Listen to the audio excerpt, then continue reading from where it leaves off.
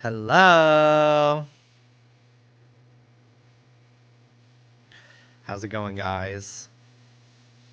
Hello, hello.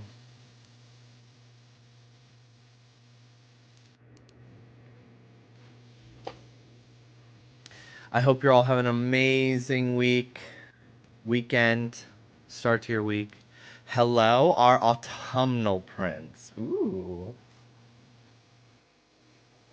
Hello, Pickled Lennon. Hi, Brandon.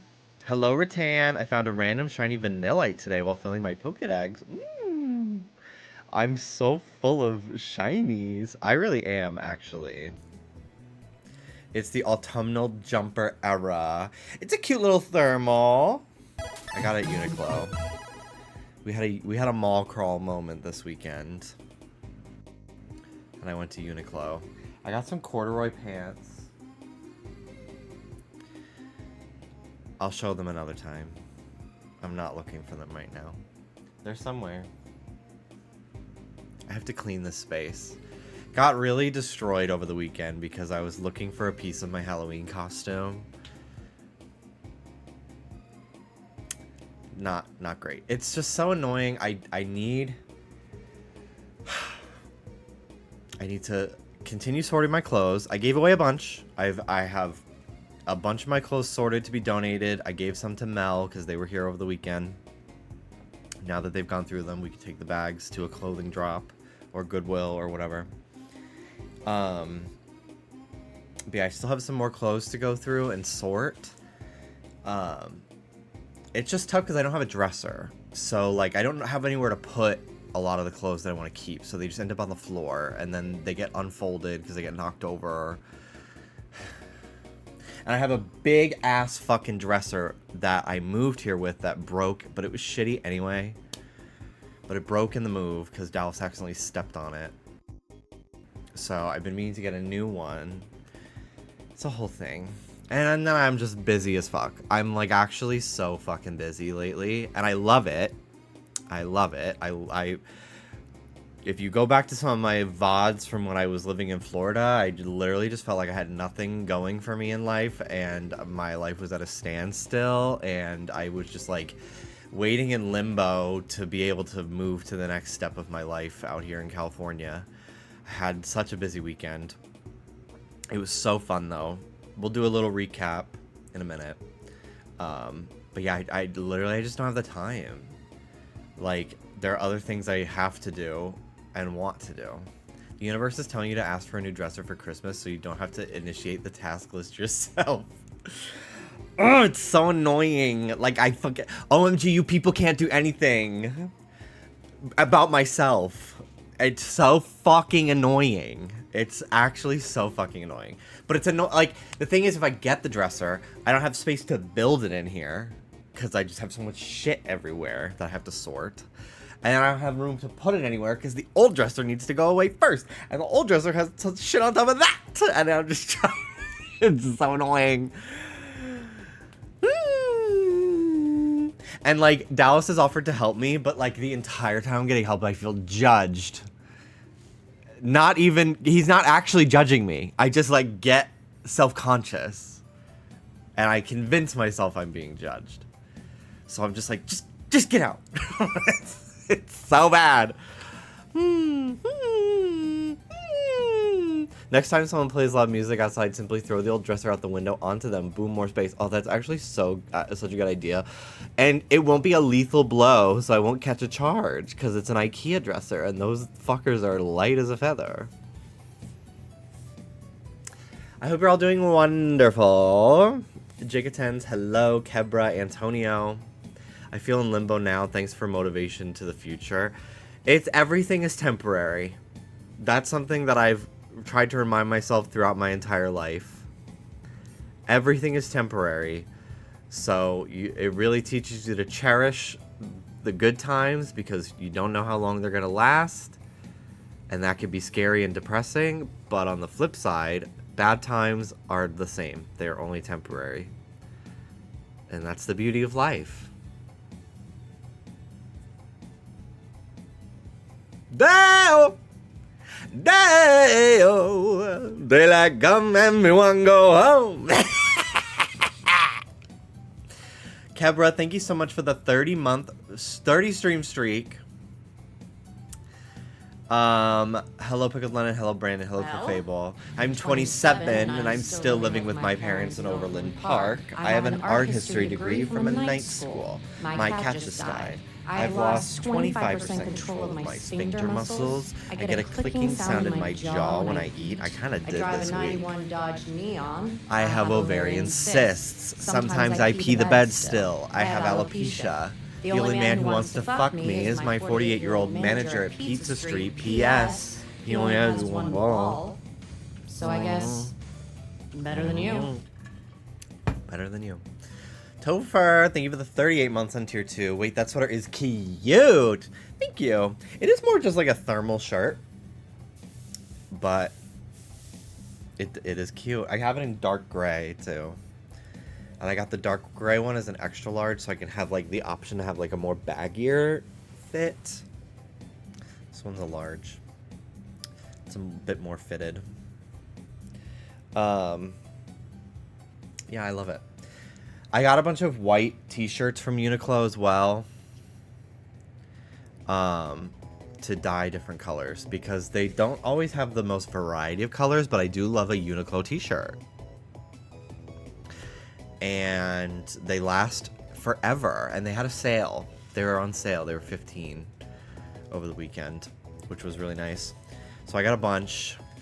I literally, like, if I was still a twink, I would still be wearing some of the shirts I got in like 2018 from there.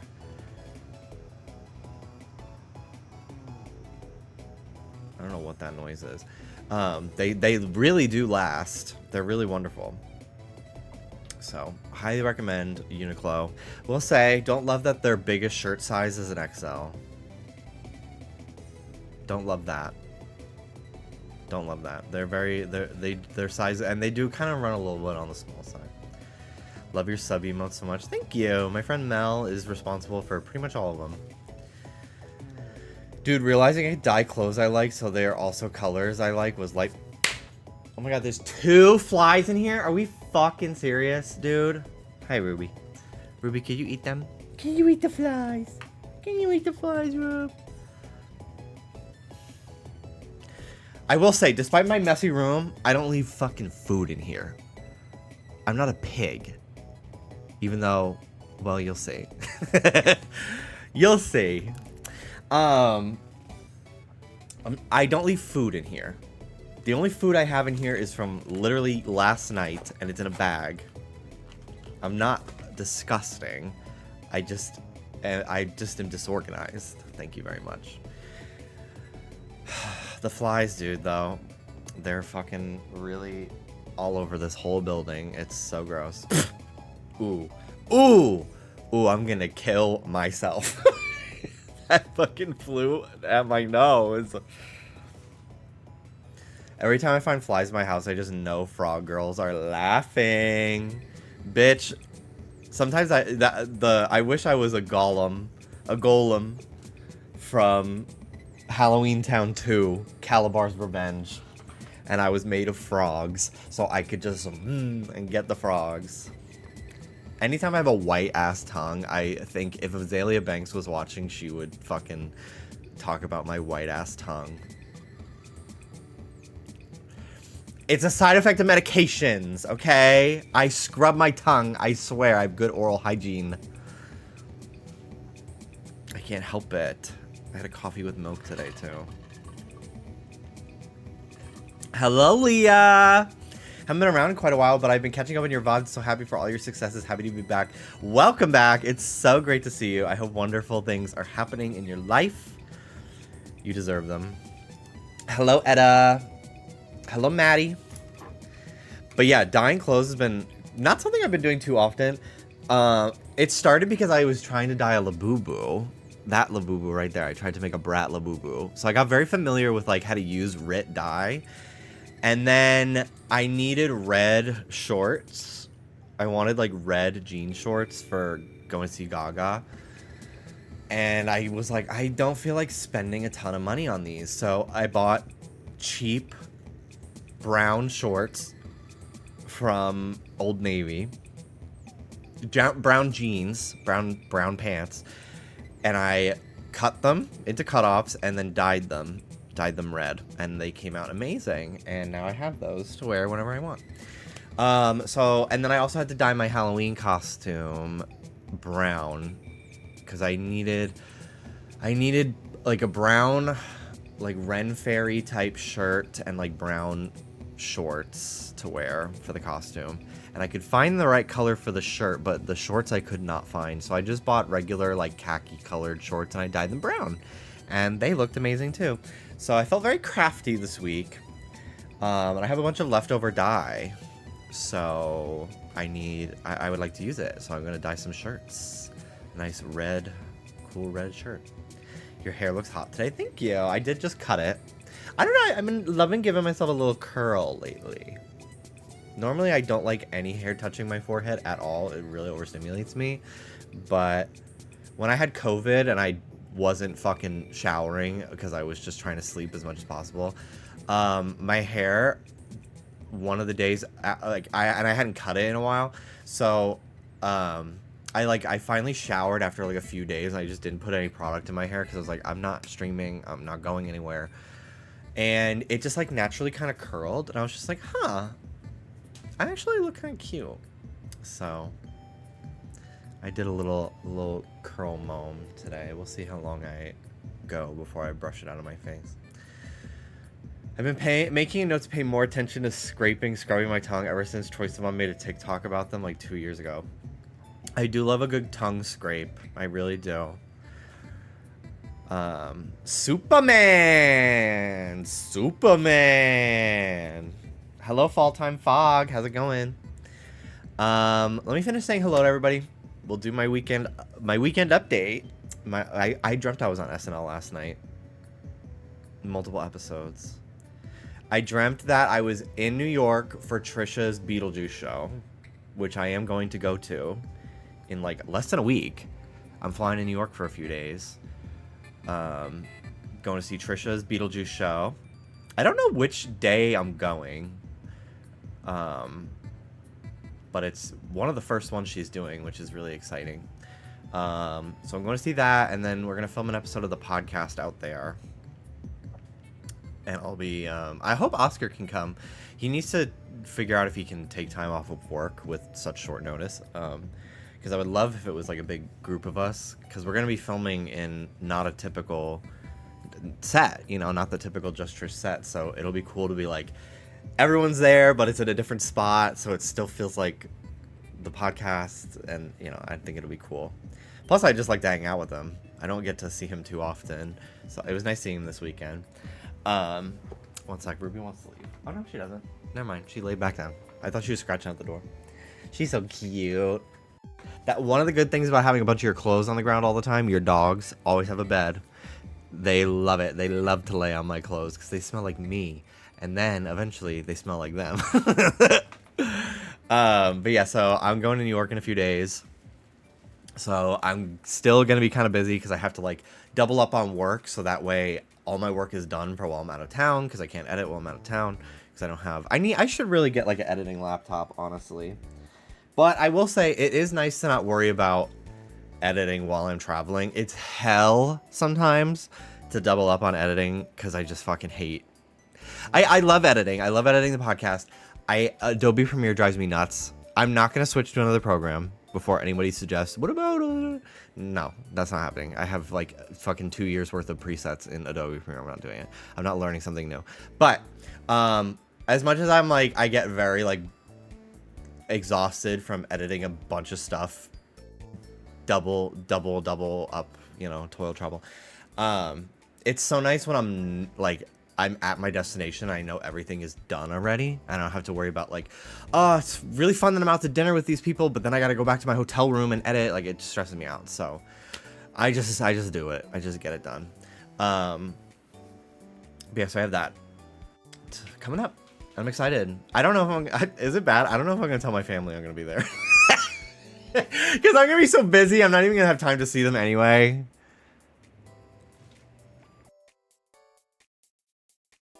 We'll see. I might tell my sister at least. My dad will probably be like devastated that I don't come see him, but like he doesn't live in the Bronx anymore. We still have the house, but I'm not staying there because there's no beds. I'd have to sleep on the fucking couch, and it's just too stressful. And if I stayed with him at his house, it's like 2 hours out of the city, and I have a lot going on, and I need to be in the city all day. So I'm just gonna stay at a hotel in the city. I'm gonna tell them.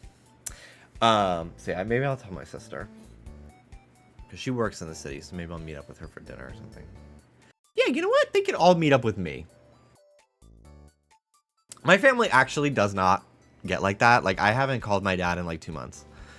Like, I've texted him a few times, but like, my family just doesn't get like that. Like, we like, I didn't see them for like 7 straight months because I just couldn't.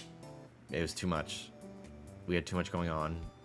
Like, I saw my dad when he helped us move to California, and I didn't see him again until, and that was like Christmas. So yeah, I went January to September without seeing him last year because I went to his wedding.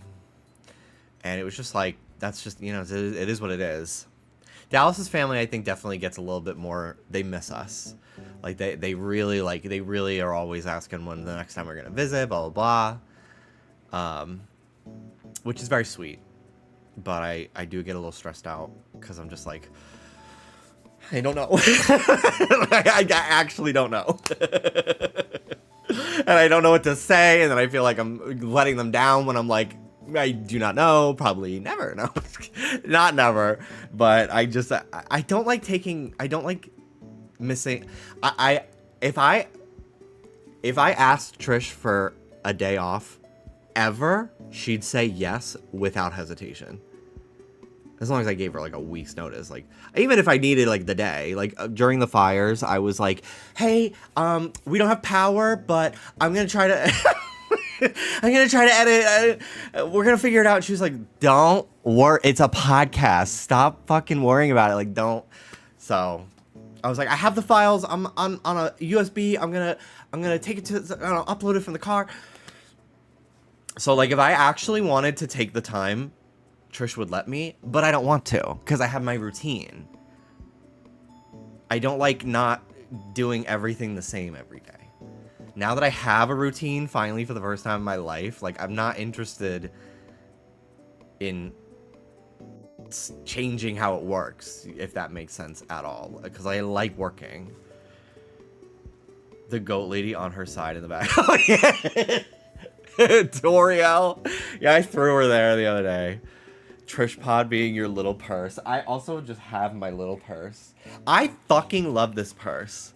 This is a beautiful purse. I got it at Goodwill for $2. It was originally $7. I was prepared to pay $7, and then they rung it up, and it was one of the tags that was on sale that day, so it was $2.38.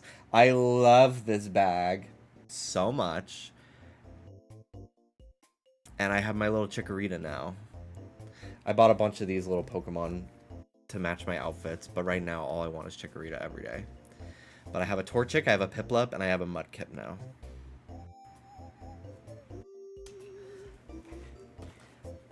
But yeah, I'm like, I don't want to miss the podcast though. Like, I'd rather be home. Because it's also hard, especially now that Mel doesn't live in SoCal anymore. Like, we don't really have someone to watch the dogs. Like, I don't feel like putting them in a kennel, even though, like, Ruby has liked it before. Like, there's a little part of me that's, like, obsessed. Not obsessed. Concerned still about, like, bird flu for animals. There's no way I'm putting Soda in a kennel, because he's just so little. Like, Ruby's big. She's 50 pounds. She's, like, all muscle. Like, she can fucking handle herself if there's a dog that's not the nicest. Even though I'm sure they would just keep the mean dogs separate. But I just get stressed. And then, like, they would be in separate sections, so they'd be apart from each other. I just don't want to deal with that. So it was easier before when Mel lived, like, an hour away. because they would just drive and they would spend the weekend here. Their parents would watch their dog and they would spend the weekend at our apartment. Our dogs love them. They know them. Like, it's just chill. And then they have two, Hannah and David live upstairs, so they have people to hang out with that can go get food with them, so they're not alone, isolated. Like, it's a great situation. But Mel lives in somewhere else now, northern somewhere. I don't fucking know where, but I know they had to fly to come visit us this weekend. Yeah, it's just a little bit more tough now. It's not really a thing we can do anymore. So they are moving back eventually, but you know, for the time being, I'm not really interested in traveling. Plus, like, everywhere, all of our family all lives on the East Coast now, so it's like I have to it's a dedicated 5-hour flight at minimum. It's expensive. Like, I don't want to get COVID on the flight. Like, I just hate it. Like, so if I don't have to go somewhere, I really don't want to. But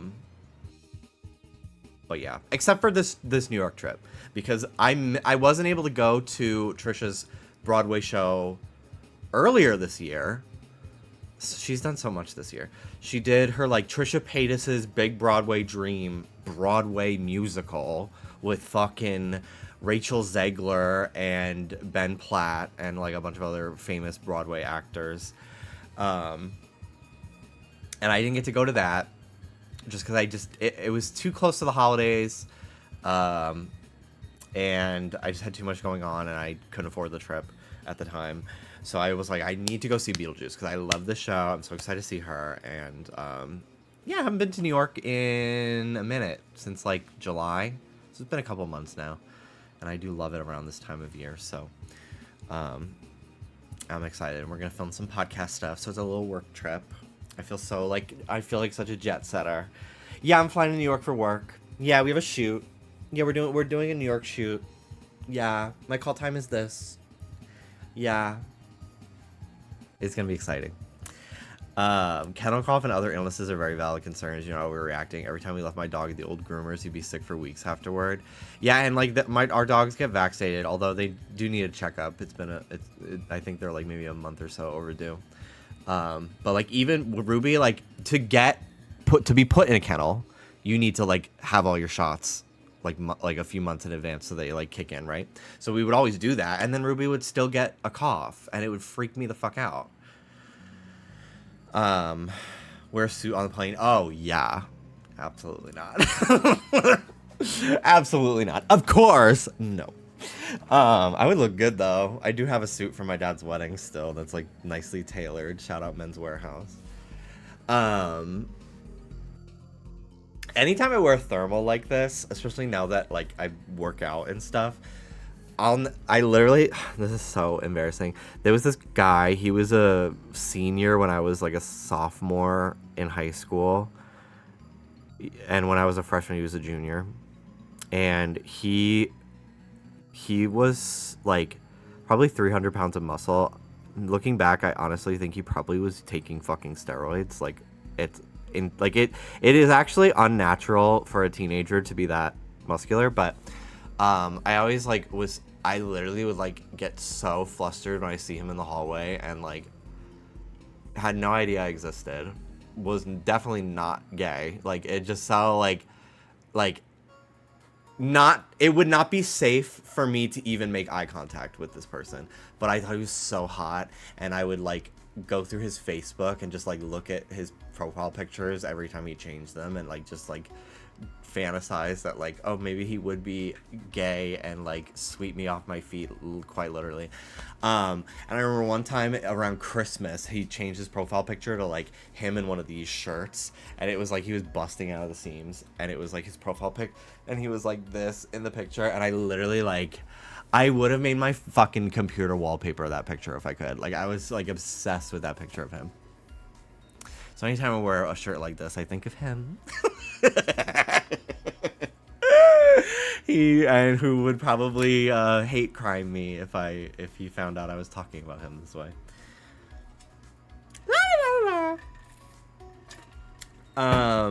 Such is life, you know. But yeah, so this weekend was really fun. Thursday, Lauren and Mel flew in from their respective states and stayed with us for a few days. They came in for Horror Nights. We went to Horror Nights on Friday. We had our Halloween party on Saturday. Saturday was the busiest. It was honestly, the whole weekend was the busiest fucking couple days of my life, and it's not stopping anytime soon. Yeah, they left yesterday morning, afternoon time, like noonish. And it was a wonderful visit. So yeah, Thursday they flew in and we just kind of like hung out.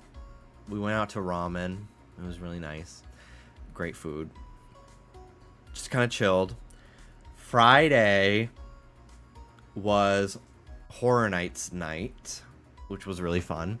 We did 4 houses and we got really lucky with the times this year. Last year, we stood in line for Texas Chainsaw Massacre for, not exaggerating, 3 hours.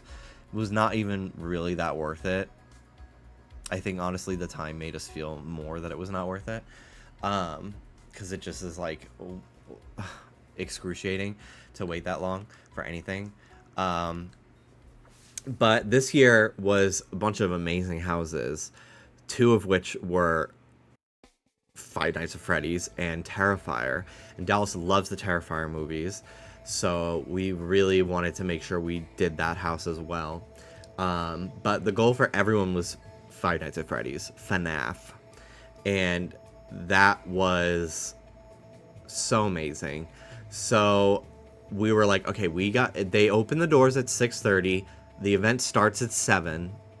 So we need to get there at like 6:20 and start queuing up to enter the park. So that's exactly what we did. We left at like 5:30 just to get there as early as possible. And like we literally just beelined. We didn't stop to pee. We didn't stop to look for other houses. We just booked it all the way to like the opposite end of the park, basically, for Five Nights at Freddy's, because it was on the lowest level, if you know Universal Hollywood. So many fucking escalator rides on Friday. It was crazy.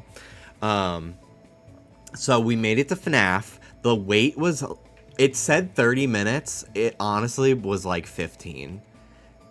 It was crazy. I could not believe how well we planned that, because by the time we were done with the house, the wait was 112 minutes. So we just fucking booked it. It was amazing. So then we were like, okay, let's just fucking do Terrifier. And if we see something that's a really short wait along the way, we're going to do that. So we started walking towards the escalators again to go back up to the top level, to all the way to like the front of the park to find the Terrifier entrance. And on the way there, we saw Jason's Universe, Friday the 13th, was only a 15-minute wait. So we got in line for that. That was an amazing house. Loved that. So we were 2 for 2 for amazing houses. The FNAF one was like actually so fucking cool. Like, it's really one of the coolest experiences I've ever had at Horror Nights. This is my 3rd year. Easily the best house I've ever been to. Was not the scariest. I think they toned down the scare factor of that house because they probably knew a lot more like little kids would be going into it.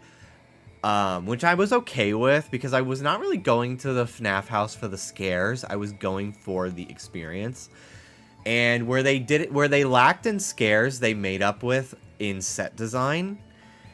I literally wish I could walk around that house at my own pace and look at every freaking detail. Not to spoil anything, Halloween's almost here, so Horror Nights is almost over. I imagine most of you are probably not even going, but like, one of the rooms was the fucking security room from FNAF 1, like the famous room. And it was just like so detailed and amazing. It was wonderful. The animatronics, they were so huge and so detailed and lifelike in terms of like, they literally looked like the ones from the movies. Like, it was really so amazing. And obviously the games, but it was based off the movie, which is based off the game specifically. But like the layout too, it felt like the games. Like, you walk through the kitchen and it's just like the kitchen in the games, and Chica's in there. And it was just so fucking cool. And at one point, their Springtrap was in there. And I don't think they were animatronics. I think they were big puppets that were being controlled by strings or whatever, and the people controlling them were far away. When we were in the FNAF house, we literally just fucking screamed and cheered for every animatronic. Like, it was just so fun. And so Springtrap is standing there, and he does his little movement where he like scares you, and it's funny, and we like scream because he scared us, but then we were all like, yeah, whoa, and like they turn the lights off to reset the animatronic, which is like just on like an automated thing. But I guess the guy controlling Springtrap was like so hyped that we were hyped for Springtrap that even with the lights were off, and then he went like this. Hey. And it was awesome. And I love when you can tell like the scare actors and the people in the situation fuck with your group. We are some of the best people to walk through a Horror Nights thing because we scream, we laugh, we cheer them on. After we did the Friday the 13th one, that was crazy because Jason is standing there with like a decapitated head, and he's going like this at you, and there's just like a body without a head sitting on the couch, and we're like, holy shit, that's crazy. And then the fucking body jumped up at me and Dallas, and of course someone pointed out on one of my recent streams that when I get scared, I scream like SpongeBob. Ah! Ah! That was all night. Ah! And then I would witch cackle afterward because it's so funny to be scared like that. So that was fucking hilarious. So then next on the way to Terrifier was the Terror Tram, and that was great because I was like, I need to rest my feet because I wore shoes that need to have the soles replaced for sure. So we did the Terror Tram, and honestly the Terror Tram might have been one of my favorite experiences of the night after FNAF. I think it had some of the best scares. I love how like more freeform it is because it's like a combination between a house and a scare zone. So there's just so many scare actors, and they get so creative with how they get you. And I feel like they're allowed to be a little bit more like off script because it's so free roam. So we did the Terror Tram, and that was like Blumhouse themed, which it was last year, but they had a little change up. It was less Megan and more the Black Phone this year. Last year was so fun. There was like a Megan at every corner, and like we treated it like we were at a drag show. Like I almost fucking, if I could, I would have tipped one of the Megans. Like I had singles in my purse. It was so, like there was like last year there was one Megan that like she sliced this guy's head off, then spun and gave a kick, and like she sliced the guy's head off, and then we were like, Megan, yes, bitch, and then that was when she hit the, and like we knew she couldn't emote with her face, she had to keep that deadpan expression, but we knew she was living for our group of gay people. It was so fierce. So Megan was kind of the host of the Blumhouse event again this year, but it was a bit more like a variety of their stuff. I literally, if they do Blumhouse again next year, if there's not at least one ma that's like, what's everybody doing?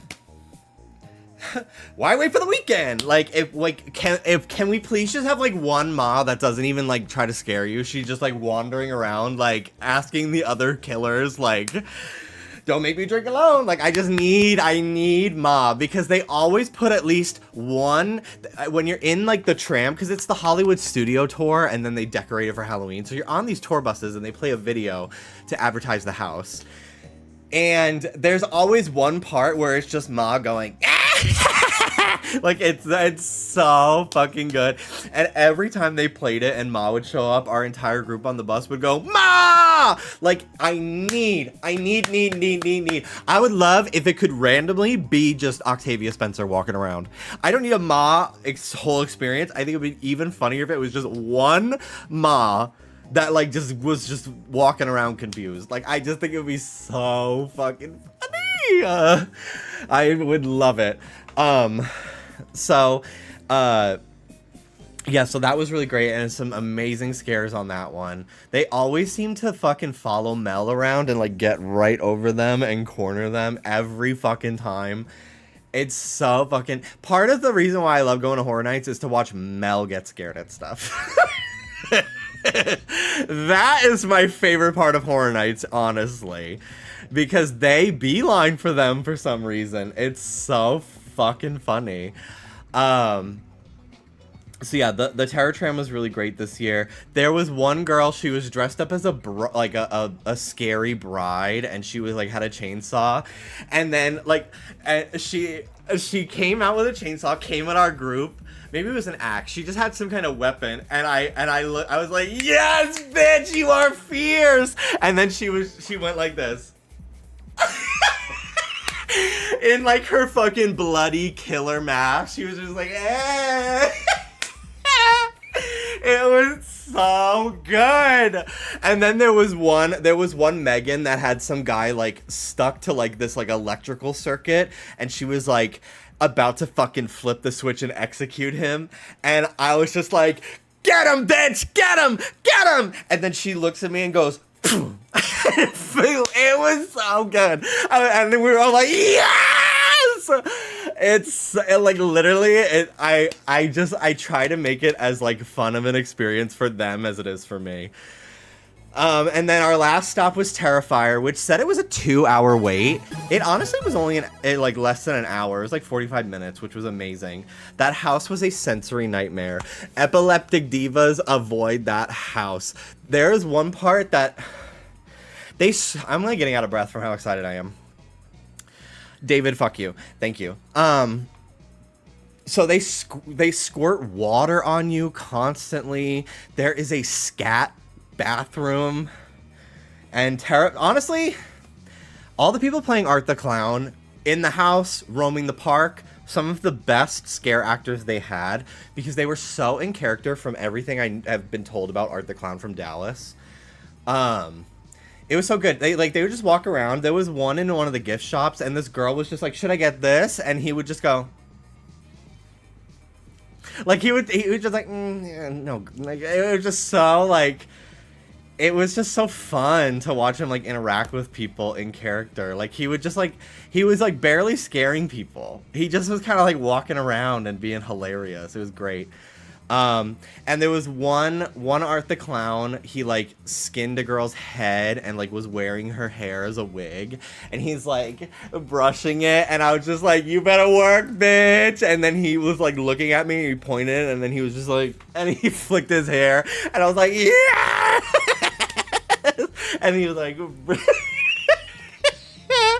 it was so fucking good. Like, that house was, the arts in the house were really, really funny, but I could do without, I wear glasses, so I'm getting sprayed with water, and my glasses are all covered up with water, I can't see. And then it was just like 2 straight rooms of strobing fog, and I literally was like, I am not epileptic, but I'm afraid I'm gonna find out that I am now. Like, it was I think it could have been retooled to be a little bit less of a sensory nightmare, but I had a great time. So I really liked all the houses that we did. We did 4, and we would have stayed a little bit later. I would think, because it was only like 10:30 by the time we were done with Terrifier, but the next morning I had to get up really early. I should just be shiny hunting while I'm talking, honestly. Let's just do that. I'm such an idiot. I just get so into talking. But I could have probably found a shiny by now, right?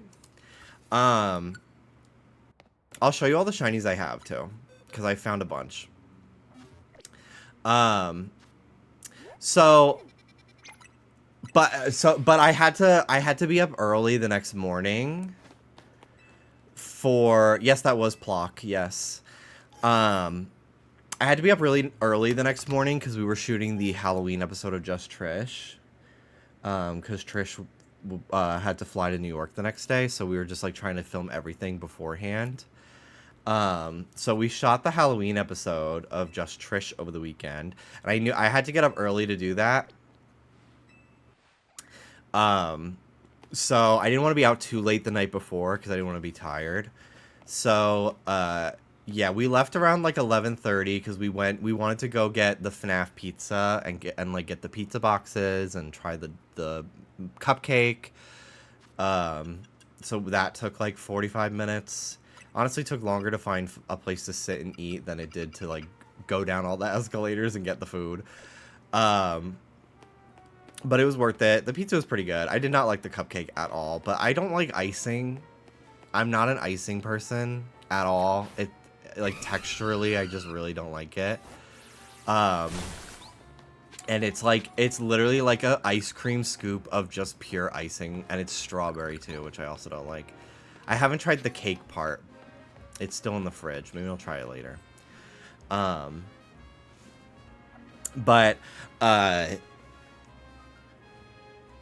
So then we just left, and then the next morning we had the Just Trish thing. I can't wait for that episode to go up. It goes up Thursday. I'm going to edit it probably tonight and tomorrow.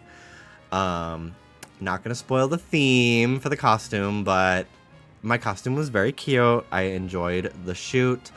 I do think Callie had the best costume, though, I will say. Trish was a close second, though. Yeah, it was a great time. I had a really good time shooting with everybody. Great episode, lots of laughs. And I woke up at like 7:30 in the morning to like get my costume on. And everything. So I had to like get ready for that and then drive out. I took an Uber to Trisha's place and we did a photo shoot and then filmed the episode. So we were done by like 3:30, maybe 4 o'clock. It was a long day. And then I had to rush home and we had to get ready for our Halloween party that night, which was a small, intimate gathering. One of these years, I'd love to have enough seating that I could invite like 20 people. But we had about like 8. But it was great. I had a really wonderful time with everybody. But there's just so many people that I want to be able to invite to things. We just don't have the room in our apartment. Maybe one day if we finally can rent or own a house, then I'll really throw a fucking ball. But yeah, it was still really fun. But yeah, I was like literally it was like the longest day of my life. Like I didn't eat beforehand for the podcast just because I didn't have the time and like I wasn't really hungry when I woke up. But by the time we were done with the episode and I was like home, like oh my god, I was so fucking hungry. So went out, got food, I got a coffee, we did our shopping, and we were like still Dallas decorated like a ton. Yeah, shiny hunt, right. Sorry, I'm almost done with the story. This is the last thing for the weekend that I wanted to talk about. So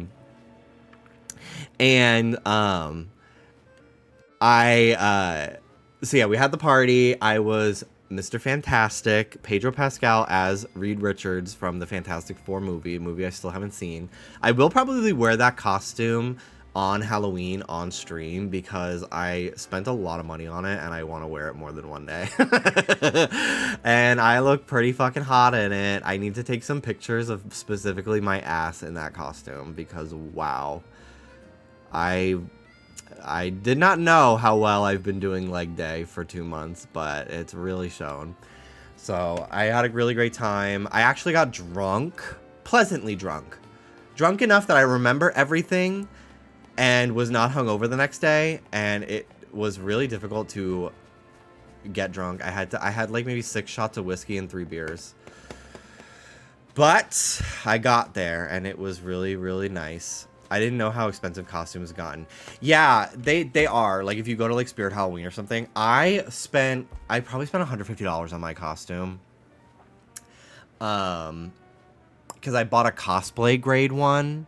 Because I really didn't want it to be, like, a screen-printed Superman, like, a superhero suit. So I got, like, a cosplay grade one, and I was just like, well, this will last me. And I can wear it, like, if I do, like, a Marvel Rival stream, I could dress up as him, you know, so and plus I was just like, well, if if I have to wear it on the podcast at some point, I want it to look nice too. If we do like a superhero costume, group costume thing at some point, like I just want to have it. You could wear it to a convention, you know? So I wanted something that would last. Dallas can use it for a hunt. He really can. Like it's a really great costume. I'm gonna wear it on Halloween because that's a Friday, right? This year, yeah. So I'll be able to stream this week. So yeah, I'll wear it. You guys can see. Beer drinker. I do love a beer. I will say I like the taste. I like drinking beer after I've had a couple drinks because I notice the taste less. And yeah, but it was a great night. And then on Sunday we just kind of chilled. And we went shopping at the mall. We got stalked by some fucking weirdo. This guy I thought he was a worker at Uniqlo. He was like standing right on top of me while I was looking at shirts. So I thought like, oh, am I just like in the way while he's like trying to stock these shirts or whatever? Cause he was like right on top of me. And then Dallas went over to get some shirts and he like kind of like, I'll demonstrate on the Zmomo. So imagine Zmomo is like looking at shirts. The guy went like, oh, excuse me, sorry, on Dallas's butt. And we were like, that was fucking weird. And then we left Uniqlo. We left Uniqlo after we bought what we wanted. And then we went to Old Navy because we were with our friend Ferocia. And she slept over the night before. And she was still in her Tina Belcher costume. And she was like, can I just like run into Uniqlo while we're at the mall, because we went to Pop Mart as well. So she was shopping in Old Navy and we noticed that the guy followed us into Old Navy. So we left the Old Navy and waited by the exit for him to come out again to potentially confront him, but he never came out of the Old Navy. But it was really gross and felt pretty unsafe. So I don't know if he like knew who we were from the internet. It was honestly one of the first times I can really recall being like stalked like that. Because like any other time, like I've gone to a convention, people have followed me around a little bit, but it like that I didn't like invite to come along with me, obviously. Like there was one time at MomoCon, this kid and his dad, which like I didn't feel unsafe because it was a child. But like he wouldn't leave us alone. Like he just like followed our group around all day, and I didn't really know how to tell like, hey, I don't want to hang out with you. Like you're 14 and you're with your dad. Like we're a bunch of adults trying to spend time with each other. He just kept walking with our group. It was very strange. But yeah, I've been fortunate enough that I've never like really been like stalked like that, or at least as far as I'm aware. Honestly, I probably have, to be quite honest with you. I probably have been followed at events, and I just didn't realize because I'm fucking oblivious when I'm in public spaces. Like Dallas is always pointing out like, oh, these people are staring at your ass. Oh, these people like in Florida, he'd be like, oh, these people are laughing at you for wearing your short shorts. Like, because I just wouldn't notice. Cause I would usually go grocery shopping by myself. Like Dallas would drive and then you'd stay in the car because he just hates going into places. And I'm able to focus better when I'm by myself anyway, so I don't mind it. But the times where we'd go shopping together, he would notice people looking at me and being homophobic and stuff. Just really weird. Yeah, we won't get too into it because I don't want to like trigger anybody. It was very triggering for Dallas to even hear about a lot of the stuff for his own personal reasons. But yeah, like Wolfie, like it's so fucked up. I'm very fortunate enough that people have always been very respectful to me when taking like photos and stuff with me, but it's not something that I have not like heard of before. It's just really sad. It's really, really sad. And really proud of him for speaking out about what's been happening to him. It's really sad. Wild.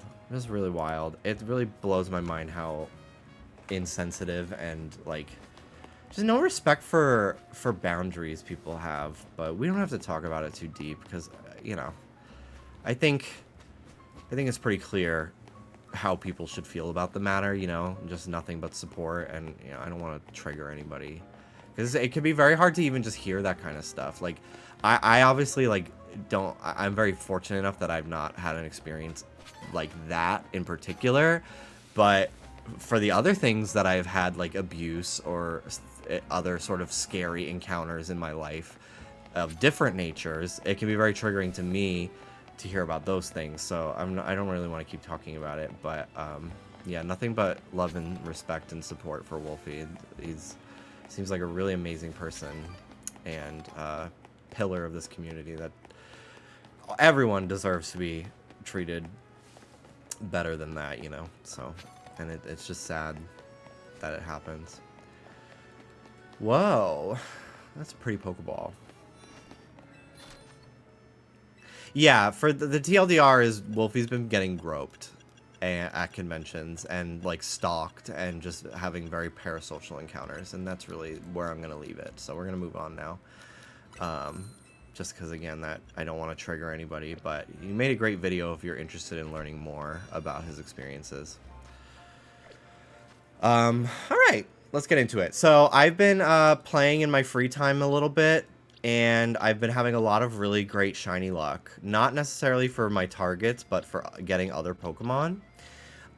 So last night I randomly walked past Area 2 while just exploring, and I ended up finding a Kakuna, so now I have a shiny Beedrill, which I did want. I've been flying to Area 10 over and over to shiny hunt Slowpoke, and I've ended up now with 2 Carvana, one of which I evolved. I was bench resetting for fucking something. I honestly don't remember. And I ended up getting a shiny Fletchling, who is now a Talonflame.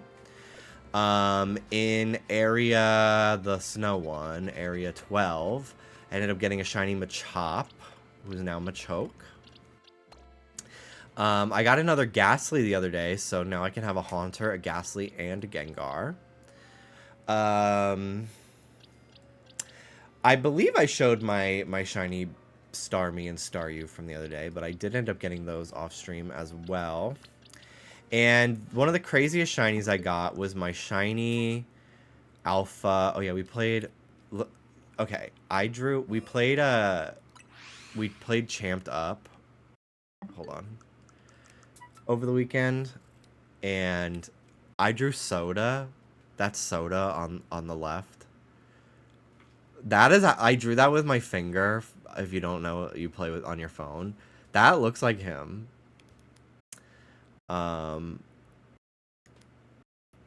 Just some fun drawings. I tried to screenshot as much as I could. I was taking pictures on my phone, and then I remembered I could screenshot my Switch. So I started doing that. Oh yeah, I found a shiny Delibird as well. And I was trying to take a picture with it after I caught it, and I was getting fucking beaten the fuck up by Obama Snow. What is this? Is this this is my Carvana. Every couple checks and I saw it saved. You gotta get so close for the sparkle to happen now. This is Ghastly number 3.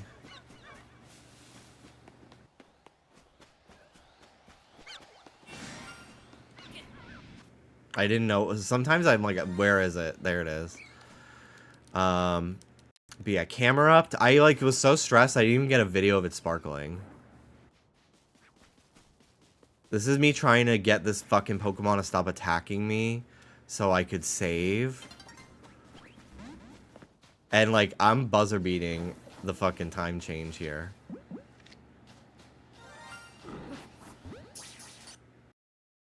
And I caught it.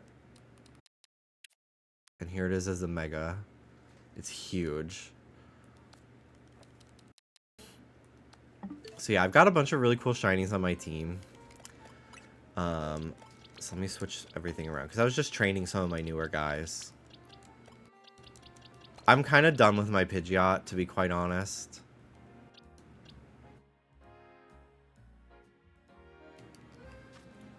I don't really care for it. Especially now that I have Talonflame. I'm like, okay. This is my new go-to flying type user. You jelly of Dallas's Alpha Star? No, not really. Not really. If I didn't find Camerupt and like finally have like a shiny alpha to use on my team, I think I would be a little bit more like, ah, wish that was me. But I didn't care. I do like my Starmie. It is cool that his is an alpha though. But this is great too. So love him. Love my Camerupt. Been trying to nickname my Pokemon more. So last time in my like story, I beat Canary. I'm rank E now. I don't really feel like progressing just yet. So the plan today is I'm gonna start hunting Scyther in zone 13. So I'm not sure if I want to count by times I've checked the zone or how many Pokemon I've seen. I feel like the spawn number is pretty fixed in this game, so I can kind of just like count. We got 1, 2, 3, 4, 5, 6, 7, 8, 9, 10, 11.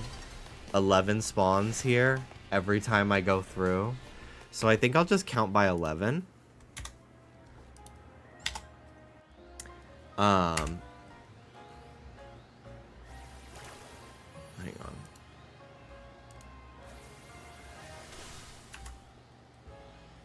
Okay, it's all fucked up now. Hold on. Edit. 11. Okay. So now it'll work. You can count by run and then multiply later. I'll just count by 11. Because honestly, it'll help me to fucking not have to... It'll help me get to a 4-digit number faster. And then I won't have to... Because, like, the number's not centered because it's currently moved to fit a 4-digit number. And I just don't feel like moving it every time I increase digits. So, maybe I'll move it once I get to 3. But it is bothering me that it's not centered, so... Danny, thank you so much for the 98 months. 2 more months and then I explode. How exciting. I can't wait for you to explode. I wish I had a button on my computer on my soundboard that I need to reinstall on this computer where I could just have that fucking furry that's like and she blows up. I literally, when I die, I hope that that's the first thing I see when I get to heaven is that fucking girl. I think she's not dead, but I just mean like, you know, paradise is that video to me. So that's what I want to see. If heaven is your own personal interpretation. Dawson, thank you so much for the 54 months. I need to find if there's like a bench nearby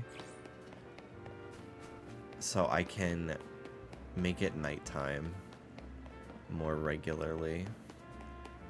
Because I only want to hunt at night because that's when Scyther actually appears. I guess I could just like fly to Area 3, change the time, and then fly back.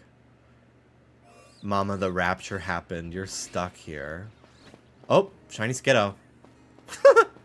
That's cool. Now I don't feel as lame about doing the fucking staircase for one. Because now I have one. Togor 2.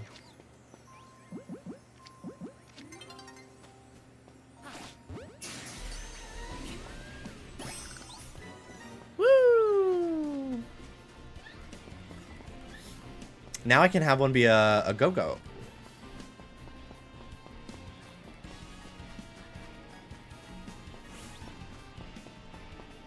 These Pikachu always look shiny to me. They're so saturated. I'm not used to it. Usually Pikachu for the last couple games have been pretty pale. OMG, an Azrael brother for Togor. Yeah. Alright, so that's my 18th shiny in this game. Skiddo.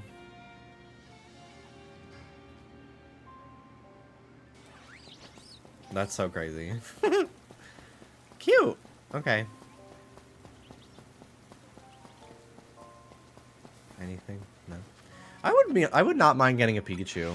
I would like to get 2 so I can have 1 for each Mega. Alright. Whoa. Would love a Heracross as well. Really, and I would not mind phasing on anything in this zone that spawns at night. I do not want a Vivillon. I really don't. Because Spupa and Scatterbug and Vivillon are just everywhere in this game. I will eventually just find a random one, I'm sure. So, thoughts on the Canada's Drag Race reveal? I honestly have been so busy these last few days that I haven't really gotten to watch anything from Drag Race. Like, we're like 2 episodes behind on UK. We're very behind on Dragula, which is not Drag Race, but it's drag. I haven't watched the Meet the Queens. I like if I'm not live, I'm editing, or this week I was like with friends and visitors. So I really haven't been on Twitter at all to watch anything, so I don't have any thoughts, but I do know that one of them is that like that fucking woke video that people always post, the like fake MAGA character. Speaking from experience, that Alpha Trevenant will one-shot you with Phantom Force. Okay.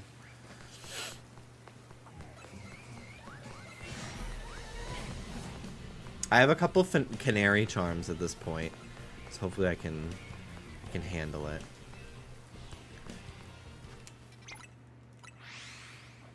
Does Shiny Pikachu still have brown ears? I don't know, actually.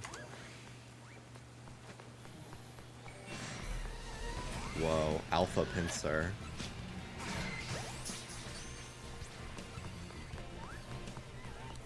Bye. Your sensory headphones. It does kind of give that. I really feel like my character looks more like a Digimon protagonist in this game because of the headphones for some reason. I wish I could have goggles on my head as like an accessory. I'm excited to see what clothes they add in the DLC at some point.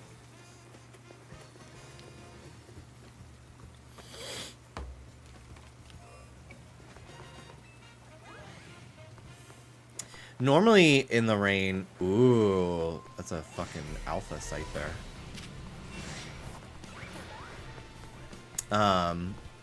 Normally in the rain, I fly to Cafe Lana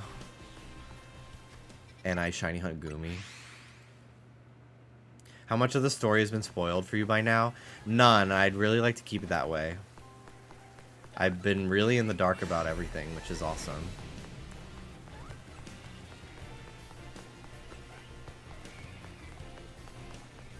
I don't know when I'm going to beat this game. I have no rush, personally, to go any further right now. I want to find more shinies, because part of the fun for me is playing through the game with them.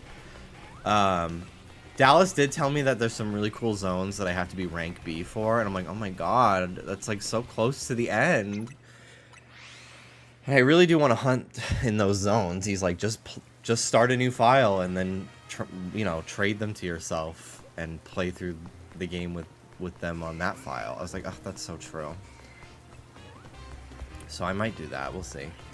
But yeah, I'm in no rush, but I do fear for the next couple weeks that people are going to start just posting spoilers soon, and I will have less of a valid reason to complain about it. So we'll see. Dallas wants me to get further because he's like, oh, you're just going to love it. I want to talk about it with you. So we'll see. Maybe by the end of the week, I'll rank up to like rank D or something. Or C. I have to stop myself from hunting targets to progress the story. Yeah, it's tough because I'm like, well, part of the fun for me of hunting stuff is to use them on my team in the story.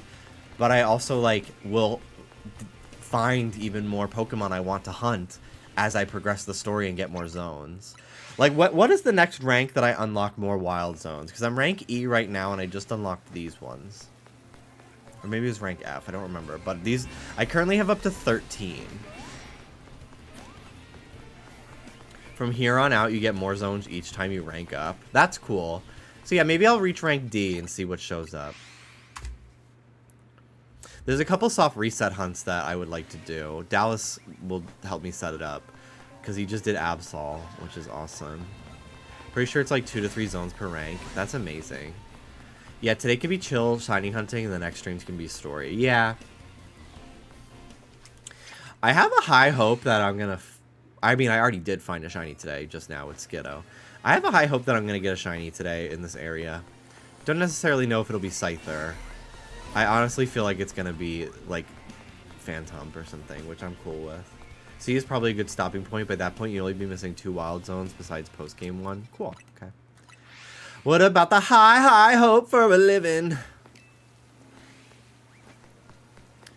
I'm going to be in New York right after the election, and I really hope that I'm going to be living in a Zoran, New York City, when I'm there. I just feel the vibes will be immaculate if so. If you're in New York, make sure you vote for Zoran Mandani for mayor of New York City. We cannot let Governor Cuomo win. That man sucks.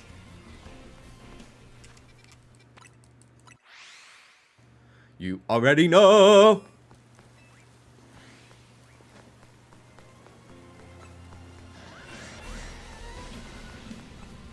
Just filled out my Prop 50 ballot. I'm like kind of nervous about, I don't think that there's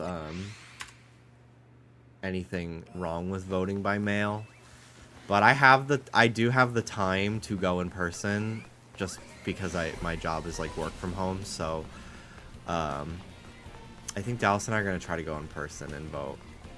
We did get our mail-in ballots, but I'm just dropping it off. That's a good idea. Yeah, maybe I'll just do that. No matter what, I will be voting. That will happen. I'm just still trying to figure out the method in which I want to do it. I've only ever voted in person, so I'm like kind of, because I've always lived like when I lived in the Bronx, I was like around the corner from my polling place. So I would just get up at 6 o'clock in the morning and go before the line started every time. And I voted in every fucking election when I lived in New York. City council. I don't really remember most of the people I voted for. I kind of just would look up like leftist voter guides and just pick whoever they told me, to be quite honest. But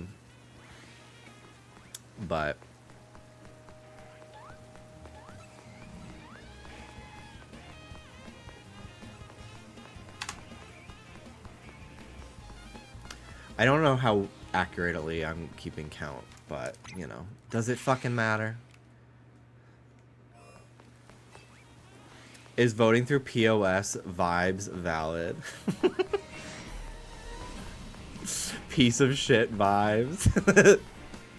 Is voting through EOS lip balm valid? The best part about voting in New York City is that you typically walk super close to the voting place. Yeah. It's hard to be informed for every local position, like head waterkeeper. Like, what is that? Yeah. I try not to leave anything blank on a ballot. Like, I get informed about the issues that really speak to me, and then the ones that I'm confused about, I look up, like, a fucking socialist, progressive-leaning voting guide on what I should choose.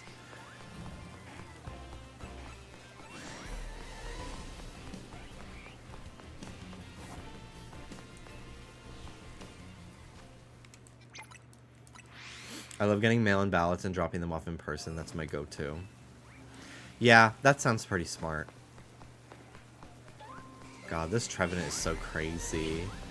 I have so many shiny Trevenant in my, like, launch day copy of X and Y from years ago, because I would horde hunt, or I would horde battle for EV training, because Trevenant gives 2 attack EVs, and at the end of the game, you can find Trevenant hordes.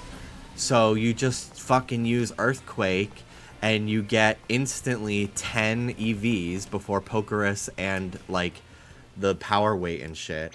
So it's just so easy to EV train attack against those Trevenant, and then sometimes a Pseudo-Udo will show up, which is annoying. But I probably have like 5 shiny Trevenant because I was just constantly like training Pokemon for competitive with that method. My first alpha being the bat. I've used Noivern so much already. That's so cool. That's a great shiny. There's a Noivern spawn that I've seen people shiny hunt in particular that I would like to hunt. That dedicated Noivern because it's pretty cool the way it shows up. I won't spoil it. Hi, Mini Yuna. I'm currently rank E.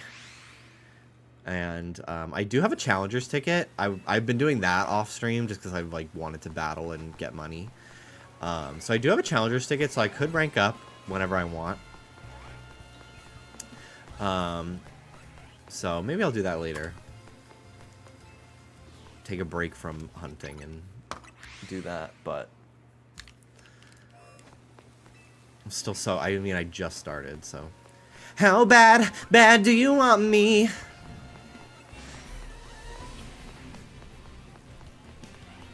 I want to get that Noivern so bad. Me too.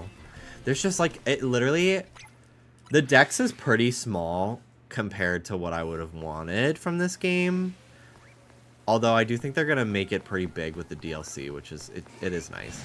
But I gotta say, like... Despite the dex being, like, on the smaller side, I don't really feel like... So far, I've gotten bored with any of the areas. Like, there's always at least a handful of Pokemon that are really interesting in each one. And they're, like, very rarely repeating, like, spawn points, you know? Like, a lot of Bellsprout, a lot of Magikarp, you know? That's to be expected. Flabebe, Esper.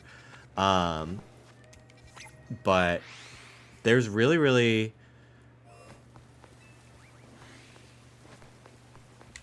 I don't want to hear more about any more wild zones. I want to experience them myself. If I don't have them, I don't want to know what's there or what they're like. I know everyone's excited to talk about them, but I want to gag. I think the next Legends game can skip the EVs. I don't think that's ever going to happen. Because the average Pokemon fan, the average Pokemon player, like, they still got, like, half their team is fucking evolutions. Like, you'd be shocked. Whenever I open TikTok, I'm reminded about the type of Pokemon fan that is, like, more normcore and not, like, sick of certain Pokemon like I am. Like, I'm just seeing, like, people hunting Eevee and, like, shiny Eevees on, like, in videos and shit on TikTok. Not gonna lie, I don't like evolutions. I get being, like, a little bit bored of seeing them all the time, but not liking them is crazy.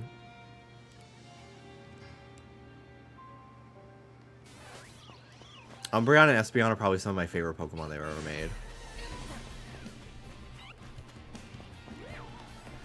The new Unite players are living for Mega Charizard X. That's crazy, because, like, the average Pokemon player, especially, like, a VGC player, like, Mega Charizard Y is, like, the actually good Charizard. Charizard X, like, doesn't really get any play. It's very interesting. But Charizard X is always the one that they use in, like, the anime and stuff, because it's more visually striking. For Alligator and Charizard on your team? Oh, I'm sure. I did not choose for Alligator, but I do love my Charizard. I do love my Charizard. Charizard's new model is really fierce.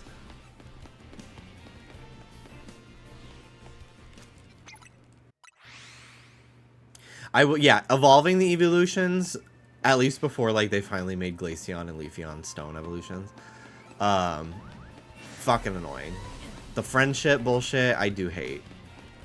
The convoluted way to get Sylveon now that Pokemon Ami doesn't exist anymore. Like, so fucking annoying.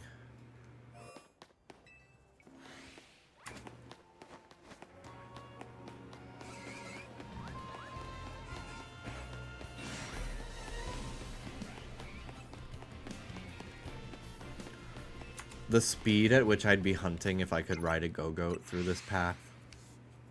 Espeon and Umbreon should be Sun and Moonstones. I agree. I agree. Although now that the time in Pokemon games is so easily manipulatable without changing your system clock, like, it doesn't matter anymore.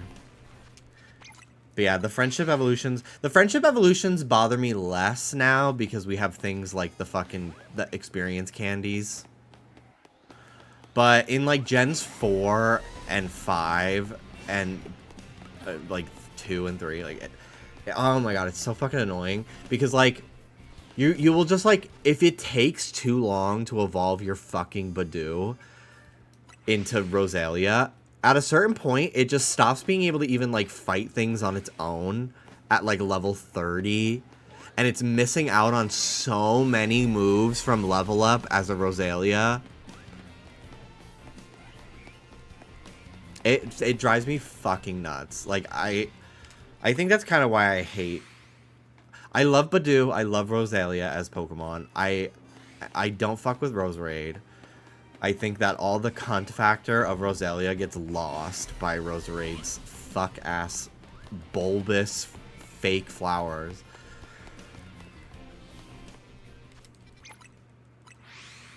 I think if I had to choose one type of evolution method to get rid of, though, it's anything involving trades. Like, absolutely fuck no. I hate it. I hate it so much.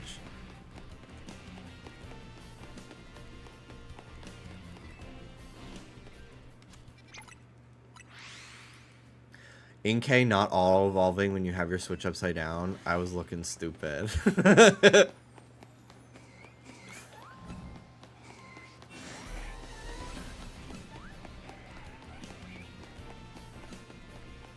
Can we talk about whatever the fuck Galarian and Yamask's evolution was? That and Overquill and Basculegion. Like, I'm not doing all that. I'm not. I don't care. I don't care enough about anything. I also don't do Dex completion anymore because I don't care about Shiny Charm. I haven't completed a Pokedex since Sun and Moon.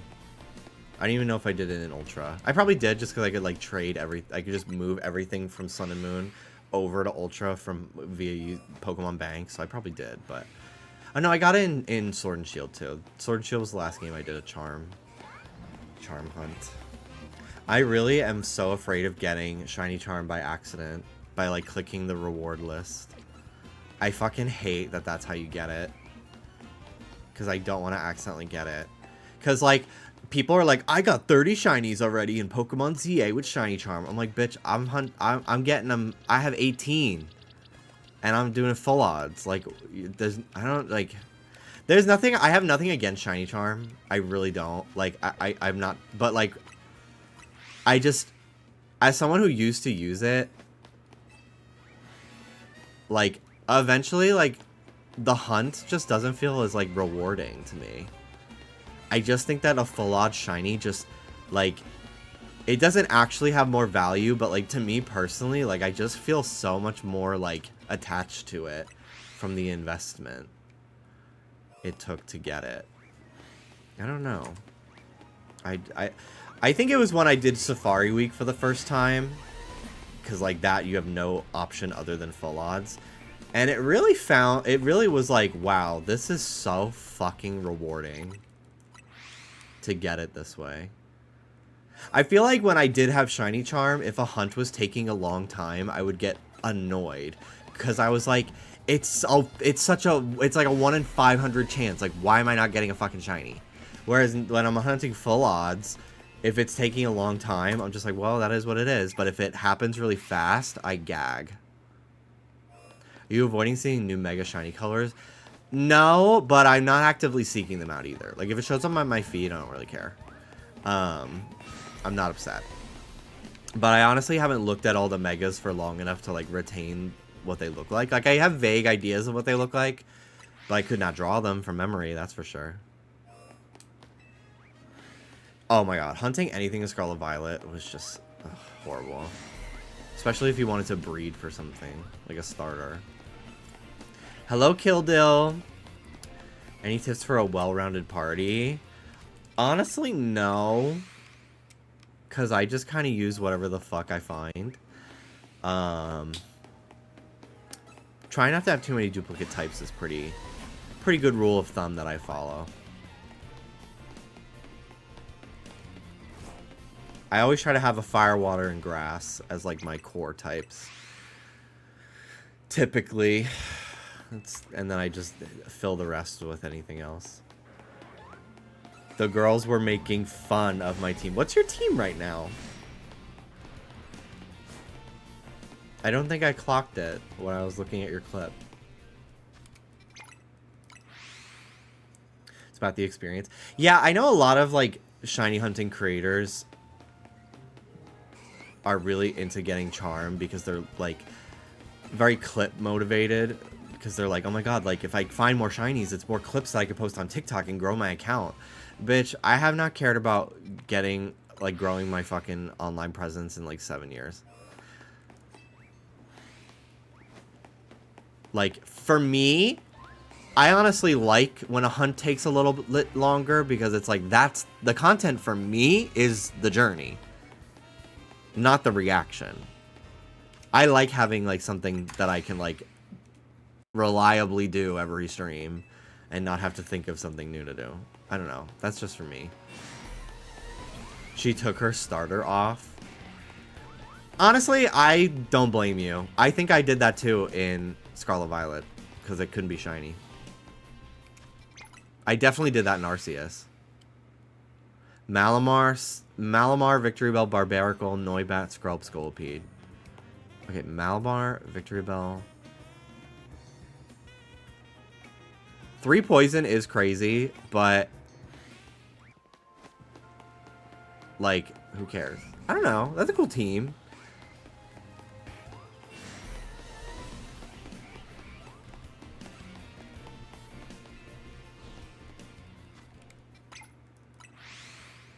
I will probably keep my Meganium on my team just because I just love this Pokemon, even though it's not shiny. But also I'm like, well, if I just find more shinies that I like actually want on my core team, because right now I'm just using like Starmie and Camerupt and Gengar will probably make the final cut. The rest I'm just kind of like, well, Watchog's for catching stuff, Meganium's here for like type coverage, and I just like it. The Mega's cute. Same for Talonflame. Like I've used Talonflame enough times, I don't need to use it again. Hi, Mandom. How's it going? But yeah, I love the starters in this game, and I probably will also end up boxing my Meganium at some point once I have like a good grass type shiny on my team.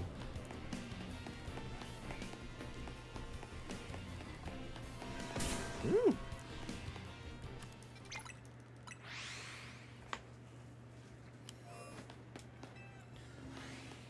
Me with my green, pink, yellow team.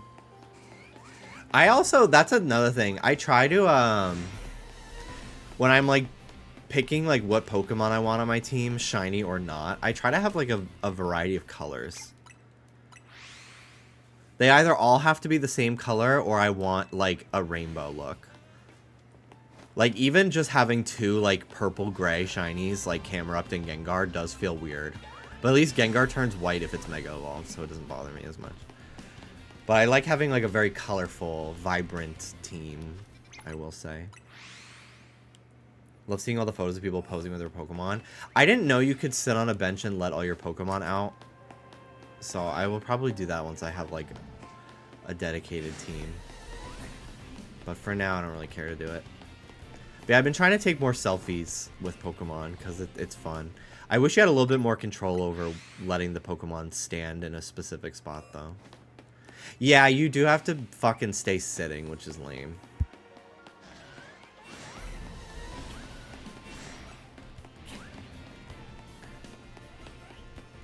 I did roll my eyes after getting a shiny Talonflame immediately after shiny Clawitzer.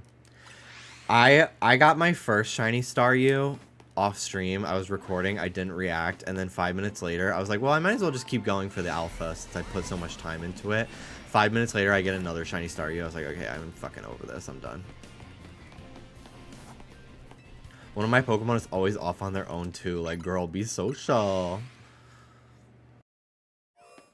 Hey, Shrub Crossing, how's it going? A Mayhem themed team would eat. It would.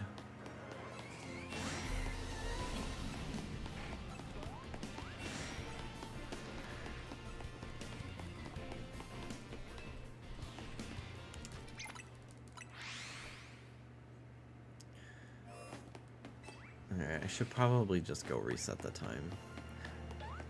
Honestly, I'll just wait for it to auto change. What would a Mayhem team have? That's a good question. A lot of red, a lot of black. Honestly, some white, too.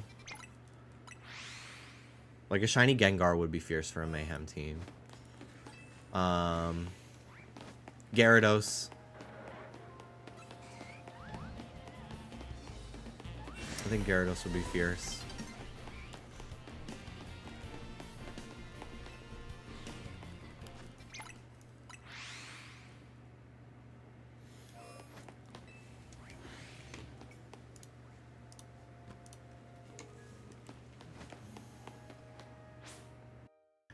Female Gyarados, the lady in red. Ooh, that is fierce.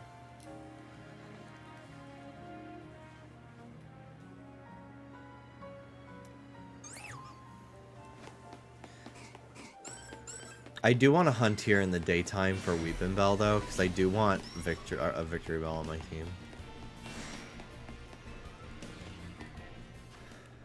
I cannot wait for you guys to see my costume. The fucking photo shoot we did for the Just Trish episode, like, I'll show the BTS and everything, too. I really committed. And the glamour shots, like the solo professional shots that we have that I'm going to put on my Instagram, I look fucking cool. It's a very simple costume, I will say. It's very simple, but I love it. It's very fun. Hey, Booble Snore, how's it going? Embor for the Beast. Yes.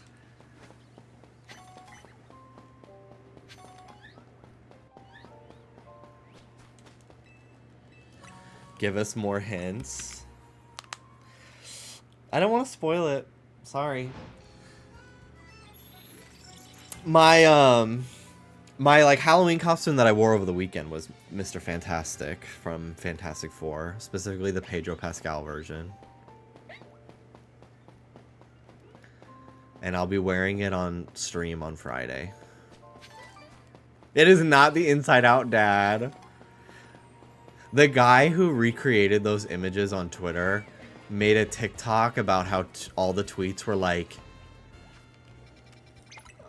guys, he's not that ugly. I'd kill myself, actually. So what if he has a receding hairline? Like, they were all, like, condescendingly defending him. It was so fucking evil. He looked so handsome. Like, period. Full stop.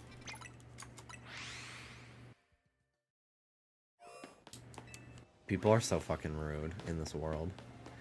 Gay Twitter is just turning into bullying or sexual harassment. Yeah. Yeah.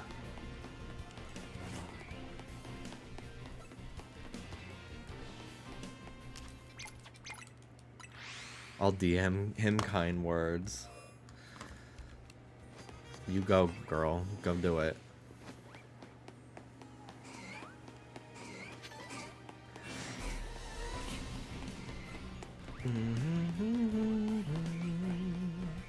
I haven't gone to the gym in a few days because I've been so busy. We're gonna go tomorrow though. I haven't gone since like Wednesday, I think. I have so much shit to sell. And I already have so much money. Just from doing all these hunts. You gotta look pumped for Friday. Yeah. I need to take a 0.5 titty pic before the trend is over. I still haven't done that. Tomorrow's chest day, so maybe tomorrow.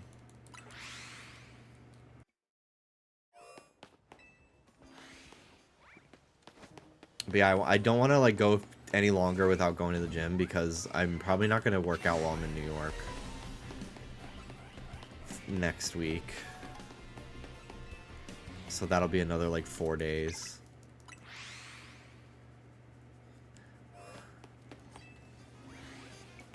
The zoomed out trend is in now. Sorry, Jimmy. Oh, damn. Too late.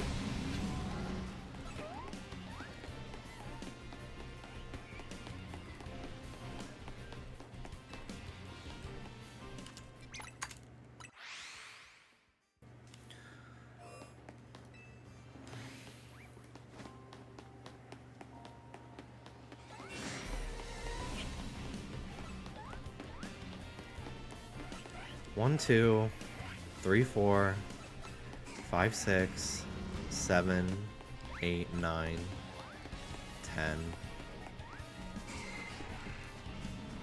Okay, so there's 10 at night and 11 during the day. So I'm just gonna change it to be by 10. And we'll just make it 270 because I don't feel like fucking having it have a 5 every time.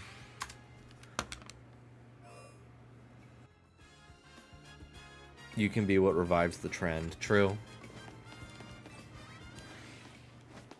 I found out that the creatine gummies that I've been taking for 2 straight months have no creatine. They were fake. They were removed. The listing was removed from Amazon. I was like, huh, that's weird. So I Googled them and I found an article saying they tested the brand, which I honestly should have assumed that it was fake because it very much gave like random like fake scam. The brand was Happy Yum with like 7 M's. All one word. But they were delicious. They were pink lemonade. But yeah, that brand specifically, like pretty much all the creatine gummies that are listed online are fake. Because even if they like don't intend to deceive you, like creatine like breaks down in heat, and like you need to like to make like a gummy, like the gelatin mix has to be hot or something. Like I don't know. So I bought caplets instead to take as like pills because I don't like drinking my creatine. I always forget to do it, so it's easier just that was why the gummies were so nice. But if I thought that I was lifting good now thinking that I had creatine and I was doing it without it, bitch, I'm gonna fucking make some crazy progress, even more than I have in the last 2 months now that I'm actually taking it. The placebo effect is fucking real because I literally like I would like take it before my workouts, and on those days, you know, quote unquote take it, and on those days I would be able to lift heavier.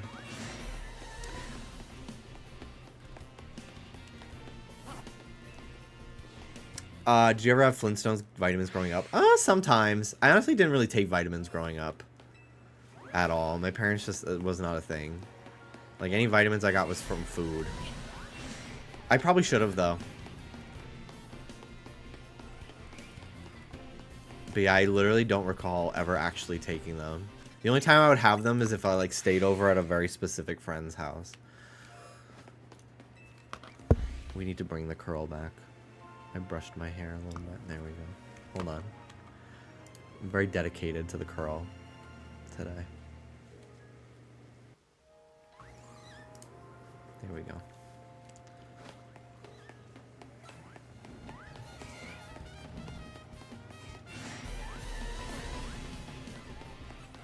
Me withholding what I heard has been found in some supplement powder, so you don't worry about a new thing. Is it lead? Because I watched a video squandering fears. So basically, a lot of people have been spreading that like lead has been found in a lot of protein powders, specifically vegan protein powders, like plant-based ones, that are not like, because most protein powders use whey protein, which is like derived from like dairy. But there are vegan ones that use like plant-based proteins, like probably like beans and shit. I don't fucking know. I don't get those ones. Because I'm not vegan. Actually, that's not true. Seek, SEEQ is a vegan brand that makes like sweet protein, I think. Although no, I think it actually uses whey. I really don't know. But anyway, the point is, so a lot of these protein powders were found to have lead in them, but a lot of them were being tested with the state of California's lead testing guidelines. There is a level of lead that we consume in everyday foods that is safe for consumption because the levels are so low. So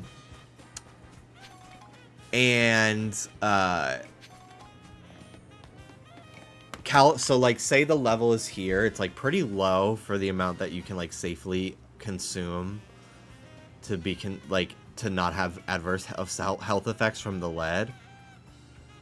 California's is like the minimum is all the way down here.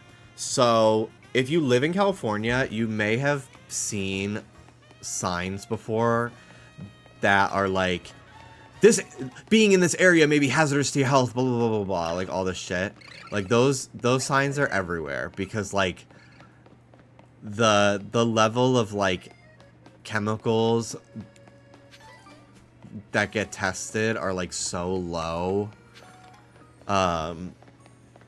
that like pretty much everything like has that warning on it. Like just buildings, like the sides of buildings will just have it, you know.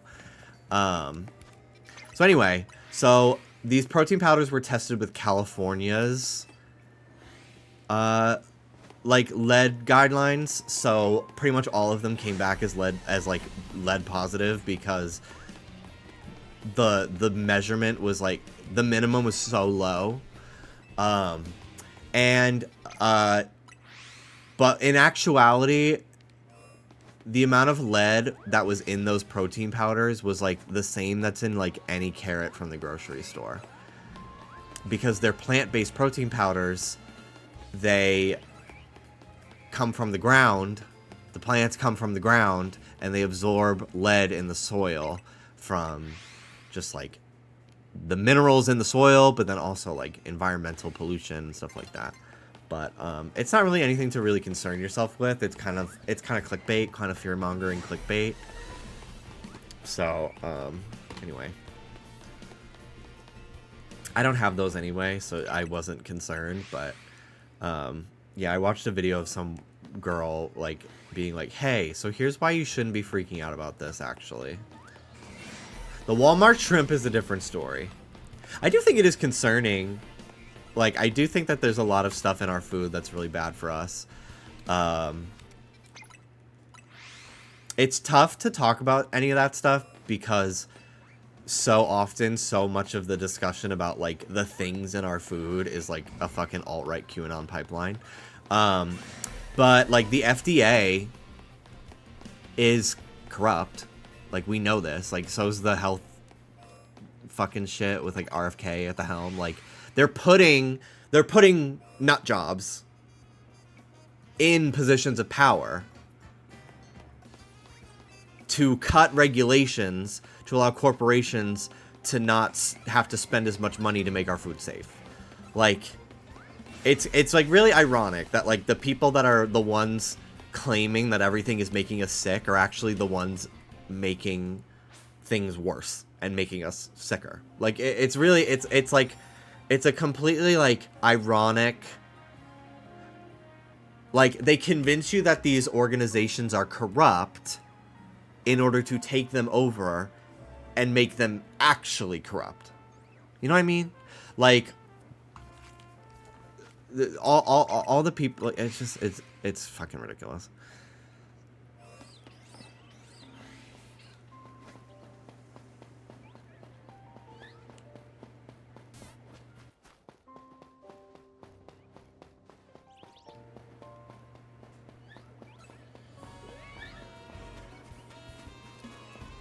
Slowly turning up the heat on the stove so you don't notice. Yeah.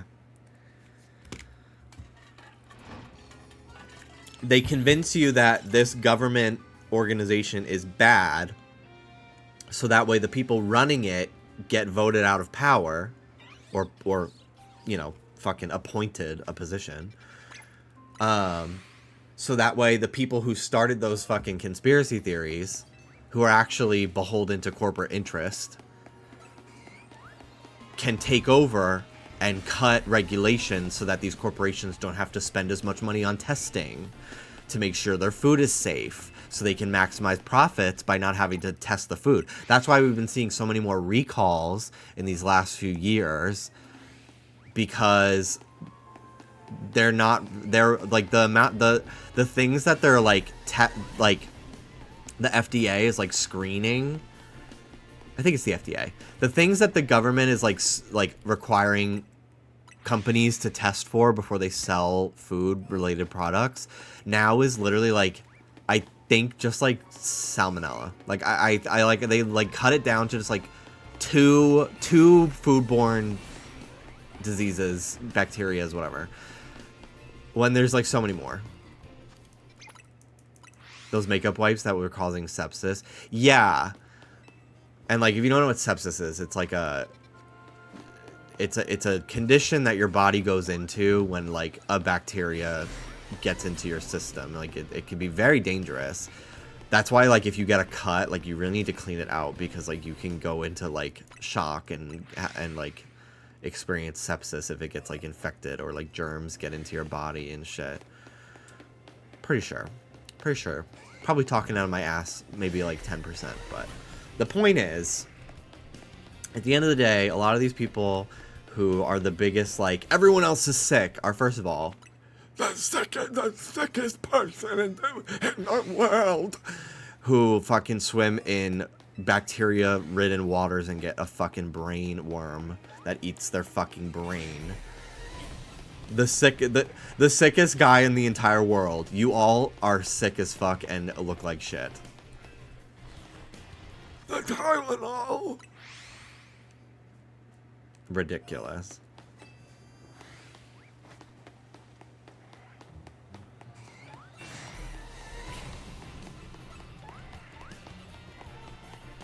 I always forget what he sounds like. He sounds exactly what he looks like. Like, if you look at him, you know he's gonna sound like that. You just fucking know.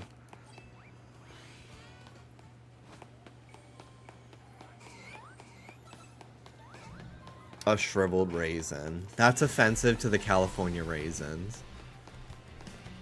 He, like, literally looks like the worm is doing the talking. It's actually crazy. The worm in his brain that is real. That's not a joke. He, like, lost part of his brain to a fucking parasite from swimming in disgusting water. Also, didn't he, like, allegedly fuck and kill a bear and, like, left it in Central Park? Maybe he didn't fuck it, but he definitely, like, allegedly left, like, a dead bear in Central Park.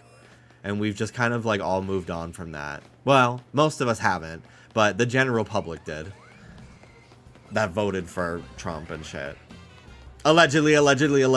But, like, right? Like, I feel like that was, like, a Twitter thing. No, he admitted to it. It was in the news. Jesus Christ. I'm Canadian. They can't get me.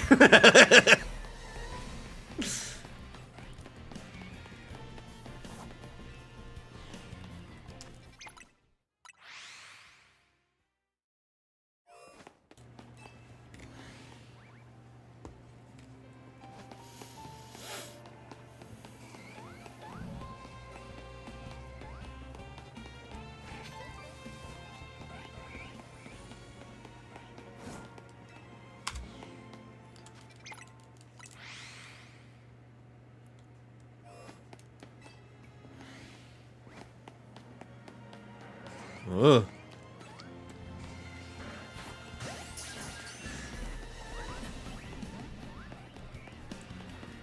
Dude, I'm so fucking happy alphas are back.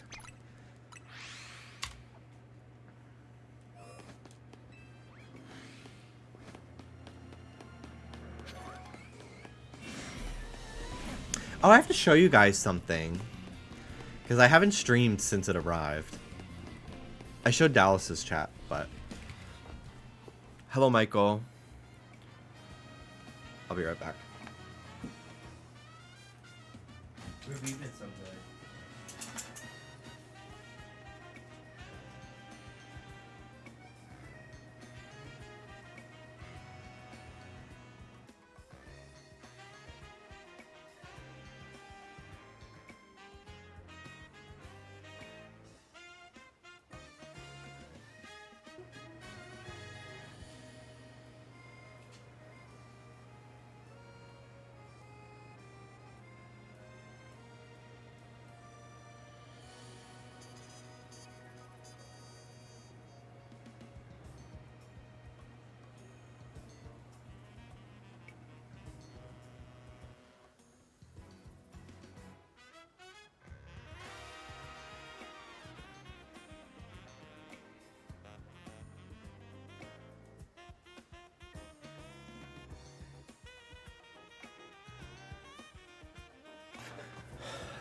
Okay. So when I was a kid, my first Pokemon game was Pokemon Blue.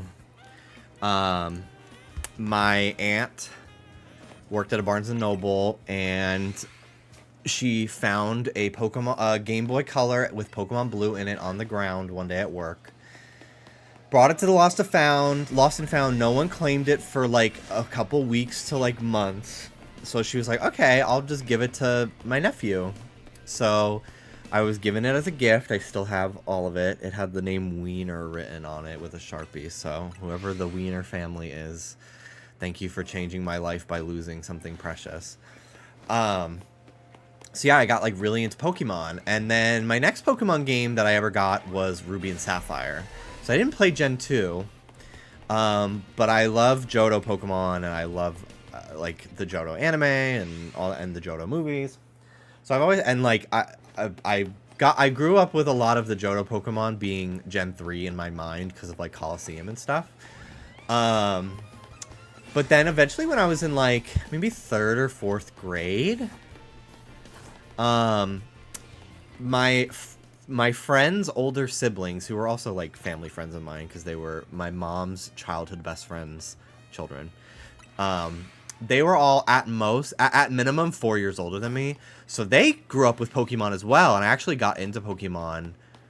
My aunt, like, knew I would want that Game Boy because I was being babysat one time, and they were watching Pokemon on the TV, and it was the episode where, like, Pikachu... they go to, a city, and there's, like, a Magnemite. I think it's on, like, it usually is paired with the Diglett episode on VHS, I think. It's from the original Kanto anime, and like it changed my mind. Like I was like, "Holy shit, what is this?" The first thing I ever saw. I was like, "I want to get into Pokemon," right? So,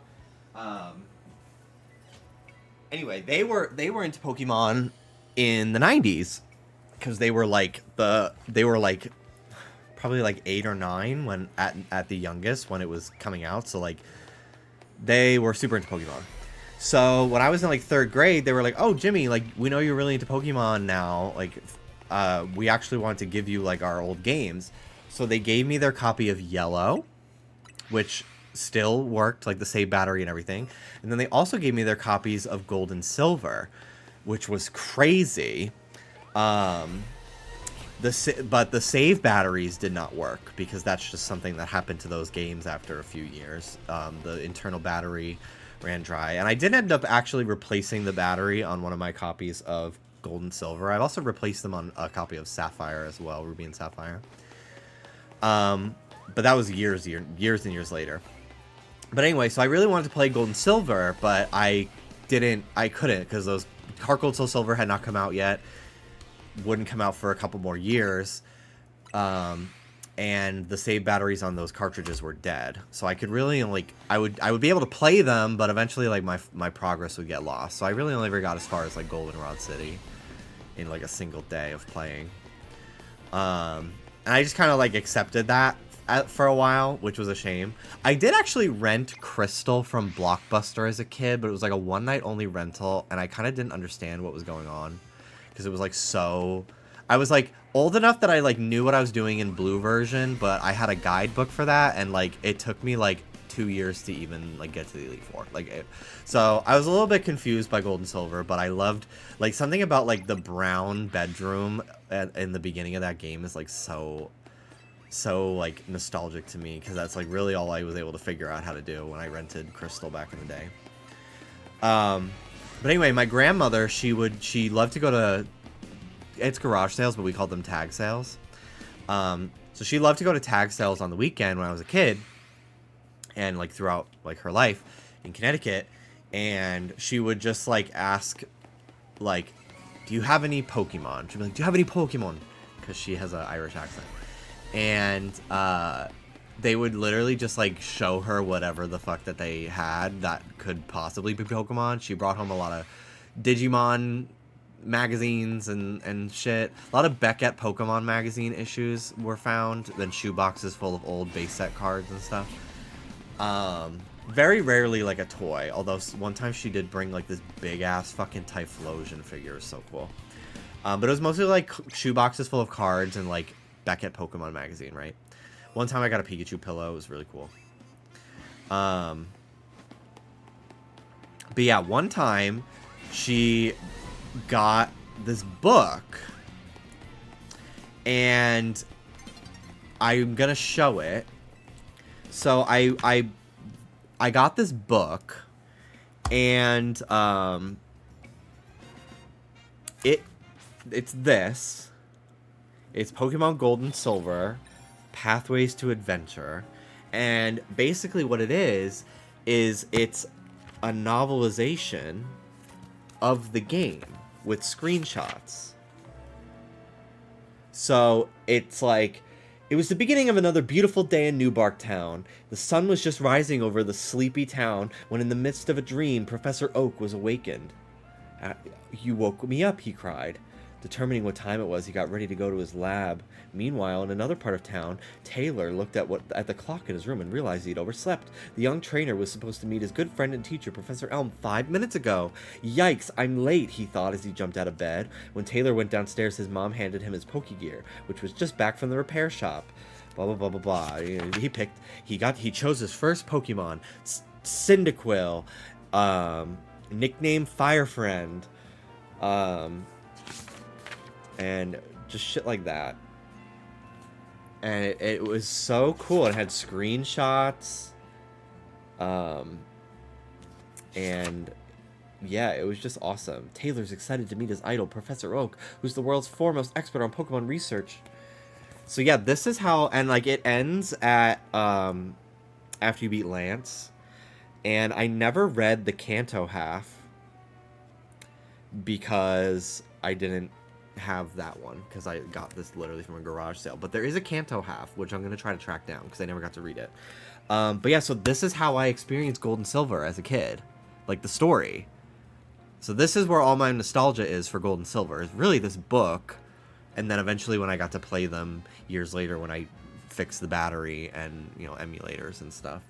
But yeah, this is how I considered like playing Gold and Silver and like getting acquainted with its story, was this book. And I tried to find it for years online because I don't know what happened to my copy. Maybe it got thrown out or something, or lost. I thought it would have been with all my guidebooks back at my dad's house, but I just never was able to find it. But yeah, I had looked for it online for years and I could not find it. And then I guess pretty recently, maybe somebody made a Bulbapedia page for it, and I was able to figure out like what it was called, what to look up, the author, and everything. And there were 2 listings on eBay. One was like $30, and then this one was like $7. So I bought this one. And yeah, so I gotta read it. Maybe I'll read it on the plane when I go to New York next week. But yeah, it was so cool to be like, oh my god, this is a real thing I didn't fucking imagine. Because no one ever knew what the fuck I was talking about when I was talking about this book. So, you should record the audio version for Kindle. That would be cute, actually. That actually would be so cute. But yeah, like, it has all this, like, Johto Pokemon art.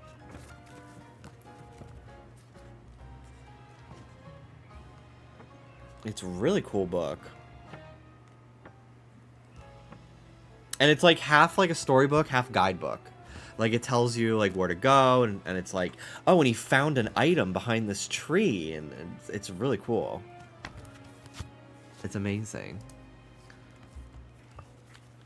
So yeah, I feel like I found fucking lost media from my childhood. Cause like I would talk about this book over the years and like nobody knew what the fuck I was talking about. Cause like I don't think anything like that has ever existed before. Like a novelization of a fucking video game. I don't know. And it says that there's one for Pokemon Snap. Jason R. Rich is the author of many books and articles about video games, including Pokemon and Pokemon Snap in the Pathways to Adventure series. So I'm wondering what other ones exist. What other if there's any Pokemon games. Honestly, let's look it up right now.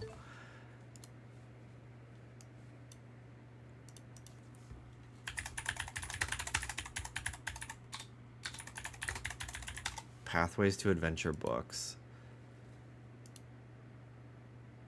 Is Bulbapedia down? I guess so. Pokemon Pathways to Adventure. Ooh, it looks like there's one for Red and Blue. Yeah, wow. Cool. I kind of want to read all of them. This is the Red and Blue one.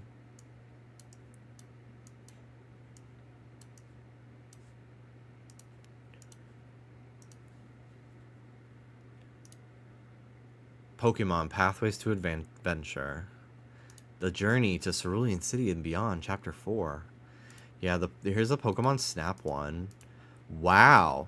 First of all, Pokemon Snap's artwork is so Magic School Bus. But also, like, I've never seen this illustration before. But it looks very on model and official. Like, this looks like concept art.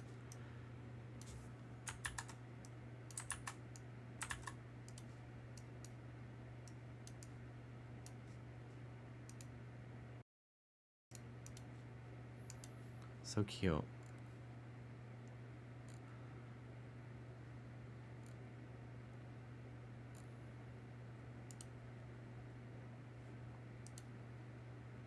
Okay. Well, back to the game. Back to the computer. Let's keep hunting. They made so much licensed media for early Pokemon. They really did. I remember I had a Scholastic book of, it's like one of the first episodes of the Hoenn anime where Pikachu is like overloaded with electricity and could explode at any moment from like Team Rocket's like battery machine. Like it absorbed like negative energy or some shit like that. I don't remember what the fuck. So scary. Pikachu has like red eyes and is like in pain, has like a fever, and like bites Ash. It's because it's like in like a fucking freak out. It was a really scary episode. I remember I had a little novelization of that episode. There's a couple Pokemon books that my school library had that were like novelizations of episodes of the show. And be like, Brock said to Misty, blah, blah, blah. Misty said to Ash. And it's literally just like an episode of the anime, but like this, like written as a storybook. Which is just something that I don't think will ever be made ever again for children, you know? I feel like if they're making like, because they do make Pokemon storybooks for like little kids, but I think nowadays it's more like original stories. I don't think they like are just adapting episodes of the show.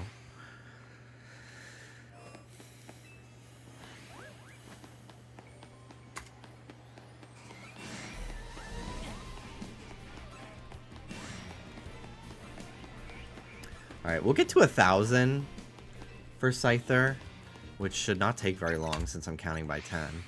And then maybe I'll rank up to unlock some new zones and see what else appears.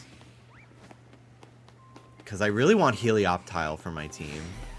Heliolisk, excuse me. I'm telling you, I have been Team Heliolisk since X and Y. And I got a Skiddo, a random Skiddo. Because I've been flying to Area 3 for the benches, since I just know there's benches there. And when I flew there to change the time to night for Scyther, yeah, I got a Fletchling, there was a shiny. That's so cool. There's pretty much guaranteed 10 spawns every time I run through here, so I'm just counting by 10. Nice. Good luck. Thank you. Love you too. Um. Did you give them greenies today? No, just regular treats, and treats from Ben.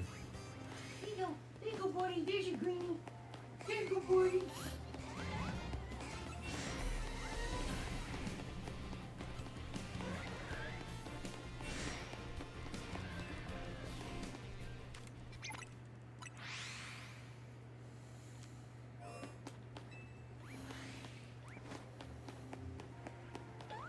Y'all are kind of two of hearts.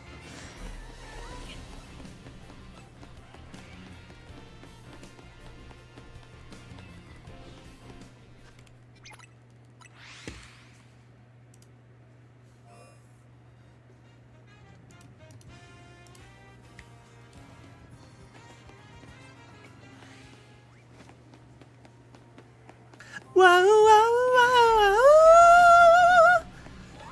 Two hearts. I need you. Morgan, why are you laughing? I'm just nervous.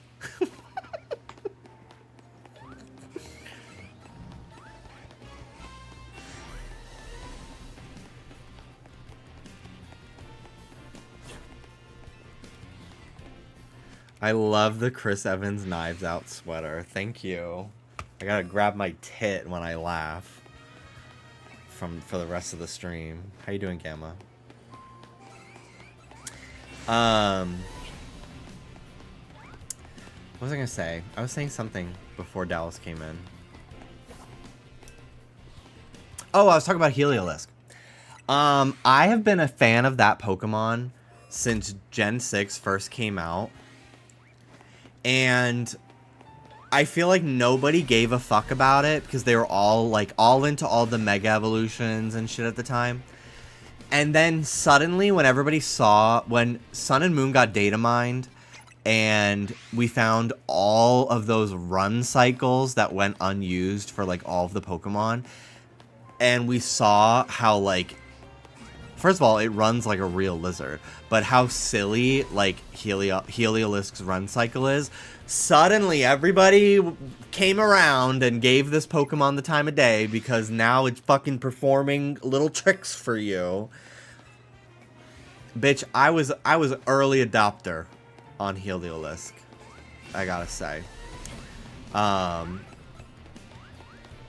So I kind of feel like, and like with this game, people are like seeing its run cycle for the first time, being like, why did I never know this Pokemon was so cute? And I'm like, bitch, because you are stupid as fuck and don't pay attention. That's why. I've known this Pokemon is cute for 13 years now. Thank you very much. See, I really want a shiny one for my team.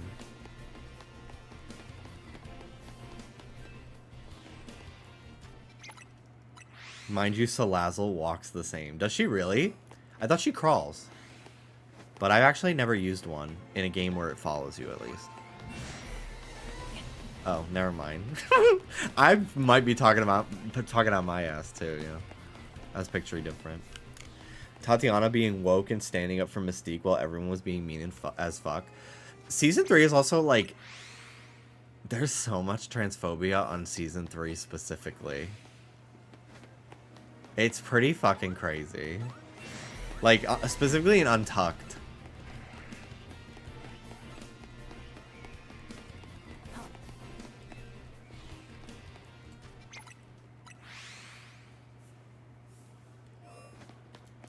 I need Inteleon to walk like Helios so more people come around to that twink.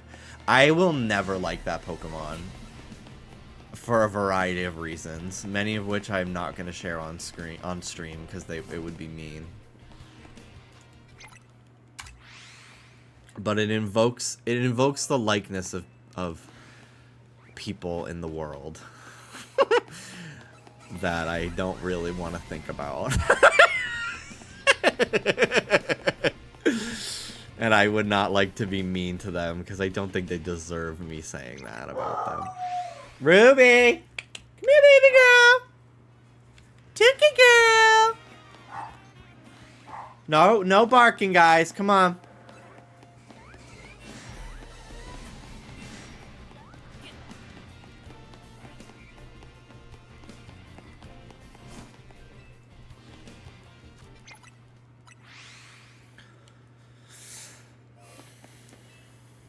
Galar starters were just Chop City, girl. It's a real shame because, like, their base forms... I like Grookey. Scorbunny grew on me. Sobble, I think, is great, too. I was originally not into any of them, except for Grookey when they first got revealed. But once we saw Sobble's, like, personality, I grew to really like him. Their middle stages are fine. Raboot is one of the greatest designs they've ever come up with. Drizzile, whatever. Thwacky, whatever. Rillaboom, I've grown to like a little bit, but I think Cinderace and Inteleon are some of the ugliest Pokemon they've ever fucking made. And not in an endearing way. Like, it's actually crazy. Like, the Dark Ages of Pokemon really began with them showing those starters. I think short answer, they're all chopped. Long answer is what I just said. Like, are they actually all chopped in every aspect? No, like, there's a couple good parts, but I think majority, if we're gonna go by like majority rules the decision, they're chopped. See me, I get that reaction from Rillaboom. It's so gross.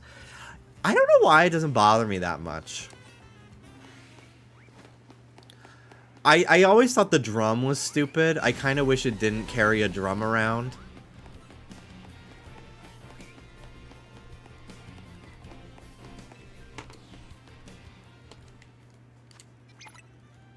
It's the harsh line of leaves. I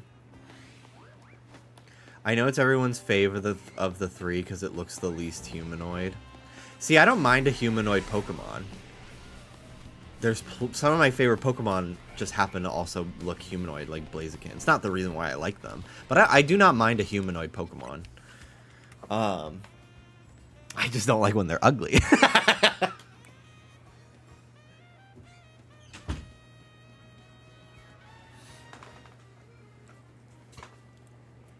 That's what I'm saying. Yeah, I do kind of wish that it was like... It, like... Instead of just carrying around a big fucking drum, like, it like, made stumps grow out of the ground and then pushes them back into the ground, you know? Like, something like that. Like, has bongos, like, grow out of the ground made out of plants or something. That would have been a lot cooler than just, like, here's my drum that I keep on my fucking back all the time. I don't love when a Pokemon has a prop. I really don't. I do not like it. I will say. Not too much on Floette. Farfetch'd. You coming for Kamala. You're all naming Pokemon that I don't really like. I actually do like Farfetch'd and Surfetch'd, I will say. But I don't fuck with the Flabébé line very much. I do not like Kamala. I always wanted a koala Pokemon, and I was so disappointed. Like, what the fuck do you mean it's always asleep, but it like, fights in its sleep? So it's awake. Like, I don't really care for Cubone. I think I care... there are certain ones that I do like more. Like, I actually do like Cubone. I love Alolan Marowak. I will say. I am a big fan of Alolan Marowak. Yeah, I would say they're not in my, like, top 300. But I don't dislike them. I'm, like, neutral, leaning positive for a lot of them. Like, Farfetch'd and Cubone.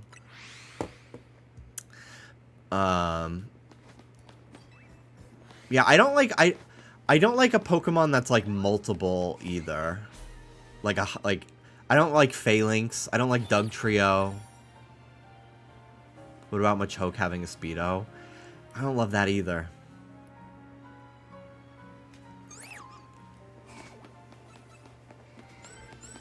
I think Mousehold, because I'm like, how does the like, what happens if they get separated? Like Mousehold. Like... You know, like, I get very confused about, like, the logic of the Pokemon. And, like... Or, like, a singular seed of the Execute. Like, I don't know. It kind of, it just, I struggle to wrap my brain around it all, and like how they fit in the Pokeball and everything. I don't love it. I will say I do give Tandemaus and Mousehold a bit of a pass, because I think the Pokedex really plays into how fucking weird it is that there are multiple of them and then they suddenly more appear. Like, because I don't remember if they actually evolve. Right? Like, I don't know if they actually have, like, an evolution screen. I think it just, like, shows up in the party and, like, suddenly it has more... Suddenly it's a Mousehold.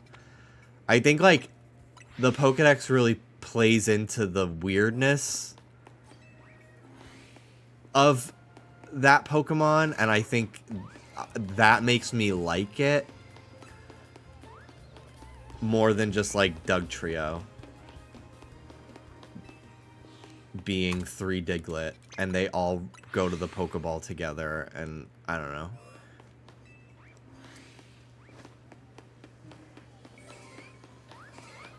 Because it's like, when they evolve, like Diglett evolving into Dugtrio, like, where did the other 2 come from? Did it just split into 3 creatures? Like, I don't get it. And maybe it's like I have a little bit too little of whimsy in my life, but I just don't fucking like it. I have a very strong ability to suspend my disbelief for a lot of things, but for some reason I can't wrap my brain around, like, Phalanx. Like, I don't know. I can't imagine having to take care of 5 identical looking creatures like that. Because I would be like, do I see them as one creature? Do they each have their own personality? Like, I don't understand.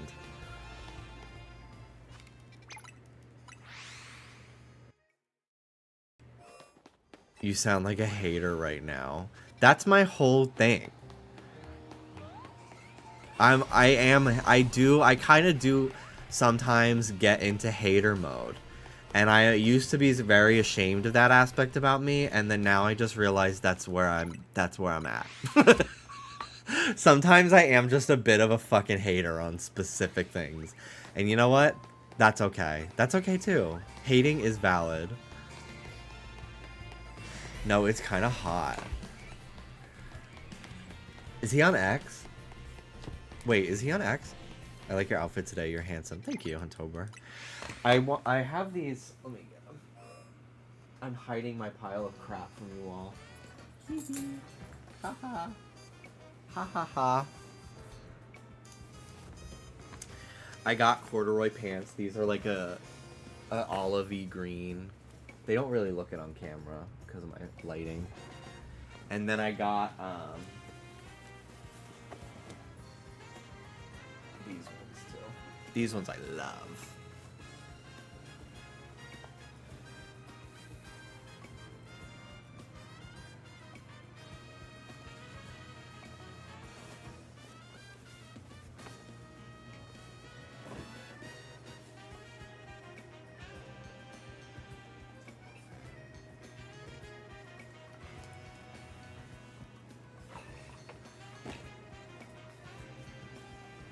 Don't look at anything. A drawstring inside, that's clever. Those, I really like those because they're designed to show a little ankle. I'm really into showing ankle in like all of my pants nowadays. So they're already like, because I usually wear, for a long time I wore like whatever my waist size by 30. Yes, they are from Uniqlo. This is from Uniqlo as well. I had a Uniqlo moment over the weekend. I used to wear anything by 30, but now I try to get like a 28 length because I do like them to be a little shorter so I can show a little ankle, a little sock moment. I just think it looks a little bit more stylish. And these ones are just sized by like medium, large, whatever. But they do show a little ankle. I do cuff them to show even more ankle, but they by default do show a little ankle, which I like. And I'm able to wear them a little bit more high-waisted, which I really want to have more pants that I can wear high-waisted, I gotta say, because it does look cool. But it's, even with a belt, it's so fucking hard for them not to, like, fall down over time for me. I don't understand. So, I think I gotta be a suspenders diva and just, like, wear a jacket over it or something. I don't know. Because it's, like, it kind of drives me fucking crazy to, like, constantly be feeling my pants, like falling down and then having to hike them up. I don't know, it bothers me.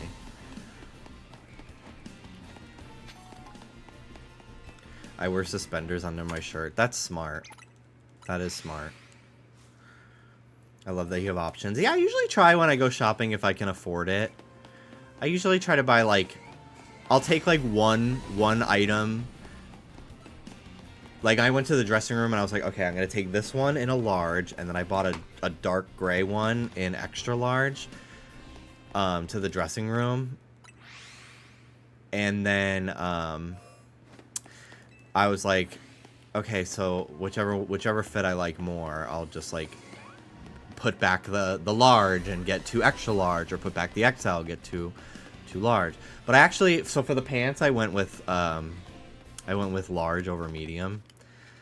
And then for the shirts, I actually was like, I actually like how the large and the and the extra large fit. So I bought dark gray and extra large for this thermal waffle knit shirt, and then I bought a large for this, like, tan cream one. It's very cute. And then I bought a bunch of t-shirts because they were on sale. I bought a bunch of white ones. I got those in extra large because the large Uniqlo sizes do run a little bit small, I will say, because, like, even the larges kind of fit like a medium to me. And it's not just because I'm #jacked, hashtag bear. I gotta say, I looked at the footage for my segment of the Just Trish episode that we filmed over the weekend, and I am looking thick. So, and for a long time I was just like, I don't know if I'm allowed to identify with the bear flag, because I have so much, like, fucking anxiety about, like, still looking like a twink. And then I got that footage back that is, like, not my usual, like, setup and angles. So I was just like, oh damn, okay. I think I can let that flag fly in my house and not be told I'm appropriating. So.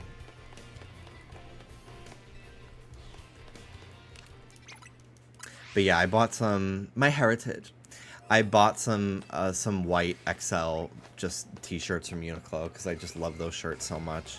And I'm going to dye them different colors. It's actually so fucking easy and fun to customize your clothes.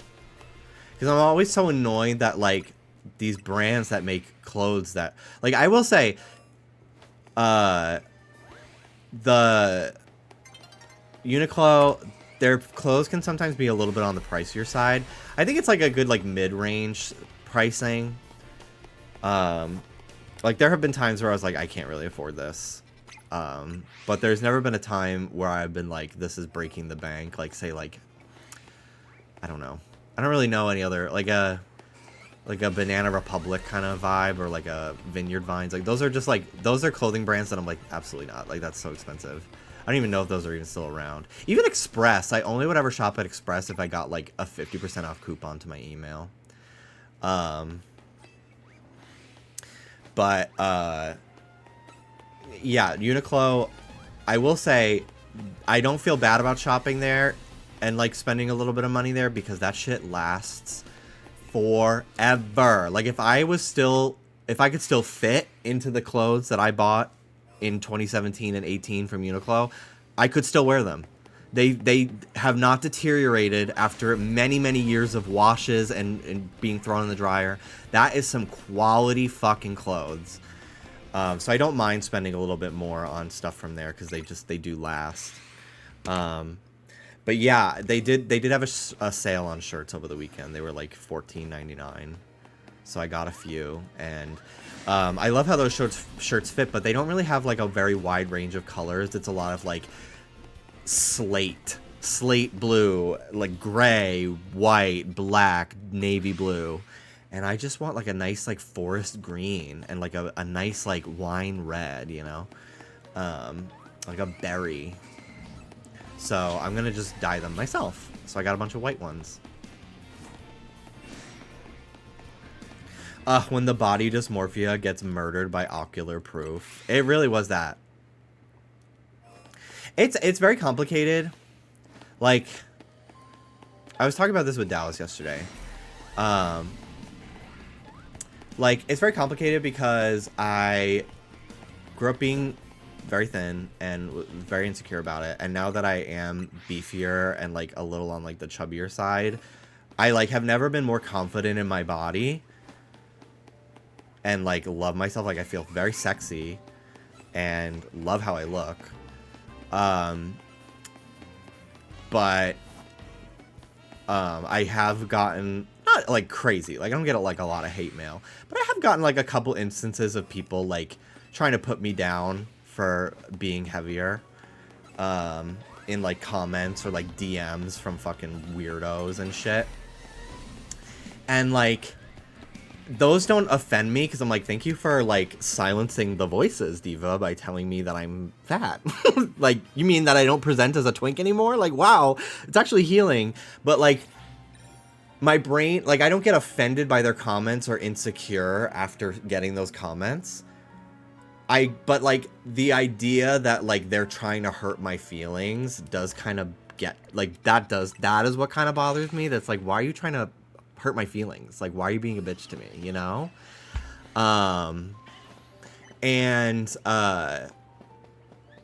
So like that kind of bothers me. So like when I saw the footage on Just Trish yesterday, because I just like finally had a chance to like look at some of the clips, and I was just like, oh, like I do look a little like, I'm a bit of a chunky boy, and like I like thought I looked hot because I just like a bigger guy in general, and I like that I look like that. But in my mind, I started to get insecure because I'm like, ugh, like I'm gonna probably get a wave of like a couple people trying to hurt my feelings by telling me you look fat, which like there's nothing wrong with that. So it's like not like it's not the words that insult me, it's the intent behind the words that like kind of bother me and just like make me not want to do things, which is so stupid. So I don't know, but I got over it after like 15 minutes and I was just like, I can't wait for people to think I look thick. I love it. Hashtag bear pride.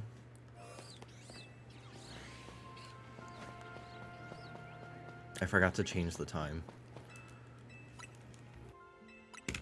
Being a bear is a state of mind, Diva. The state of mind is making a...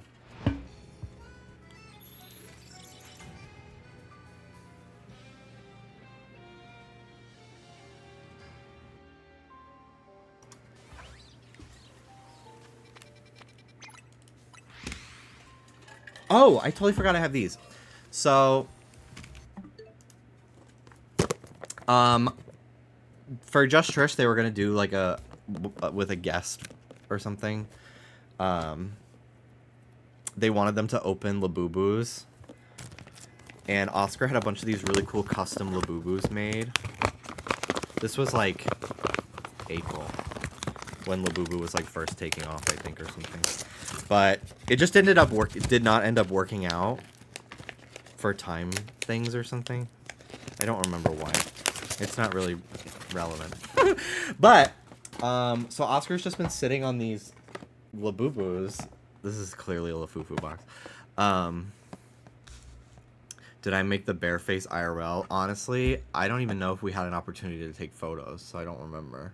Because I never think to take photos because I don't mind being in a group photo with other people, but for some reason I hate, like, I think because it's weird. Like, I never, like, I don't mind posing for a photo with people, but I love when, like, someone else is like, let's take a photo, and then they have it, because then I don't have to, like, I don't go back and look at the photo and, like, I analyze it.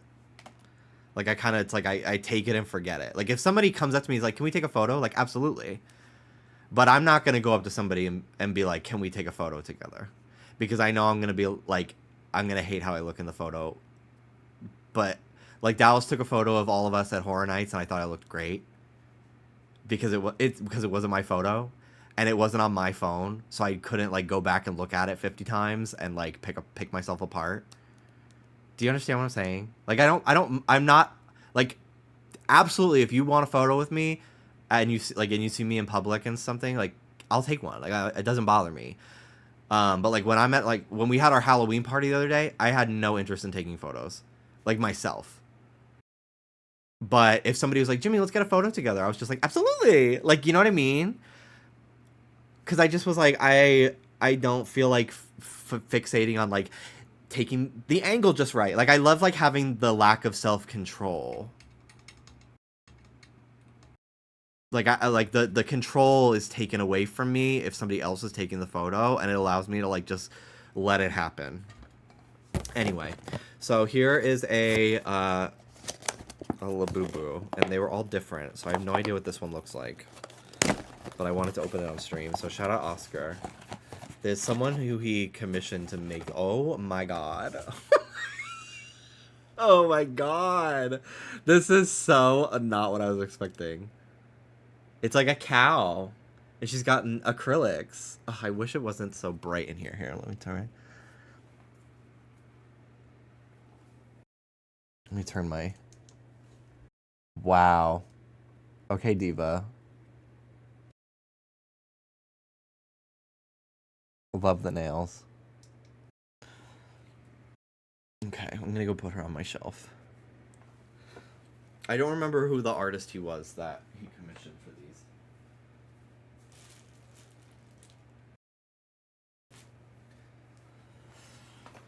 She's over there. She honestly looks great with the love frog next to her. A Lamumu. Oh, here we go. The artist. This is made by Juliet Asalas. At makeup by _ Juliet A. Juliet. Oh, Julietta. Made by Julietta.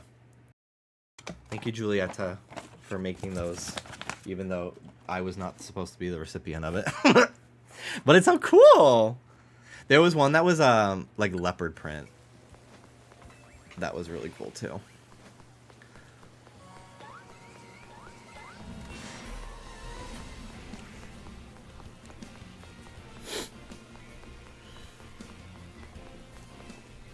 Might be Julieta. Yeah, you're probably right. Thank you, Julieta.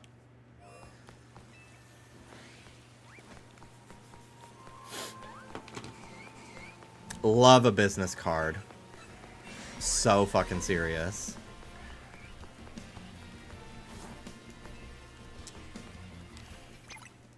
When I go to like a artist alley, I sometimes just ask for a bunch of fucking business cards. Because I'm like, I'm not really interested in buying too many things and then having to carry it around and then travel home with it. I would much rather go to your Instagram and buy from like your fucking Shopify website or something later. So I love a business card. Plus it's great for like if I do buy something and I don't remember the person's handle, I can look it up later when people ask like, oh, where'd you get this art? And I can say, oh, it's from so-and-so. I'll tag them in an Instagram story. I get that. I made the mistake of asking for a photo with Carrie Colby, and I look at that like, ah! Yeah, like I think about, like, if I ever bumped into Lady Gaga on the street, like, I don't know if I would ask for a selfie, because I would spend the entire time looking at that selfie being like, why did I have to look like this from this angle? Like, I wish I had done it from it. Like, but, like, if Lady Gaga was like, oh, hey, should we take a picture? And then, like, she takes it on her phone. Like, she has the photo now. It's out of my control. You know? It just doesn't bother me.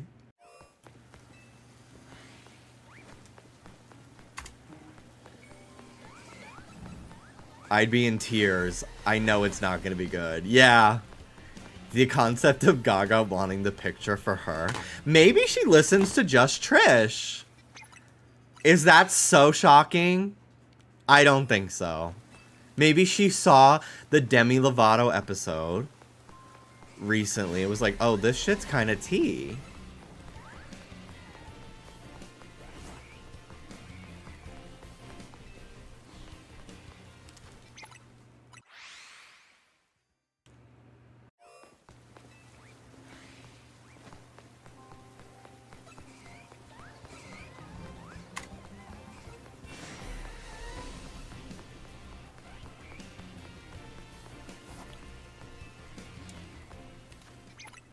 And even if she doesn't, you know, if asked, she'd say she does.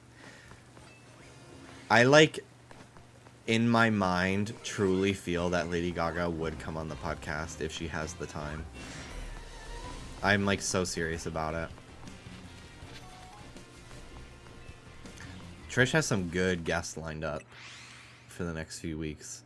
I'm very excited. Keeping it a secret, obviously, but I'm literally very excited to edit those episodes. When is Charlie happening? Ah, I wish. That's a dream for me. For sure.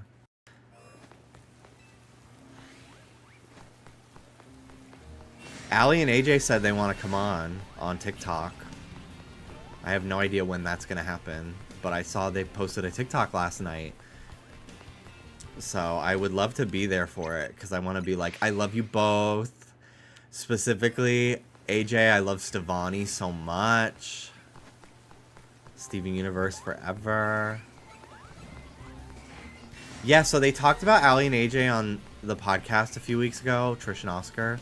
And Allie and AJ, like, lip-synced to their audio of Trish and Oscar talking about them. And then Trish and Callie last week were like, oh my god, Allie and AJ lip-synced to us. Isn't that crazy? Love Allie and AJ. And then Allie and AJ lip-synced again to them reacting to their first lip-sync. And Trish was like, OMG, come on the podcast. And then Allie and AJ in the comments were like, Def, our people will talk, or something like that, like, to schedule it. Because Trish is fucking busy as fuck right now, so probably gonna be a while if it does happen, but woo! I literally gagged. It was the first thing that opened up on my phone last night when I opened TikTok, and I literally, like, fucking screamed. I was so excited to see it. I love them. They're still making music, if you didn't know, and it's fucking awesome. Next to nothing is where I've been these days. I love that song. When you gonna take me out? I love that song too.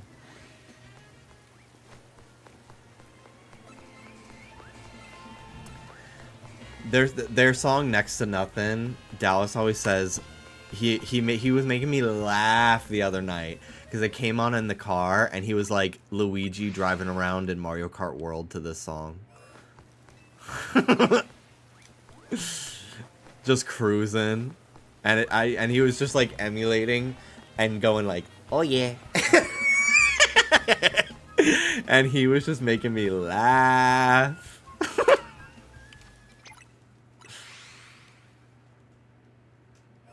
Oh, oh yeah.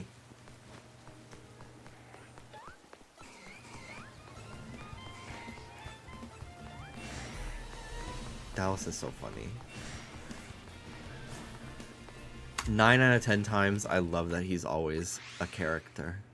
And then there is the one times where I'm just like, oh my god, please just answer my question and don't respond with a little sarcastic quip. Please just answer the question. But that's love. Thank you, Kay. Add Luigi, oh yeah, to the pool of random vocal stems. Oh. Mario. Oh yeah. Jimby, Daffy, but Luigi. Do I have news for you?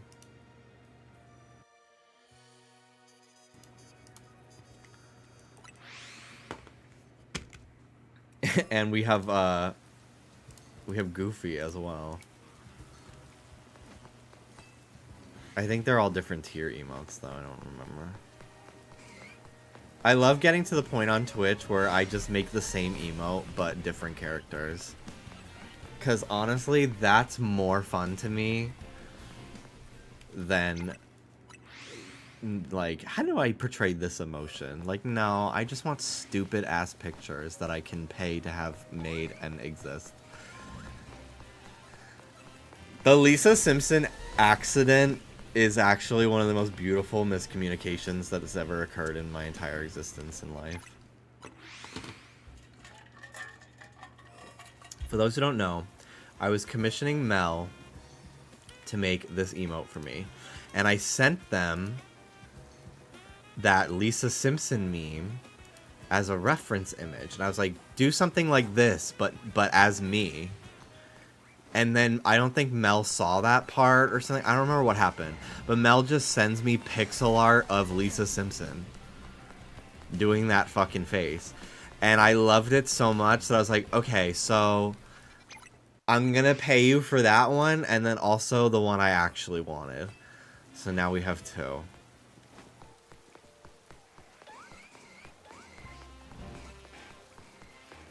I think about the comic Anne made about that incident every now and then. Isn't it so good?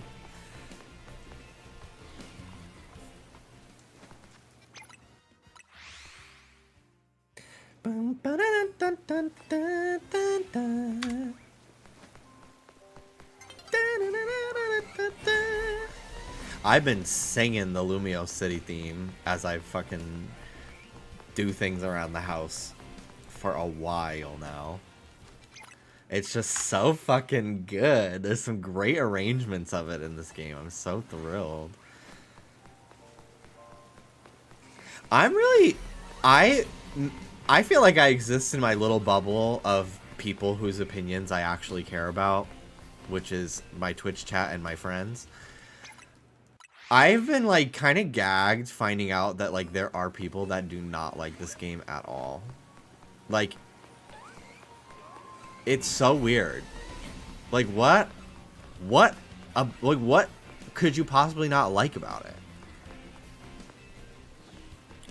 Like, and I'm not a Pokemon glazer. Like, I've been unhappy for, like, 10 years. Like, save for, like, Arceus, which felt like a fucking accident about how good it was. Like, I'm the fucking biggest bitch to ever live. You all know that. So, like, I feel like the fact that I like this, not trying to say, like, it speaks volumes that my opinion, but, like, you know that I don't just fucking glaze everything. Like, I can be very critical. And I do have, like, some things that I would change about this game, right? But it's just so weird. I'm like, why? What do you mean? Like, no, this is good. They didn't fuck up. Like, objectively. They did not. It's so odd to me.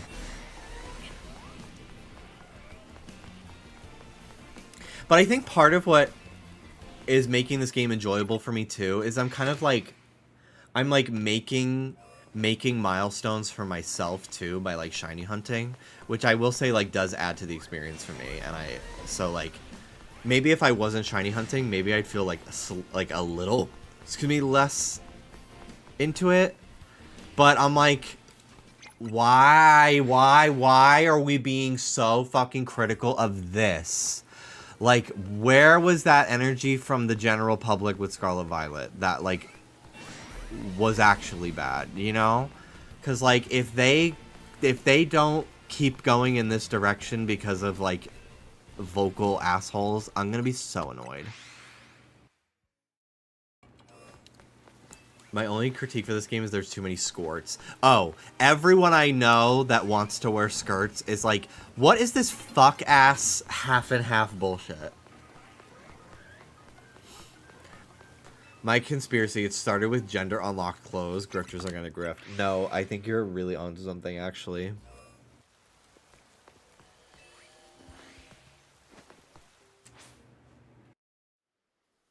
Highlight, thank you for the streak. My critique is where the hell is the Slurpuff dress?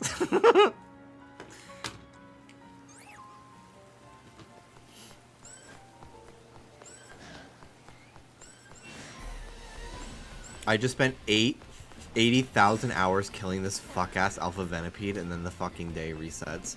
Maybe I'm the hater in question. Do you not like this game, Michael? I saw you saying something earlier, and then I had to get up and leave. So I want to scroll up and read that. Let's see.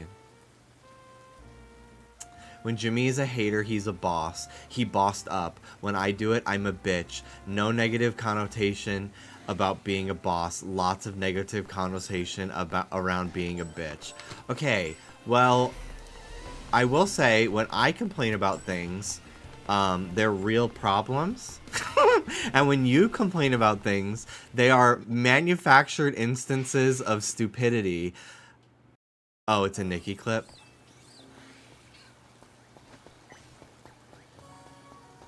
Damn. Me reading the fuck out of you. Me being mean as fuck to you by accident. I guess I don't know about the pickle juice enough to recall it instantly on hand. You already started, just finish it. No. I don't feel like opening his fucking chat list again. You're forgiven for not having Nikki in the forefront of your brain given recent events. Thank you.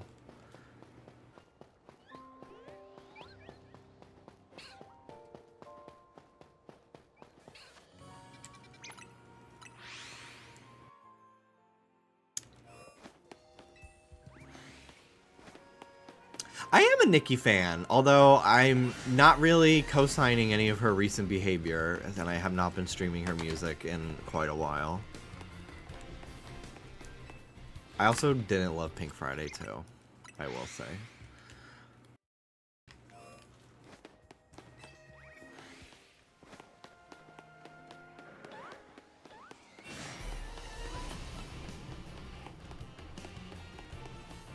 Ethel Kane hated my Instagram post. If modern Pokemon is going to be more open-ended and less about route level design and actual dungeons, having the ability to create your own fun is a great way to fill that void, but the game has generally been fun for that to work. Yeah, I really love this game. It's like my favorite Pokemon game since I was a kid. I really feel that way.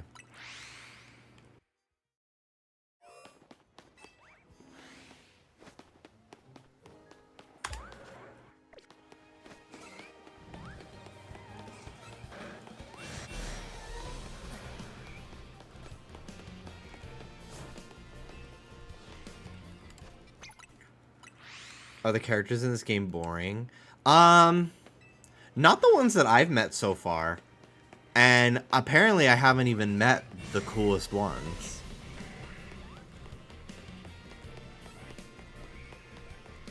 But I really like them. From the little bit of story that I have done, really. I'm pretty early in the game, I will say. I'm definitely still in like the first half. I'm like about to cross that midpoint. Next time I rank up. But so far they definitely like have dimension to them, which is exciting because I have not really felt that way. Even like the high points of Scarlet Violet's story are still like comparatively like, I don't know, like, yeah, Nimona has like some cool moments. Arven is pretty interesting. Don't get the hype for Penny personally. Like, I don't know. I think like they are like, they're not the worst characters they've ever made, but like I don't find them to be particularly memorable or interesting either.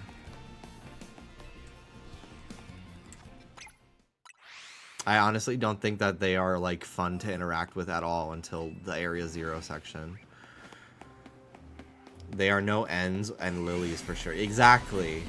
Exactly.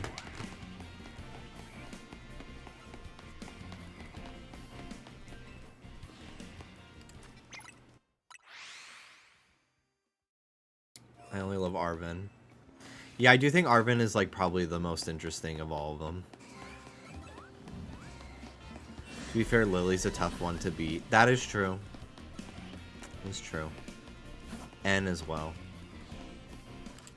But I really like, I so far, from what I've gotten to know, I really like Naveen. I really like, blue shirt. I like the blue girl and, Tawny. I don't remember what her name is. She's the dancer. I don't remember. Lita. Yeah, I like her too. I like them. AZ, very cool. Excited to know more about Emma as I get to know her. Haven't gotten to her yet, but I love that beautiful black woman. She wins.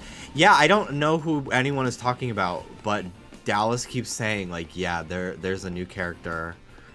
She's black, she's gorgeous, and you're gonna gag when you get to know her. And I'm like, cool, because I haven't even seen... I don't want to see a picture, because I want to have a genuine, authentic Gagatron drug reaction, you know?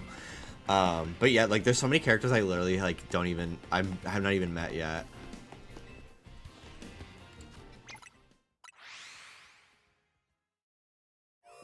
I love that tweet showing her design. And someone said, this is what Hoyoverse is afraid of. Gag.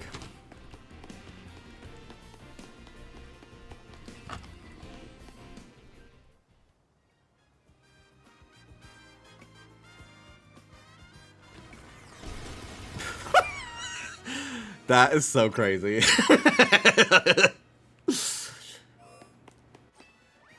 Just rocks falling from the fucking sky.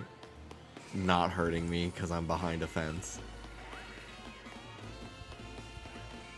Once we get to 1,000, I'm gonna rank up again.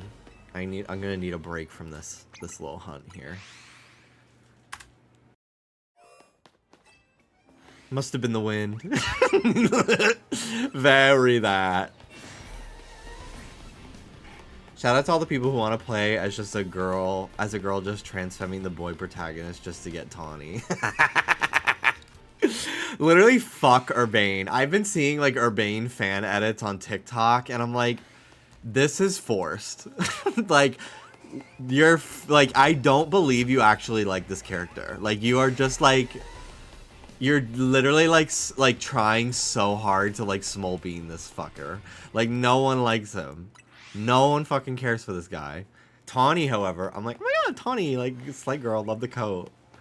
Hi, Lauren.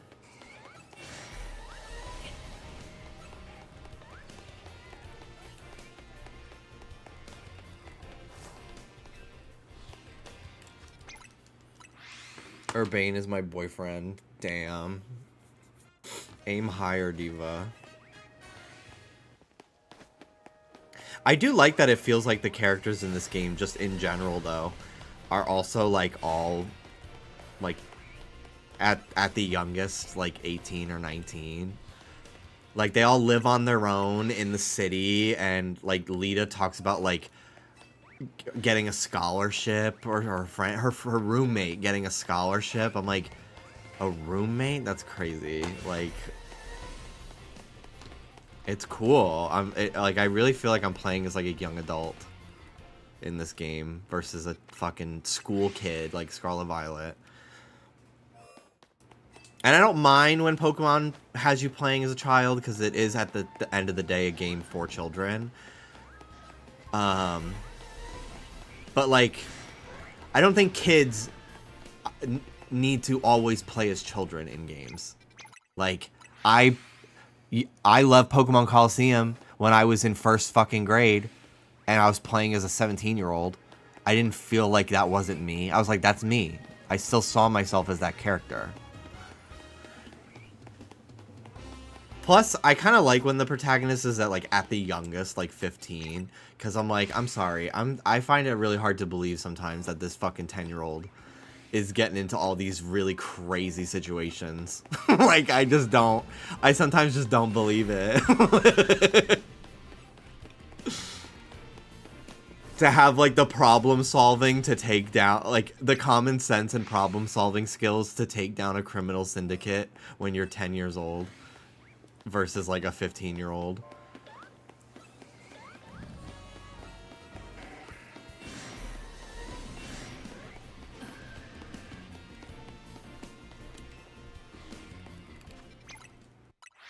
But But yeah, when I'm playing a Pokemon game, especially if I can like make them look like myself, I see them as myself, and I see them as whatever age I am. So like my character is 28.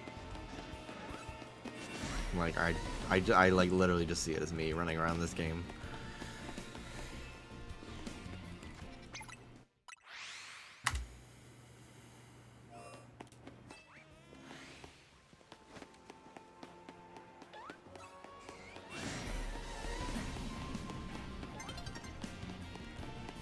Need to find out where to get yellow satchels, because I think it would look really nice on my outfit. Dallas has one. I don't know what shop he went to.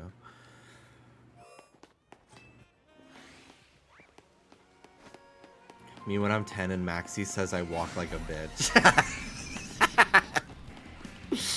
That's why I'm Team Aqua. He was mean to me. I forget that I'm 28 and not 25. And I think I will continue to feel that way until I'm 30. And then I'm like, I'm 30.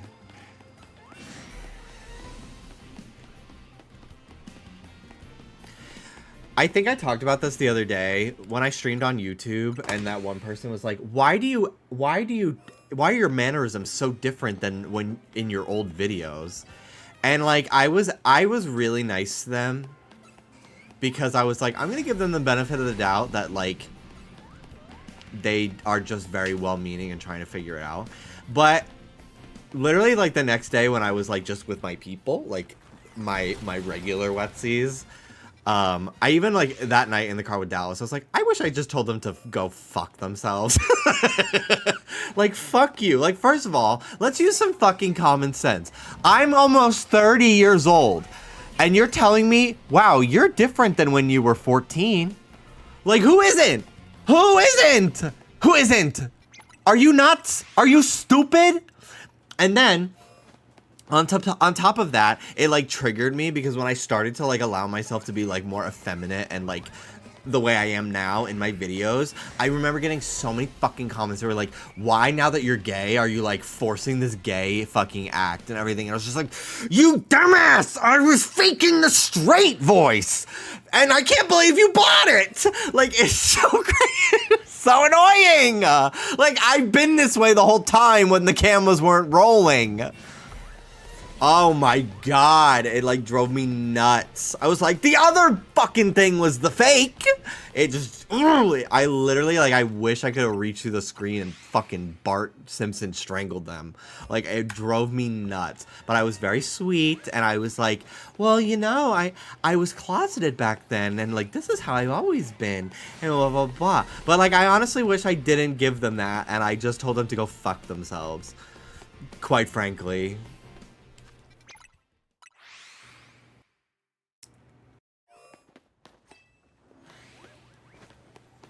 My streams, this is a PvP zone, bitch. I don't mince my fucking words, which sometimes gets me in trouble, but at least I fucking say how I feel. I love it when you tell people to eat glass, and I should do it more because I haven't in a while.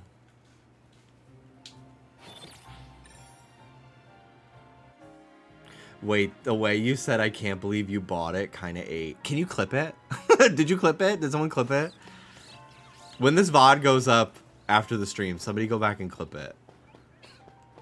Because, like, honestly, I am, like, good at screaming.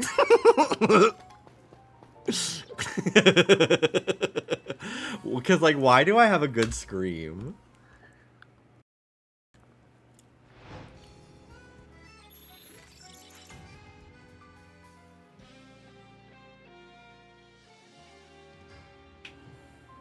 Add it to the reel. I do need to add my Susie confronting Ralsei in chapter 4 to my reel. I literally fucking ate that. I need to go back and watch my old Undertale VODs too, because I did a voice for Flowey, and I literally, like, I did the best Flowey voice that anyone in any fucking playthrough's ever done, I will say. Like, and I don't even need to rewatch it to know that for a fact.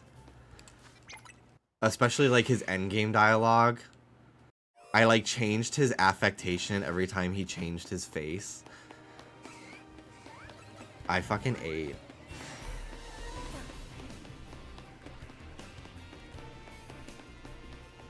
Your voices are my headcanon for those games. And you should say it more. Thank you. Thank you. Hi, Mal. What is that smell? What's that smell? What's that smell? Y'all smell that? Anybody else smell that? What's that smell?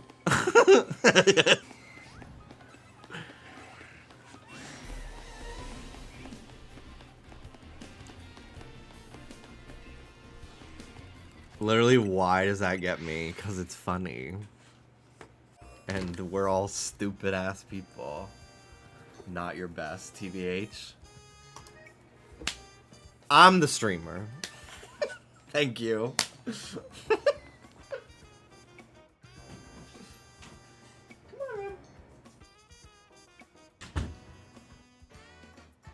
Now we need a Togor voice.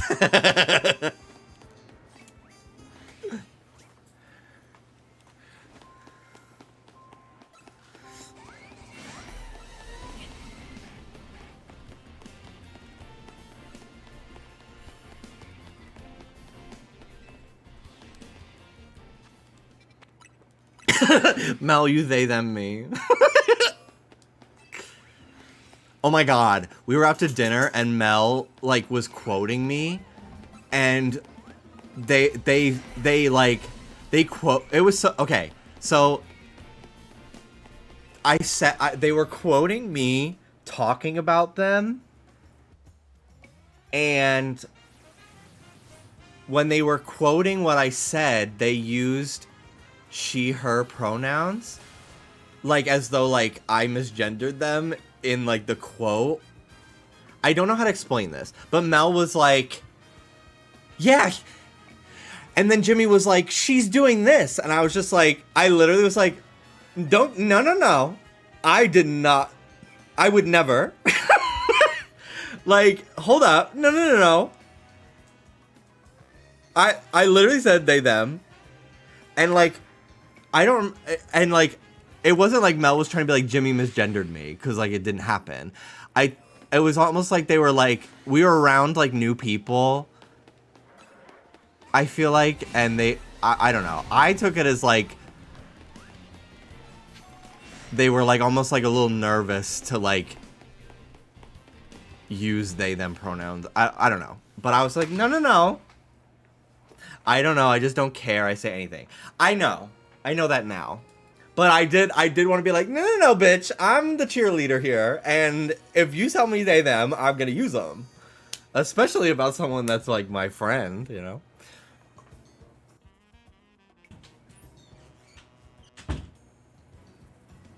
But I also did, like, before you, like, explained that you don't care, I kind of was like, well, I don't want you to feel like you need to use certain pronouns to make other people feel comfortable.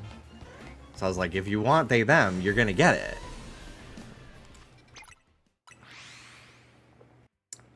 Yeah, if you want to be a freak. Okay. Bitch, I'm gonna freak it. Jake-a-tens, thank you so much for the 68 months. I love that tweet. That's like, I think I'm non-binary, but I have a job, so I don't really care about that right now. I love that tweet.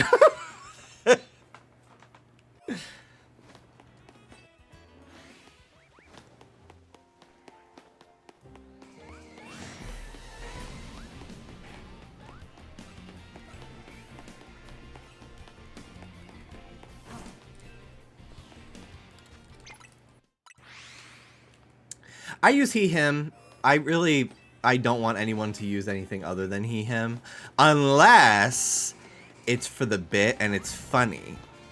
Like I do a little dance and they're like, ooh, she's feeling it. Like that, like, yes. Like, of course.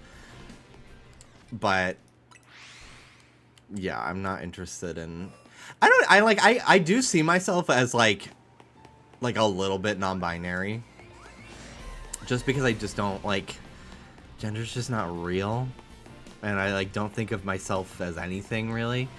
But I'm not really interested, like I don't need they them pronouns. Like I don't get offended if somebody just like is like, because I honestly just use they for everybody before I like find out what their actual pronouns are, just to be safe.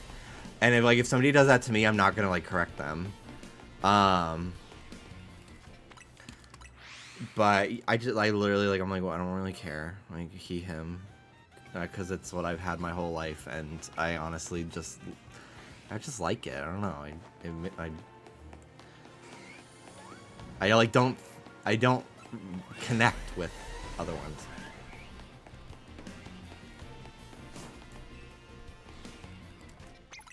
It's tough because like I don't want to invalidate people who like their gender is very important to them, because like I understand that journey is very, very delicate. But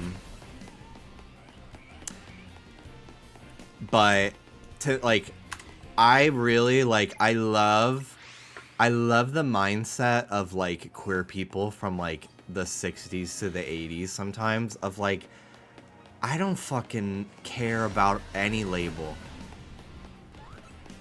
Like, I just know that I'm cool, you know? Like, I kind of, like, love that a little bit. I love the freeness. And I think, honestly, that, to me, is, like, in my personal, like, idea of, like, what being non-binary is. Like, I feel like a lot of it, especially, like, on online queer spaces, like, people have almost started to treat, like, non-binary as, like, a third gender.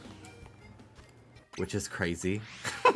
Because it's not trinary, you know? Like, it is a spectrum of, like, the in-between and, like, a lack of any sort of categories.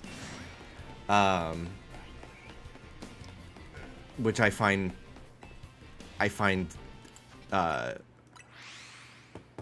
what's the word? Not... When it's not constructive, it's what? It's not deconstructive, because like deconstructing something is like an act. Conducive. It's not conducive or whatever. I don't fucking know what the word I'm looking for is. But like, yeah, it's like I've seen a lot of people be like, you're non-binary, why are you still using she her? Why are you still using he him? It's like, cuz like the pronoun is not necessarily the gender, which is not the sex. Like it you know, like none of it matters. Like none of it, why are we like making rules for it all? And I will absolutely respect, accept, and acknowledge whatever anyone identifies as, because that's what's real. That's what matters, not what other people think should be. Like there was this tweet that was going around like a year or two ago, and it was very much just like, I don't remember the verbiage, but it was a queer person who said it, and it gave very like, they're struggling with their own gender identity and projecting onto other people. Like, they still have a lot of hang-ups. Kind of like internalized homophobia. Like, it was internalized whatever. Non-binary phobia or whatever the fuck. And it was very like masculine presenting person who like goes to the gym, has big muscles or whatever. And they were like, yeah, but like I'm they them. And people were like, bitch, no you're not. And it was so weird. And the basic takeaway was, like, that I remember a lot of people saying during this, like, discourse, that even the fact that I'm, like, even, it occupies space in my mind, this fucking Twitter thread all these years later, actually drives me fucking crazy. But it's, like, people only fuck with non-binary people if they are, like, if they perform androgyny. Because it almost, like... It almost in their mind is easier for them to categorize them as just like a third gender. You know what I mean? And are thin. That fucking part. I can't believe the amount of fucking tweets that I've seen over the years making fun of how Sam Smith looks in a fucking outfit that bitches would gag for if that person was a twink. It drives me fucking crazy. It makes me so fucking mad.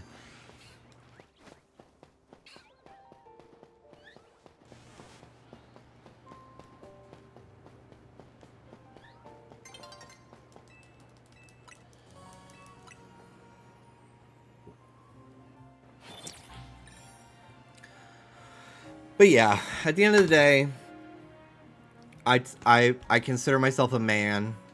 I use he him pronouns. But I also am like, well, a man can be whatever the fuck. Like, I don't fucking care. Like, I don't like, in my brain, like, I don't consider myself anything. Like, maybe it's just, like, it's honestly probably just from growing up gay and, like, not relating to guys. But also, like, not, also, like, I like, remember, like, being almost, like, shocked when I found out that, like, all my girlfriends were hanging out and only wanting to, like, hang out with the other girls. I was like, oh, yeah, well, yeah, I guess I'm not.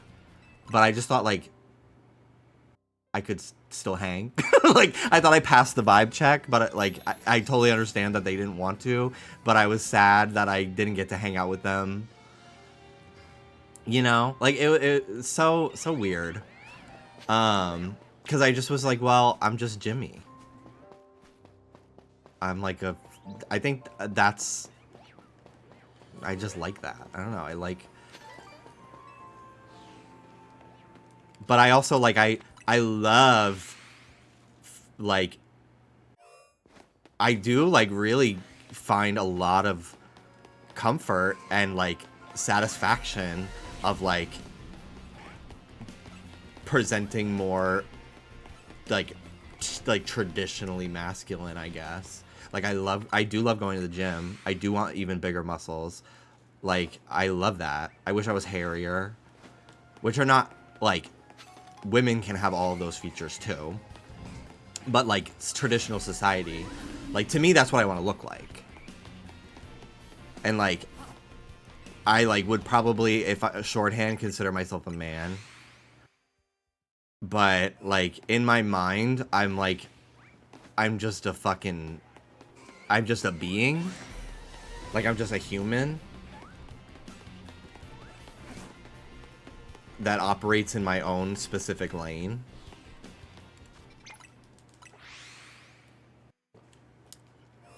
Have you considered the term genderqueer? No, not really. I honestly, I think I prefer non-binary, personally. But, like, even then, like, I just don't like any labels, either. Because I just feel like, it's just, like, I don't know. I don't really know how to describe my feelings on the matter. I can only describe, like, how I feel as a person. Like, I'm just me.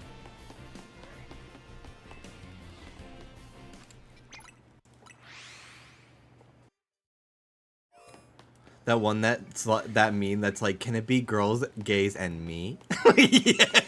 And me, Jonathan.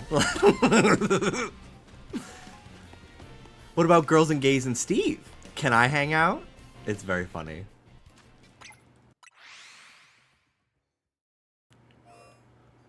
Sometimes I don't want a single word label. I want a long run-on sentence to describe. I think I like it genuinely. I find a lot of comfort in the idea of referring to myself as a freak or a creature. Cause I'm like, whatever, dude. Who fucking cares? I also feel like it's very, like, it's very punk rock to like not give a fuck. I really do love that RuPaul's like, you can call me he, she, or Kathy Lee, like as long as you call me. Like that's how I feel. Like I don't give a fuck about, I don't care about any of it. That is the least important thing to me about anyone. Like I care more about if they're funny, if they're nice. Like I don't fucking care. I respect, like I'm not gonna fucking misgender people or not acknowledge, like if you identify as a woman, you're a woman. Like if you identify as non-binary, like you're non-binary. Like I don't, but like for me personally, I don't care to have like, I honestly kind of feel like that meme that's like, I think you're all thinking about yourself too much. And I think because I spend so much time in my own head with my OCD, like, I kind of almost, like, resent the idea of, like, doing that even more. Like, I honestly don't need to, like, fucking be able to describe every aspect of myself for, like, a fucking Twitter bio. I don't.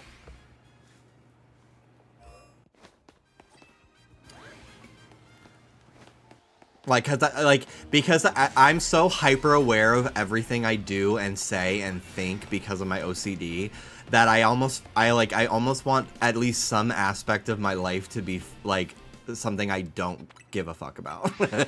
So I kind of like find a lot of power in being like, I don't care. I don't care. And I don't like being told that I should. I don't.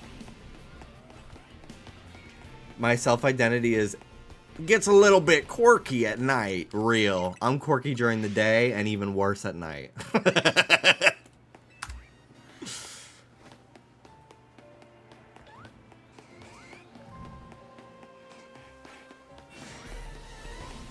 Well, I'm 27 and I'm still living with my parents in Overland Park. I have an art history degree from a night school. My cat just died. I've lost 25% control of my sphincter muscles. I get a clicking sound in my jaw when I eat. I drive a 91 Dodge Neon. I have ovarian cysts. Sometimes I pee the bed still. I have alopecia.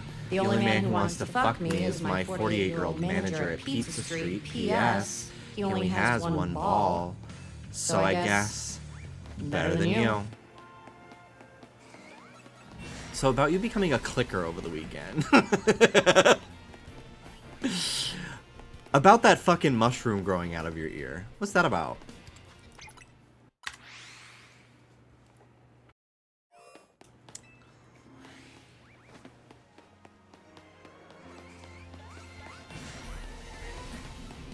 Thank you, Pixie Sylveon. Tier 2 resub, 63 months. 1 week, 4 shiny Stunfisk, 3 shiny Clauncher, 2 shiny Furfrou, and a shiny Clawitzer later. 99 cheeseburgers, 99 hot dogs, 99 chicken nuggets. Was that fucking, that meme of that guy? He was on SNL and then he was fired. Tim Robinson, where he's at the drive-thru.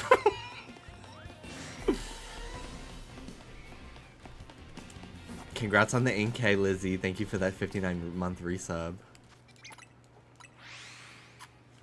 And thank you again, Pixie Sylveon. Tier 2 resub, 63 months. 55 cheeseburgers, 55 hot dogs. I've never seen that show, but I laugh at every fucking clip. And I literally, like, that is just another one where it's like, sometimes a failure or like a quote-unquote failure or like a rejection is actually a blessing. Because, like, SNL was not properly utilizing that guy at all, and then he got fired, or maybe he quit, I don't remember. And now he's, like, honestly, like, one of the most, like, viral comedians on the internet in the last 3 years. Caleb Heron, also, auditioned for SNL twice, was not put on the show. Arguably better off for his career to have more flexibility in his life and more opportunities because of it. I don't think they would have utilized him very well at this current juncture in SNL. I just don't know.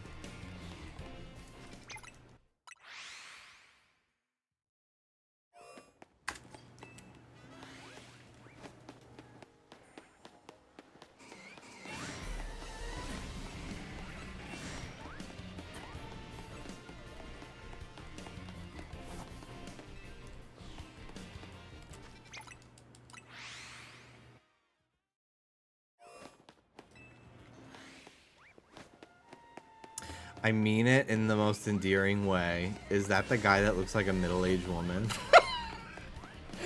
I don't know, because I don't see him that way.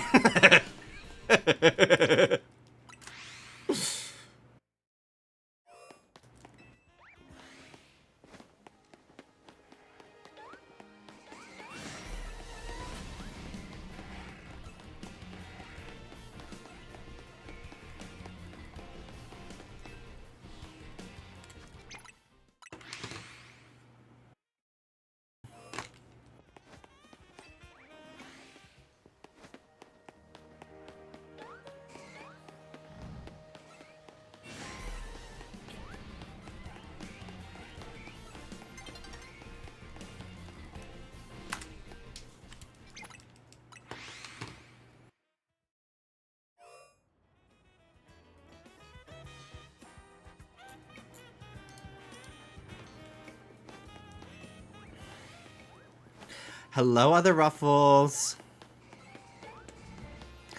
Anyway, to end the discussion, although if anyone wants to share more of their own identity stories, you're welcome to. I'm not going to stop you. But I'm glad that people understand what I'm talking about, personally. Because I just don't care. I never have.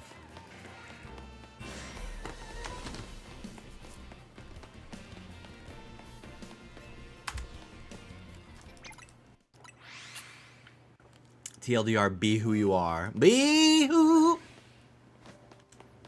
Yeah. Discussion? I thought we were heckling. Discussion? You just were yelling at us for 15 minutes.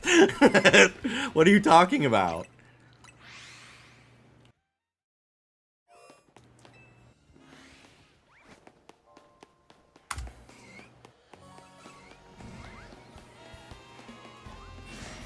Can I be real? I don't want to be called a goddess. I want to be a god. Not goddess, but god.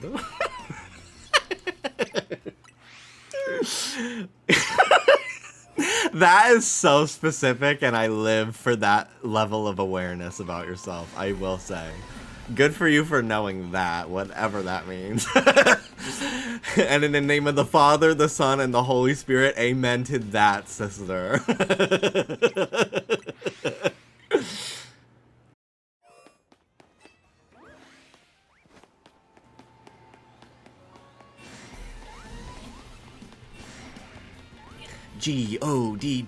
Godds. That bitch is a goddess.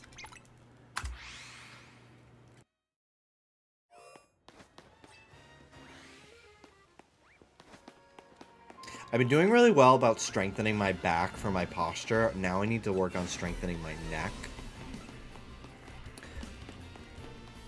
And like I've been finding myself like trying to stretch my neck like this and like feeling the fucking tension and pain, all like not pain, like not bad kind of pain, like pain is like, oh my god, I'm so stiff, all the way down to my fucking like wrist, and it's so crazy. So I've been trying to do chin tucks against the door.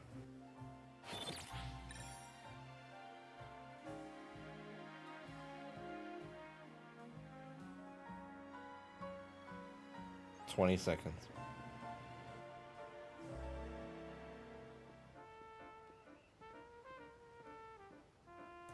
Whew. I've never had a professional massage, and I would really love to have one.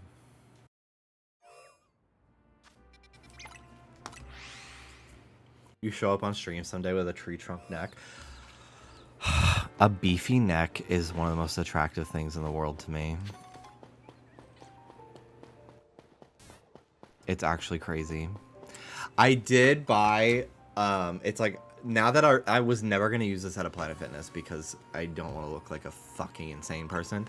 But now that the gym at our apartment is fixed, I'm going to start doing it there. It's like a headband that attaches to like a cable machine, and you go like this to strengthen your neck.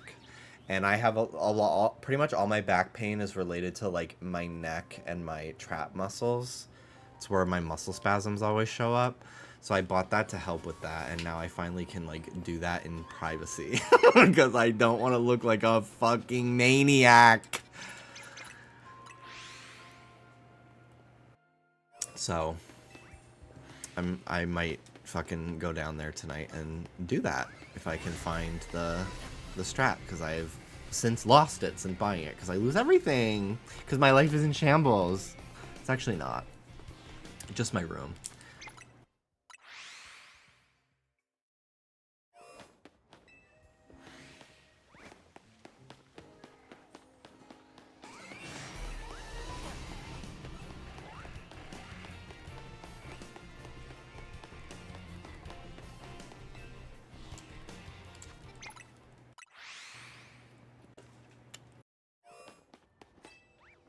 Please don't steal valor from those of us whose lives are in shambles. My apologies, my apologies.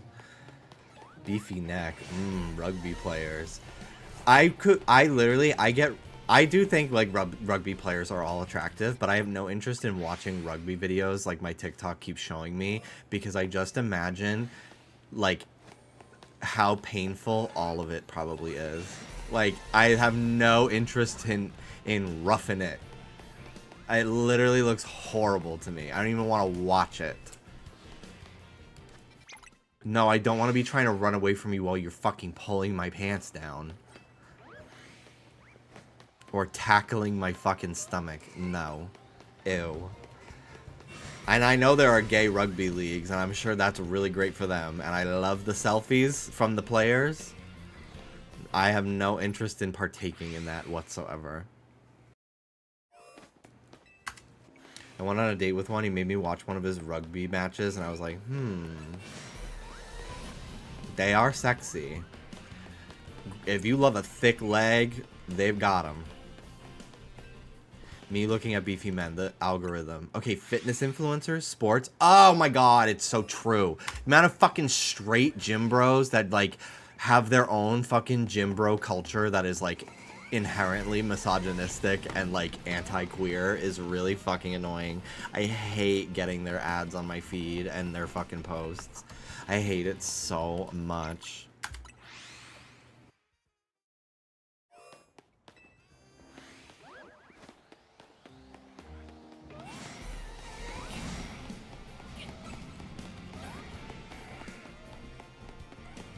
It's the unholy intersection of misogyny, homophobia, and eating disorders. God, Jesus, you're not wrong. With a little bit of eugenics mixed in there, too.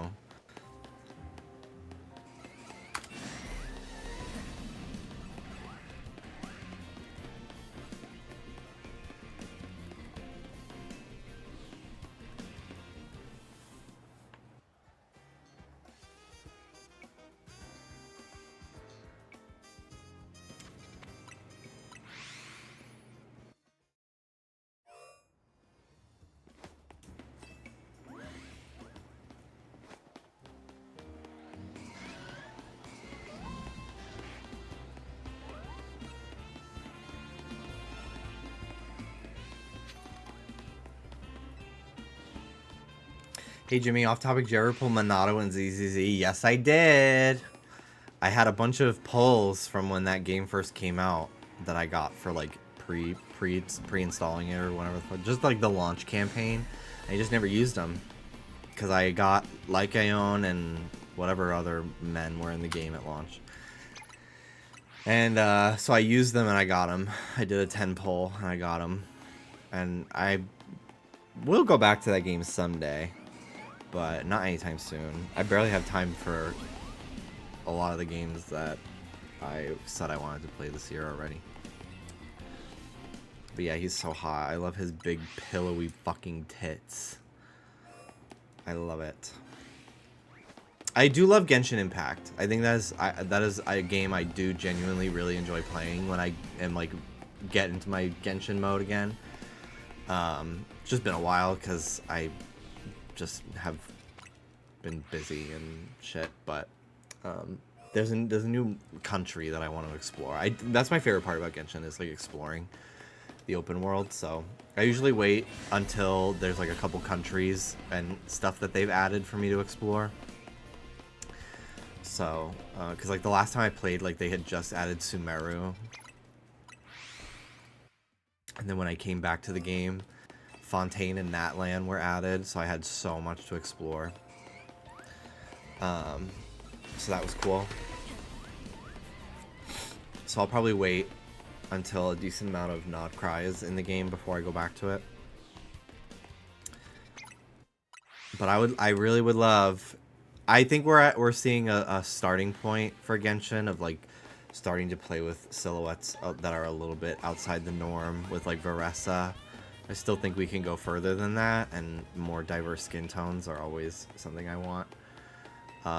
But I still have hope that there will be like a thick, muscly man and not a twink with a texture someday. I do think that they are seeing the feedback on those surveys, you know?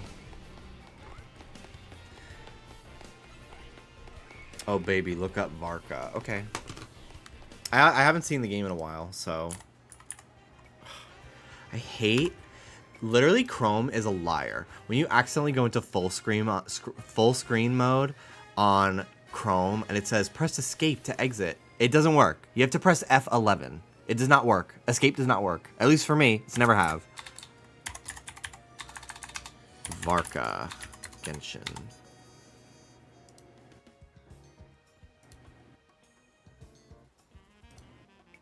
Oh wow, yeah, he is broader. He's kind of like Ridesley in terms of his build. I'd like them to go further than that, but Ridesley I love.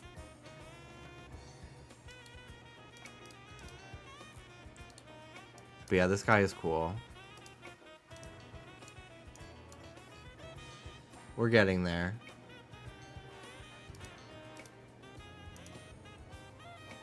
Ridesley, Ridesley, Farina, and Veressa are like my 3 strongest and favorite characters in all of Genshin in terms of like their playstyle. I know nothing about their personalities. I haven't gotten to their story parts yet. I love Yanfei as well. Oh, Clorind. Clorind is my girl. My strongest team is Aggravate team, where I have Clorind, Farina. Who's that little Dendro girl? Yao Yao. That's who it is. And I think I use Beidou.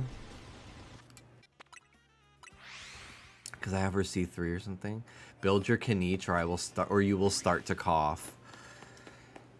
I'm gonna not build my Kanich just to make you wither away and die. Actually. No, I will. Once I get back into the game. Like I said, I'll probably get back into the game once they've added a few more sections of Nod Cry. Because when I get back into Genshin, I play it every day and I'm exploring constantly. So I like to have a lot of waypoints to fill out and stuff. I finished the Inazuma storyline finally a few months ago. And in order to do more stuff, I have to do like a bunch of like other quests first, like character quests or something, story quests before I do the more of the Archon. And I just haven't had the time to sit through a bunch of dialogue, because I also want to like do it on Discord and stuff.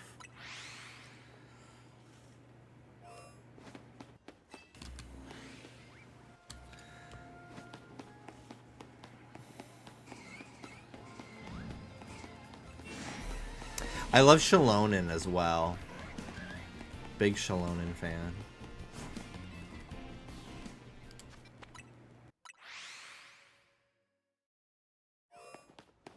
I honestly really liked a lot of the Natlan characters in terms of character designs. I think they have some of the most interesting character designs in all of Genshin.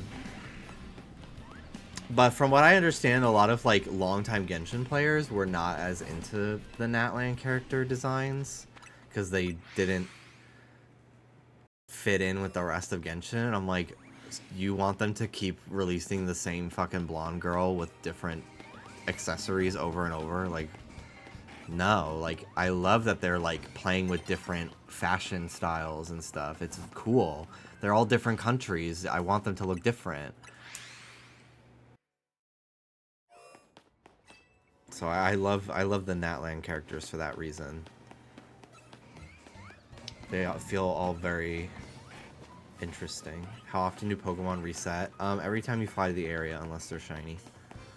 Other than that, I don't really know what you're specifically, like, spawns you're asking for. Alphas return if you defeat an alpha. They come back after 5 minutes. If that's what you're asking. Like, if I caught this Trevenant, it will not spawn again for 5 minutes. And then it'll come back.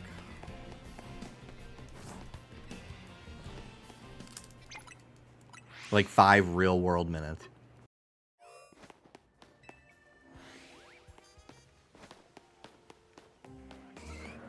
Supposedly things spawn in and out around the 75 to 80 meter mark. That too, yeah. Natland hate is/was over exaggerated in my opinion. The hate itself or the reasons for people's hate. I mean, the last thing I'm gonna fucking do is interact with the fandom of anything I enjoy playing on the internet, even Pokemon. I really don't like hearing about what anyone has to say about Pokemon outside of here and my friends. So like I really only get like the tidbits of information from like David, who he does follow a lot of like Genshin people on Twitter and stuff. And he said, yeah, a lot of people were bitches about it when it was actually the coolest. This shit sucks. Actually, the coolest thing ever, and it's fucking Shalonen roller skating up the side of a mountain. Like, what is wrong with you? Congrats on the Houndoom.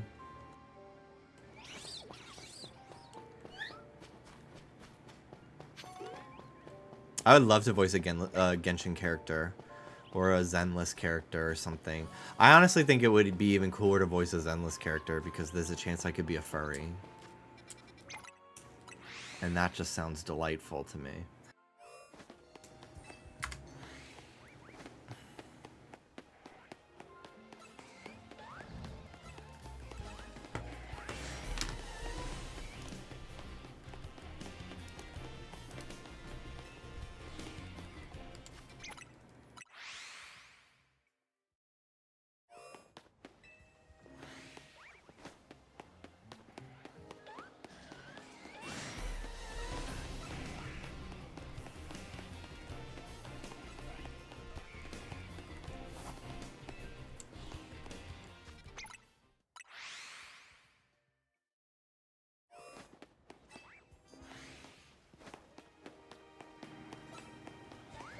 I told myself I was never gonna hunt for shinies again after Spiritomb and BDSP. Why am I here? I'm going to cry. See that? Then you're weak as shit and not cut out for the real world. I think my least favorite thing about people who hunt shiny Pokemon are the ones that bitch the whole time. Then why are you doing it? It's not supposed to just show up. That's what makes them rare.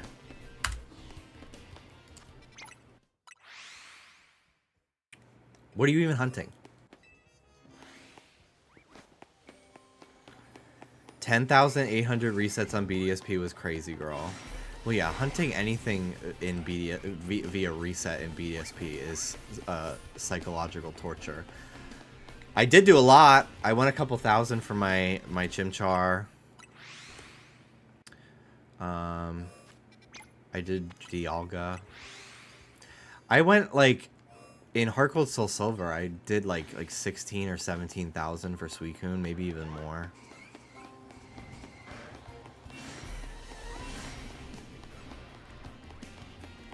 You're hunting Dratini. Are you on a Switch too? Because the load times in this game are like 2 seconds for soft resets. Not exactly, but like Dallas did it, and it was only like maybe 5 or 6 seconds the resets on Switch too.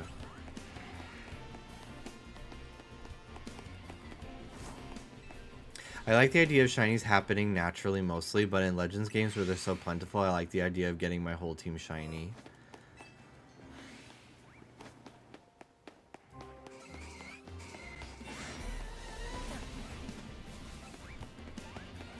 There's very valid points that should have been met, like the skin tone ordeal. Oh, yeah, absolutely. No, I totally agree with that. And I also had those criticisms when they first revealed the region. And I honestly forgot, because it's been a long time, that part. Honestly. Totally forgot about that.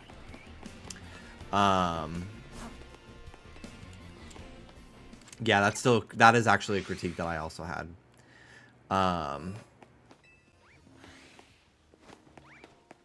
But in terms of like mechanics, and I mean, I didn't play that story. I've not gotten that far in the game. Like I said, I only just finished Inazuma like a few months ago, which was cunt, by the way. Hated how many roadblocks there were for exploration for that region, but the story was fucking cool. It was probably the first story in Genshin that I like really clicked with in terms of like the plot and like actually listen to all the dialogue, because it didn't feel like it was saying nothing. Which I do think from what from like the other story quests that I've done where you can do like the jump start, I feel like they've really fucking gotten a lot better with like dialogue in Genshin. But yeah, like they're like stuff from like 5 or 6 years ago now, however long ago Mondstadt and Liyue story was. I think they've gotten a lot better. But yeah, despite all those roadblocks that Inazuma had, I ended up finding it to be one of the coolest countries in the game so far, and story-wise, I really liked it.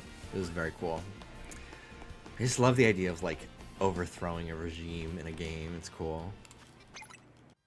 It was very like political thriller, Inazuma.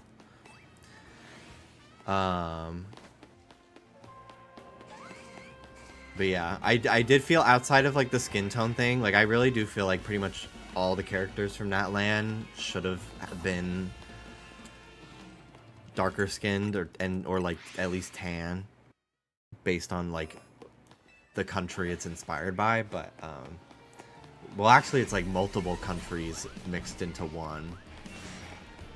But other than that, I think like I think the characters do look cool, and I like all the traversal mechanics and stuff. It made me like actually enjoy exploring in Genshin, because I didn't have to climb anymore, and I didn't have to just like fucking walk along huge stretches of land. It really like incentivized me to start 100%ing sections of my map. It was very fun.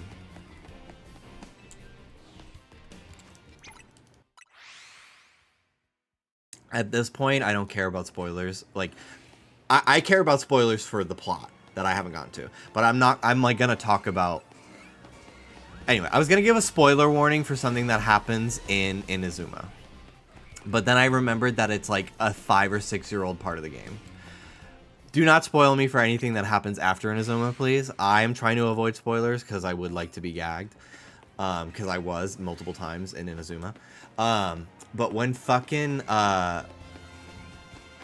Beidou and was his name Kazuha, when they fucking showed up, I literally pogged.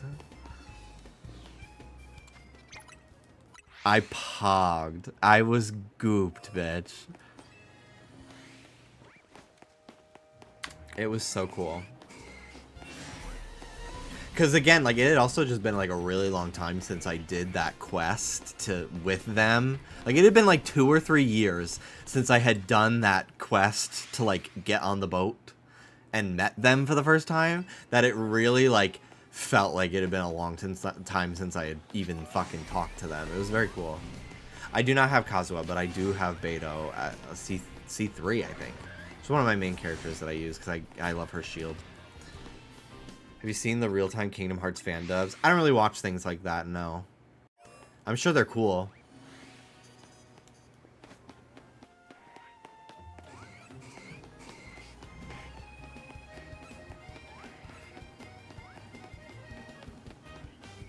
I honestly just don't really watch like gaming stuff in general. I've said it before, but it's kind of stresses me out because I'm like, ugh, I should be doing this. And I can't relax. Except for, like, I do love to watch, like, a theory video. Because I've never really felt compelled to do theory content. So I do love a good Deltarune theory video. Because, like, the idea of fucking doing research sounds horrible. Nope. But I love when other people who have a passion for it do it and make cool videos. I do love to theorize. Like, I love that, but I don't feel like making, like, a theory video. Like, it's very, like, I love, like, theorizing on stream in a very, like, improvisational sense. Doing fun, like, let's just say our crack theories and shit. Like, that was really fun. But, yeah, I don't have, like, a desire to make that kind of video essay type content myself.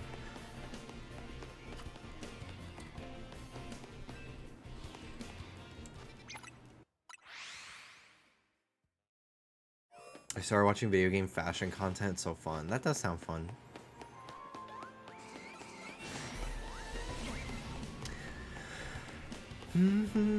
Also, I'm not fully caught up still on Kingdom Hearts. Mel, don't even. Silence. I know you were about to fucking say something. I'm still not, like, fully caught up on Kingdom Hearts content, so I'm still not watching any, like, Kingdom Hearts fan content on the off chance that they spoil something from, like, Remind or something. Because I still have to play Remind and some other fucking shit. There's, like, 2 other little things I gotta do. Not little, but, like, they're not like a mainline action RPG type Kingdom Hearts game, so they don't feel as grand to me as, like, a Kingdom Hearts 3 or Birth by Sleep or something. Yeah, it's a rhythm game, right? And then there's, like, cutscenes that I have to watch.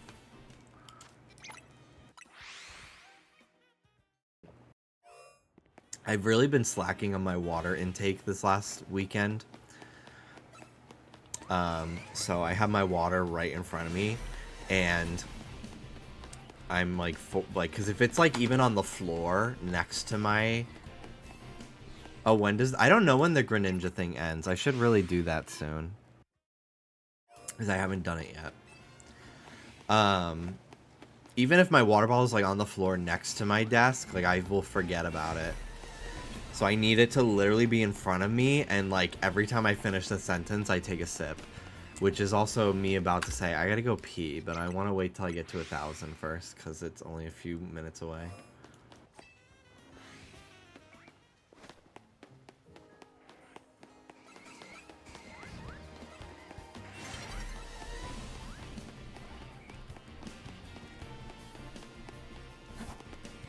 November 5th? Damn, I really gotta do that, because I got shit to do in the meantime.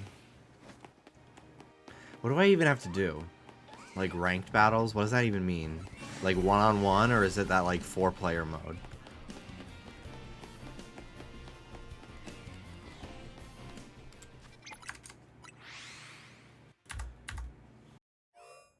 You have to reach rank K in online ranked in the 4-player mode. Oh my god.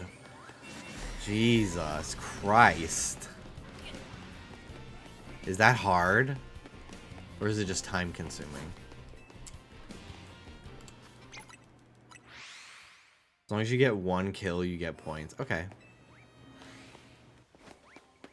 I'll bring my Gengar. I'll bring my Starmie. I'll bring my fucking Camerupt. I've got nothing but AoE moves on this bitch.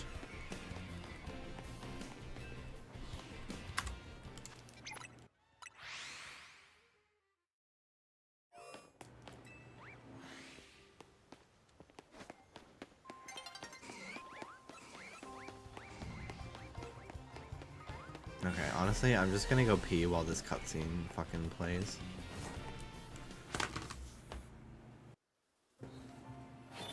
Actually, no, because then I'll fucking get killed by a wild Pokemon.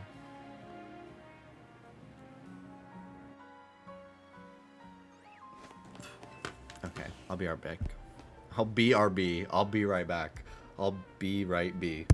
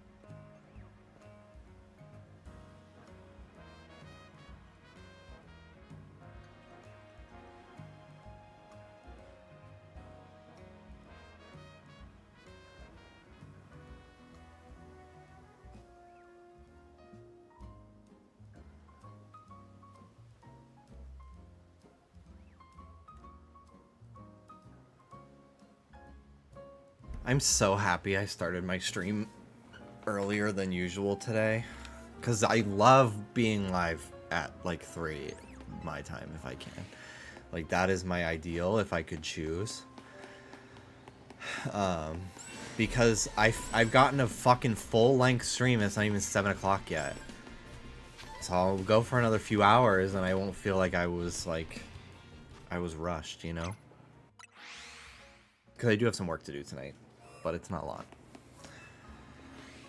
So I don't mind saving it for in the evening. I have to change the time. I do not want to be here where half the spawns are fucking Vivillon at all. No way.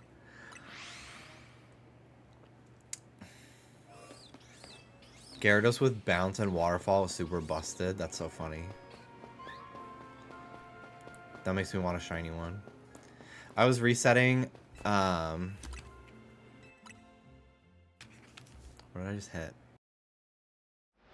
Oh, okay. I was resetting that... Same how I was hunting Alpha Staryu, I was doing that, but in the daytime with the Alpha Magikarp. Because I would like that, but then I got bored.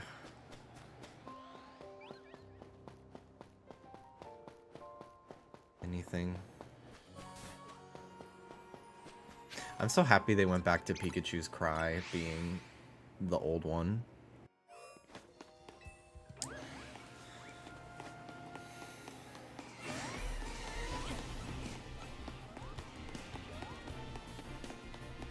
I love that the Heracross sleep at night every time. It's so cute.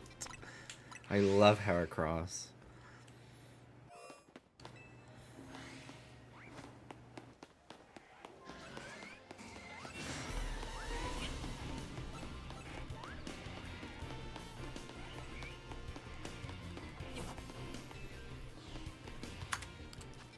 Alright.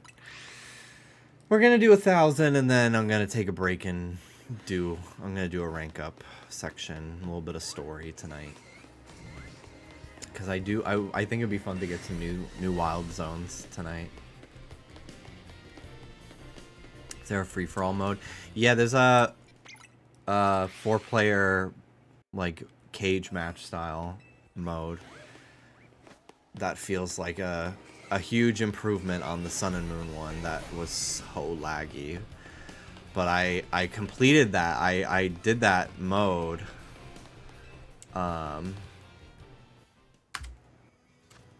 Because I wanted the battle pose and the throwing style that you get, because you do like a piece and then you do a gay ass twirl when you throw your Pokeball. I thought it was so fucking funny.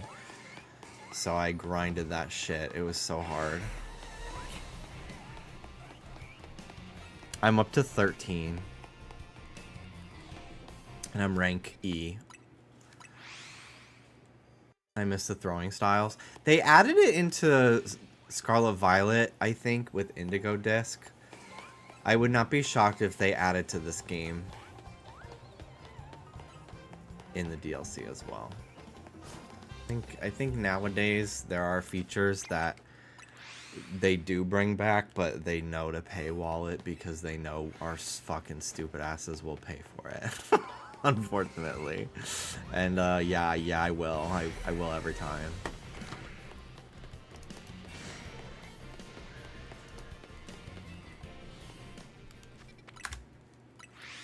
$9.90.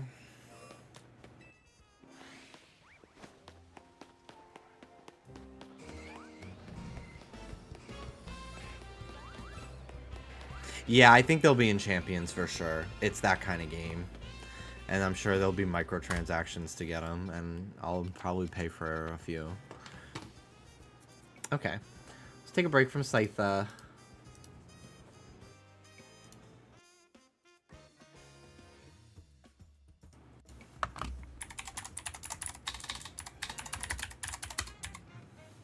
Changing my title. Okay.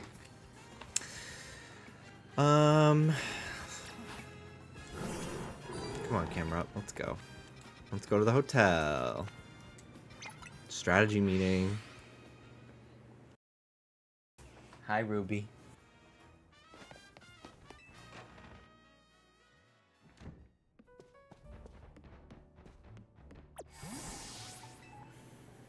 Team MZ's all present and accounted for. You ready to go ahead with the strategy meeting? Time to strategize. Sure thing.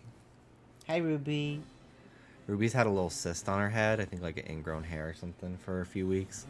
It's like almost gone. I'm so glad I didn't have to pay for a vet bill to get it drained. If it didn't change, if it didn't get smaller after the first like 2 weeks, we were gonna take her. But as of a week ago, it is half the size, and now it is almost not even noticeable anymore. So, hey, baby. Hey, Ruby. You gonna lay with me, little sweet pie? She's so sweet. I love my baby. She farted. That was crazy. And she knows it, too. She fucking scared herself. Ew, Ruby, that stinks. She ran away. Soda's here. Hi, Soda Boy. Yeah. And she got scared by it. Hi, bud. Hey, bud.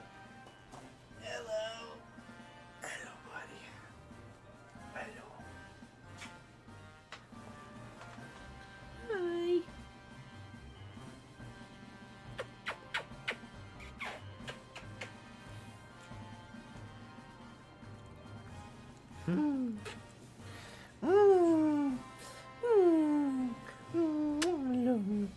I love you. Hi, little man. You're so cute. I'm gonna feed them. Okay, you want dinner, buddy? Dinner time! Go! Go!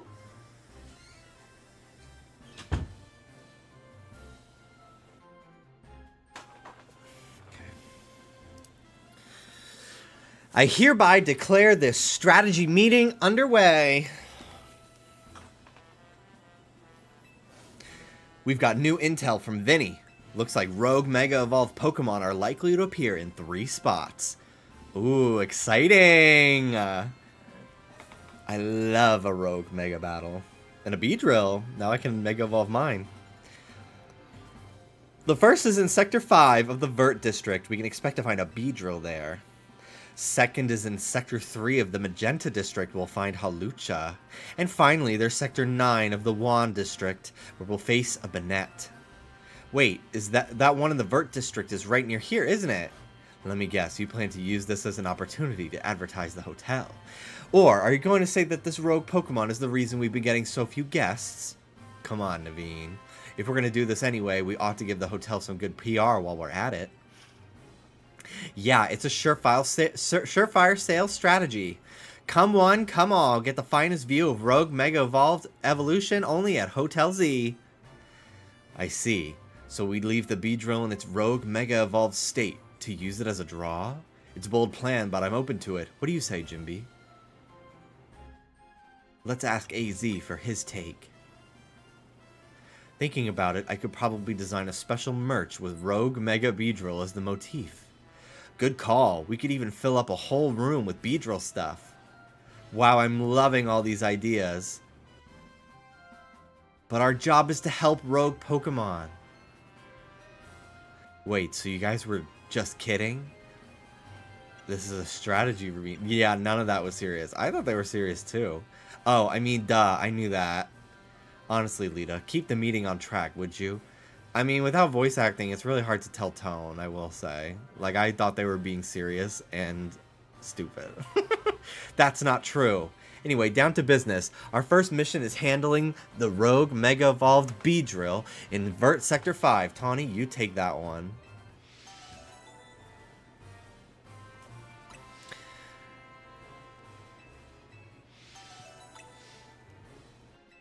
Naveen, I'm counting on you to go to that location.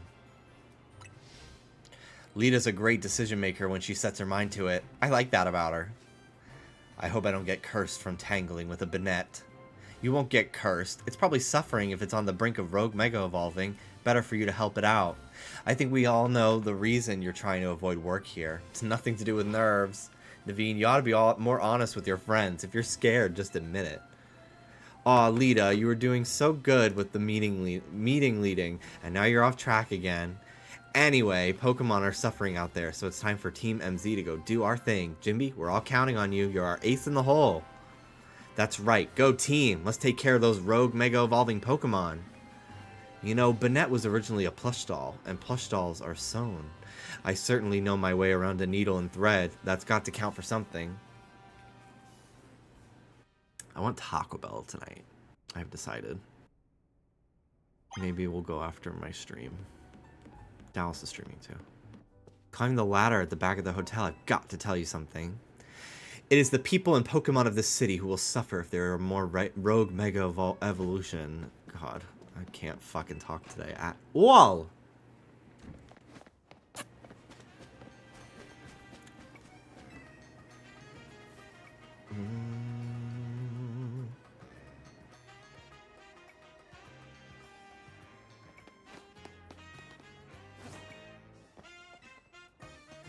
You must be getting used to dashing across rooftops of Lumios now, right? Let me take... Oh, this is literally... I was about to ask, when am I going to get this? Because I saw Dallas do it today. Let me teach you a special technique that'll take your roof running to whole new places. It's called the Roto Glide. It's a double jump. It's literally... That's it.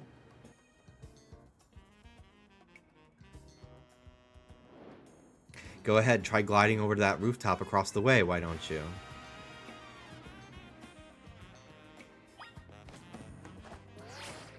Woo! Nice going. Wait one sec, I'll swing on over too. Being able to reach new places ought to make it easier for us to find all these rogue Mega Evolving Pokemon around town. Speaking of which, Beedrill's right over there. Let's go, Jimby. Quick!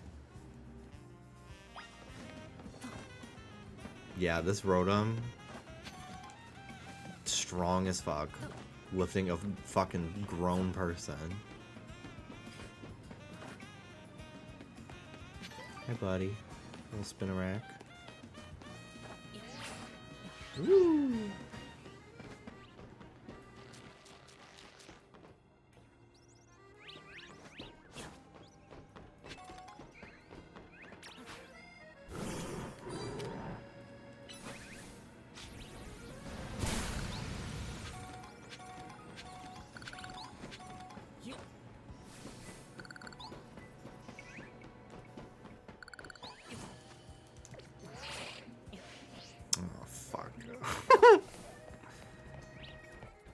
Okay, well, back up. Damn it. I forgot the button. I thought it was the Y one.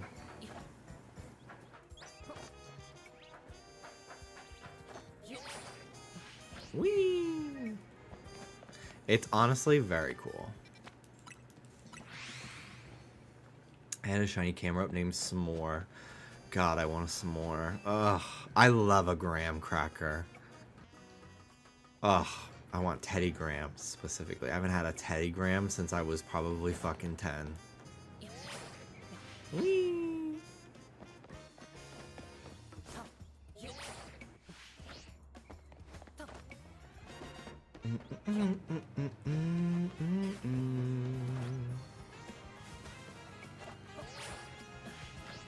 Ah, fucking god. I get to just go the normal way. Why am I doing this to myself? I'm trying to be fancy. Ooh, a yoga. Oh my god. Love.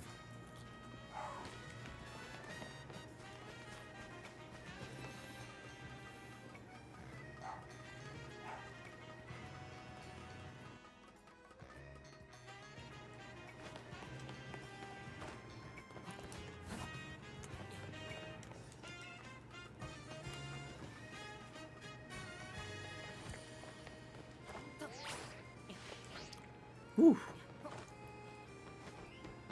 Okay.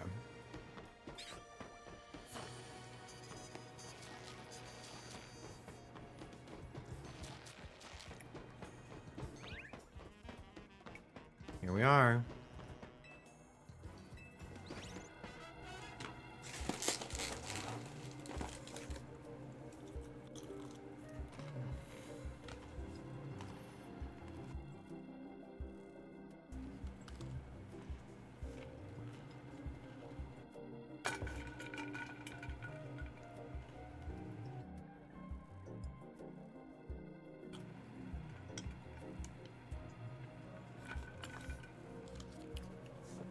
I'm guessing this is the Beedrill we're after.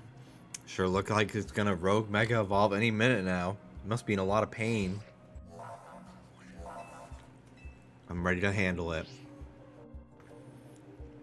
Remember to watch how your opponent moves and figure out the best way to avoid its attacks. Here we go. I love Mega Beedrill.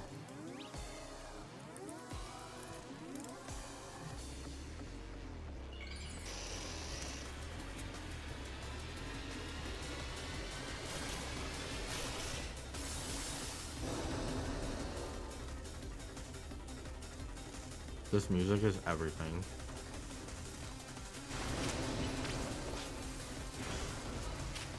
Oh my god, wild Pokemon. Can you get like a random shiny in here?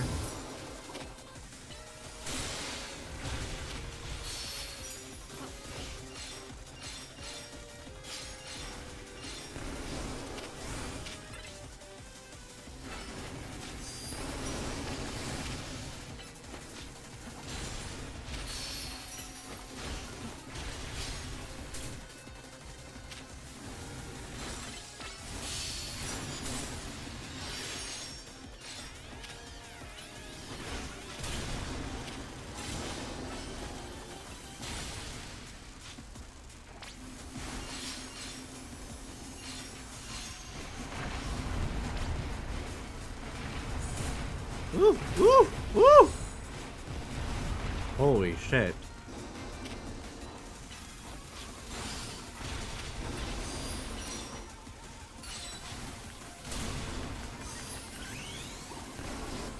Here we go.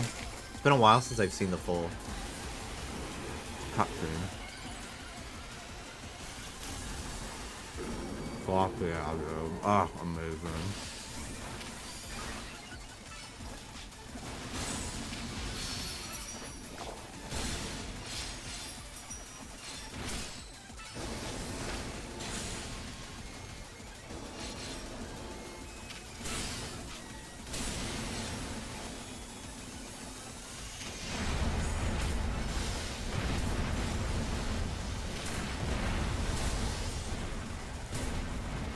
Oh my fucking god.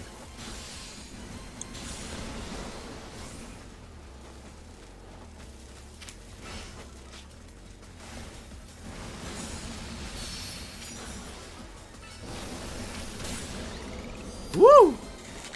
Holy shit. Love my camera up. That was amazing. Woo!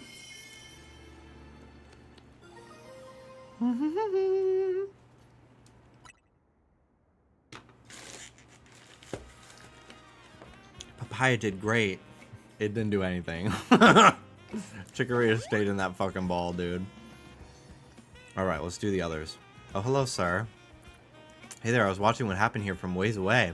What in the world was wrong with that Beedrill? It's called Rogue Mega Evolution. There's been a lot of talk about Pokemon going crazy out of nowhere. Hard to believe it was true. Heard about this Rogue Mega Evolution thing. Why has it been happening to these wild Pokemon? We're still investigating. You kids are looking into it? You know, I wonder if it has something to do with all the wild Pokemon coming to Lumiose. All this weirdness started around the same time as the renovation work on Prism Tower, too. Quasartico wants Lumiose to be a city for both people and Pokemon, but it isn't as easy as all that, is it? Still, I'll be sad if it's if that's the last of us. If that's the last any of us sees of that feisty Beedrill. Hope it comes back down soon now that it's calmed down. You can go back and find them, I think. I don't remember.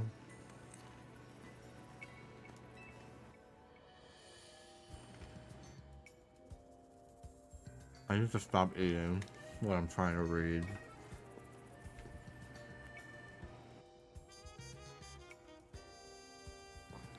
Okay. Wish we knew more about Rogue Mega Evolution. The surge of wild Pokemon isn't the only odd thing going on. Mega Crystals have been springing up more and more too. Wonder if it's all connected somehow. Oh well. No use racking my brain without more info to go on. I'll catch you later, okay?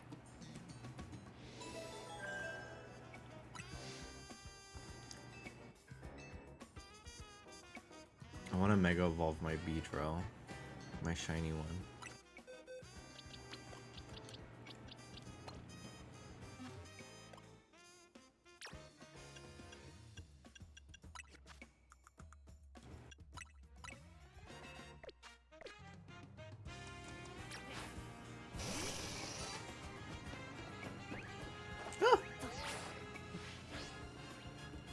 Oopsie.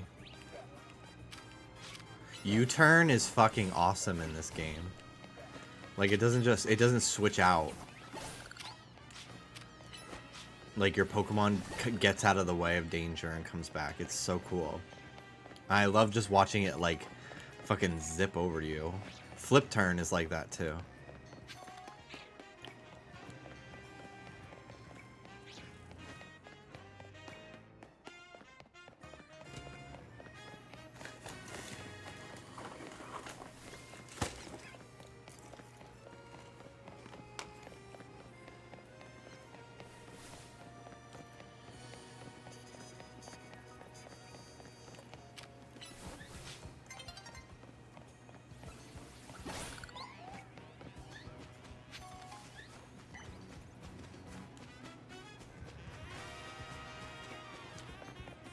I don't remember how to charge the Mega Meter. It's just like attacking in general. Yeah.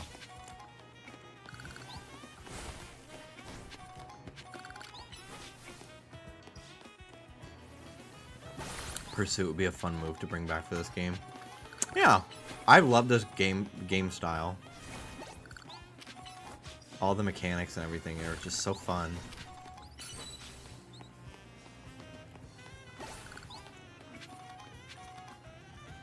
Alright, let's see. Ah, fuck yeah, dude. And he can keep up with me. That's so cool.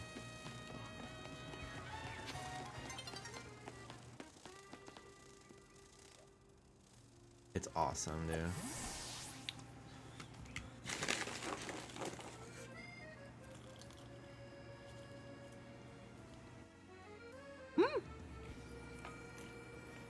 Okay. Banette and Halucha.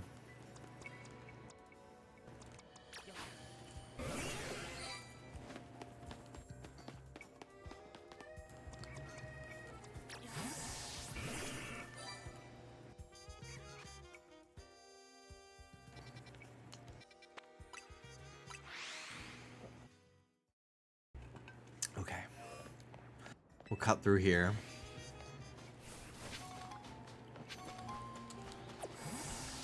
Check for a shiny.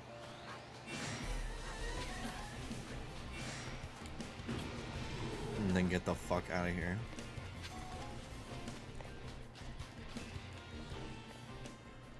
Okay.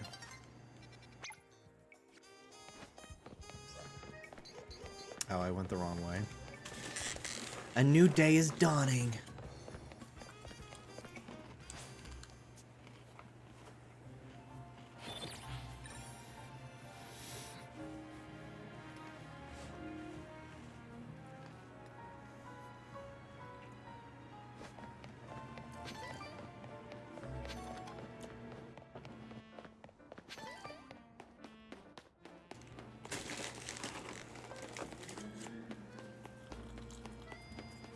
Oh, it is this way.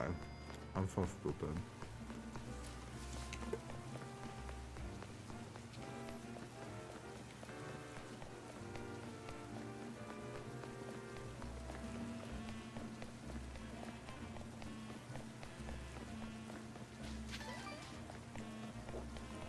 If no one's got me, Goldfish has got me. And I've always said that. It's been my favorite snack since I was a kid. When I was really little, we called them fishy fishies. And my grandma, she would always have Mentos in like the middle console of the car. And they would just fucking dry out and be like rock hard. They're supposed to be chewy. But we would call them Chewy Chewies. Just repeating words. That's what kids do, I guess. There you are. Something's not right here. Oh! We're at the spot. I haven't been able to find Banette. Perhaps we should ask Vinny. Behind you.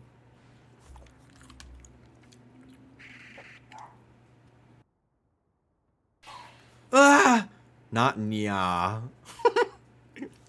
Nya. It is indeed here, yes. Concentration of mega power in your vicinity is increasing rapidly. I'm ready to handle it. I can do this. It's my job to help. I gotta focus. Let's go.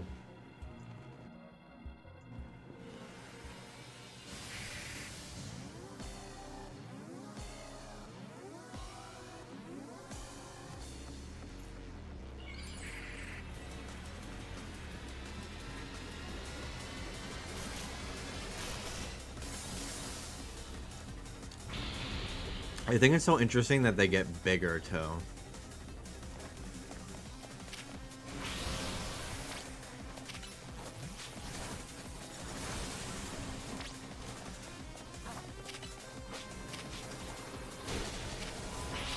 This is a cool fight. Does Double Team work like this? In, like, just battles? I haven't used it yet. This is like how it works in the fucking anime.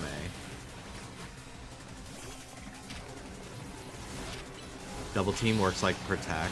Interesting.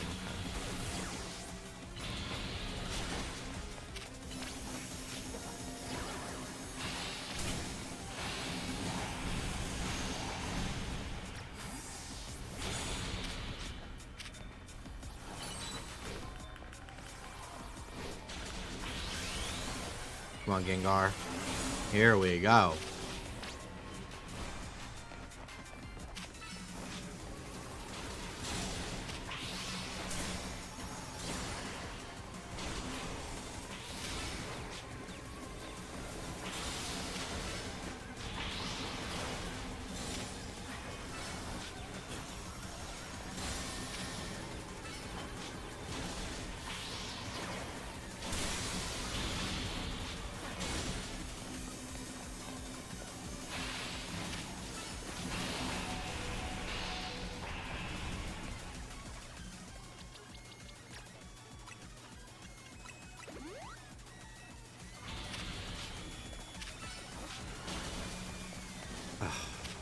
This fucker moves so much.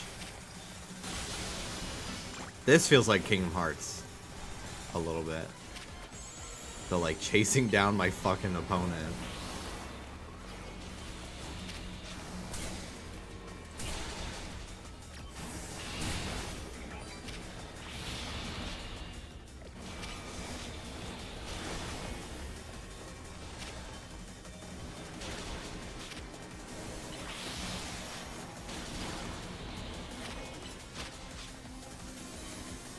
Go, Watchog, go!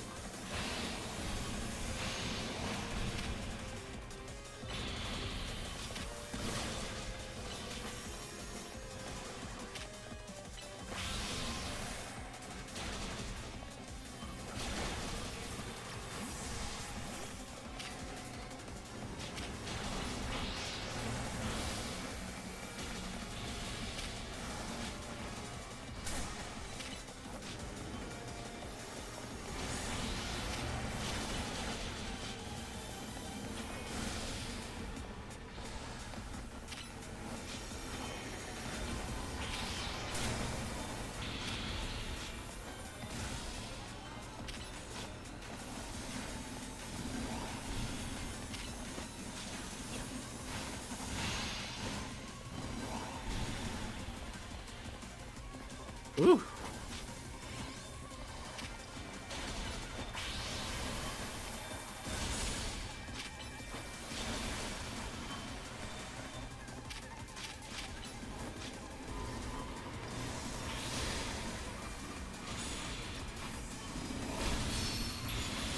Alright, halfway down.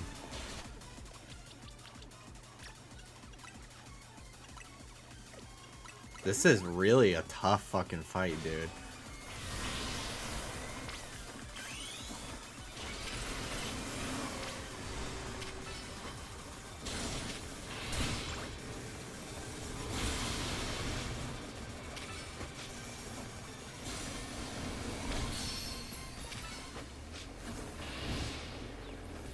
He does move around like an evil Roomba. That is so funny.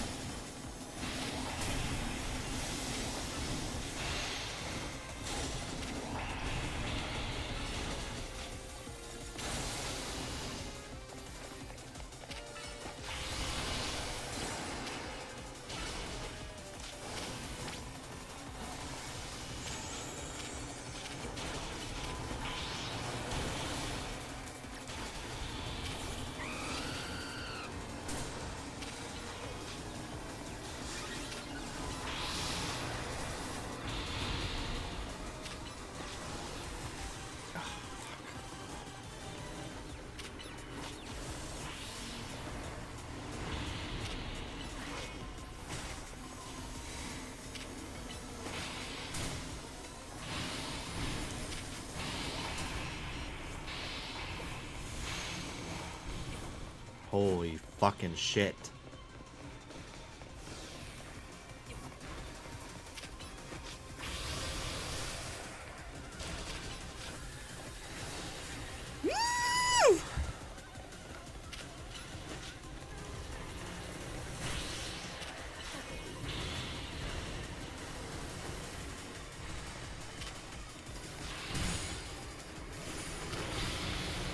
Mega, mega, mega, go, go, go, go, go.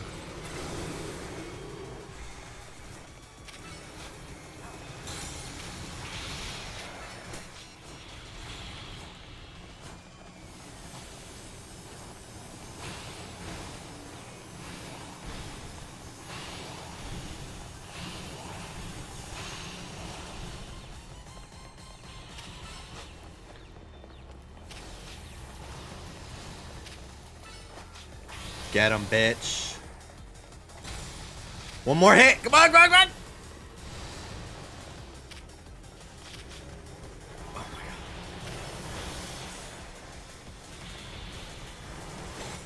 Oh my god. That was so fucking hard. I loved it.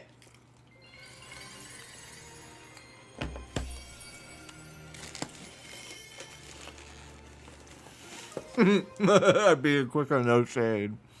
Oh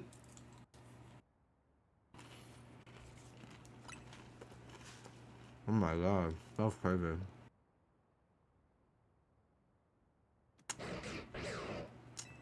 Oh shit. Hi. You. So you continue to successfully save Pokémon from the pain of rogue Mega Evolution. Not that I wish to downplay the difficulty or scale of the undertaking. After all, only with Mega Evolved Pokémon or Plus moves can you hope to stand up to rogue Mega Evolved Pokémon effectively. However, Zygarde cannot Mega Evolve. That means you will need to hone your skills as a trainer until you can support Zygarde even with such a disadvantage. This is how you must help Zygarde attain the peace and order it wishes to bring about. I doubt that detective would be hunting me and Zygarde if she knew its intentions. I wonder why she finds me so suspicious. In any case, until we meet again, young trainers, I expect great things of you. I barely ever use the plus moves. I'm like, bitch, I'm not remembering to press plus every time. I'll just save that for when I'm Mega. That man has quite the commanding presence. Why is he dressed in those rags, I wonder? I'm sorry, I got distracted. Forgot to heal your Pokemon.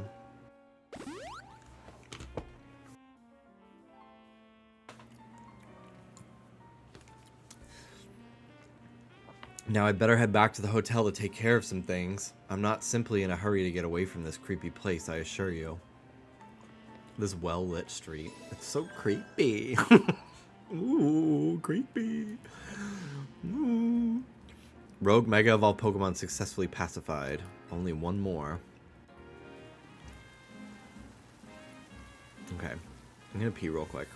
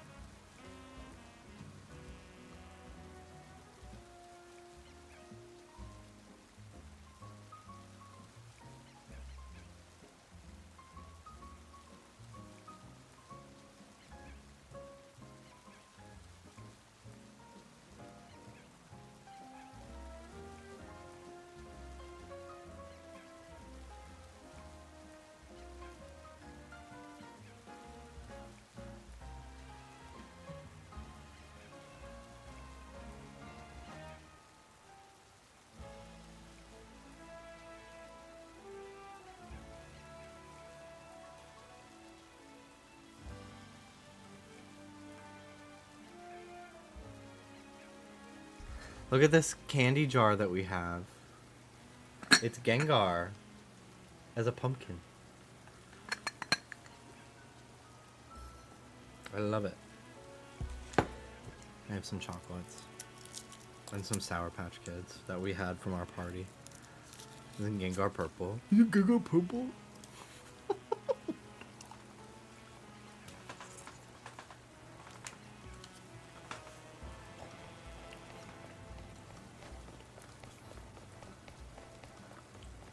Okay. Last one. What is this, dark chocolate? I only want the milk chocolate. I'm genuinely asking. Like, I can't remember. I'm just G. Oh, in that case, yes, girl. It's purple. Yeah, it's purple. Yeah.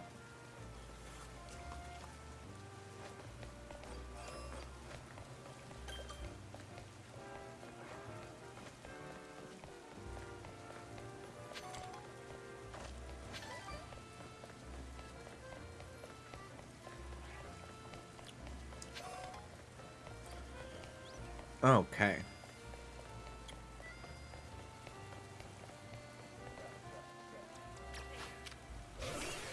Surf, bitch.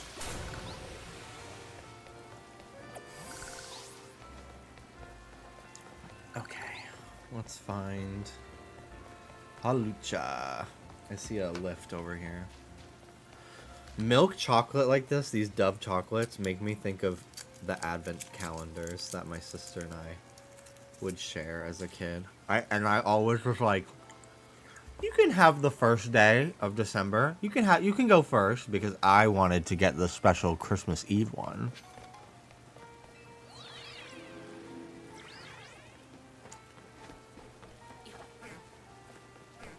So I'd always be like, okay. It was no different than, they were all the same piece of chocolate. But I just liked the idea of getting it on Christmas Eve. So I would let her have the first pick for December 1st. That way I could get the last one on the night before Christmas. I've said this a million times. Christmas Eve is so much better than Christmas Day. Christmas Day, it's like, all right, well, it's over. Christmas Eve is like, it's just peak anticipation and excitement, and like the season's not over yet, and like, ugh, I love it.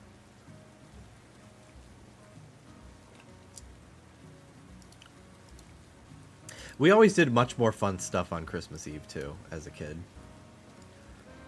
We would go into Manhattan.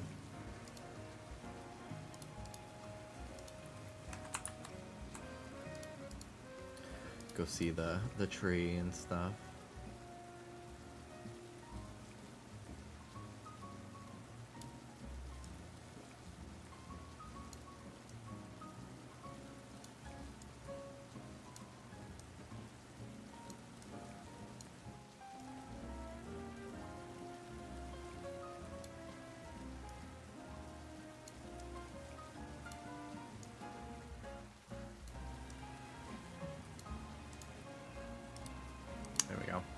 Are you pro opening a gift / gifts on Eve?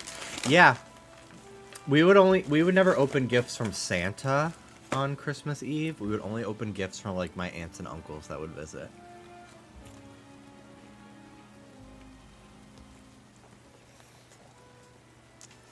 And I loved like going on the computer and tracking Santa on like NORAD.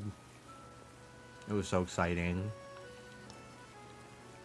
Cuz I really believed in Santa. It was like devastating to me.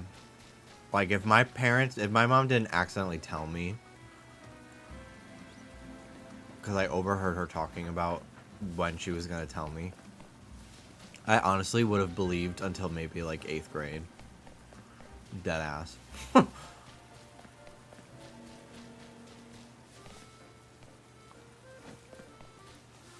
I stopped, I think 5th grade was the first Christmas I didn't believe anymore. She was like mortified that I heard her. She felt so bad. I cried so much. But yeah, I loved like, we didn't really have Christmas at our house because we didn't have the room. But we would have Christmas Eve at my house because it was just my cousin and my grandparents who would come. My cousin is my dad's age. She's like my dad's cousin. She's kind of like, she's basically an aunt, but she's technically my cousin, so I call her my cousin.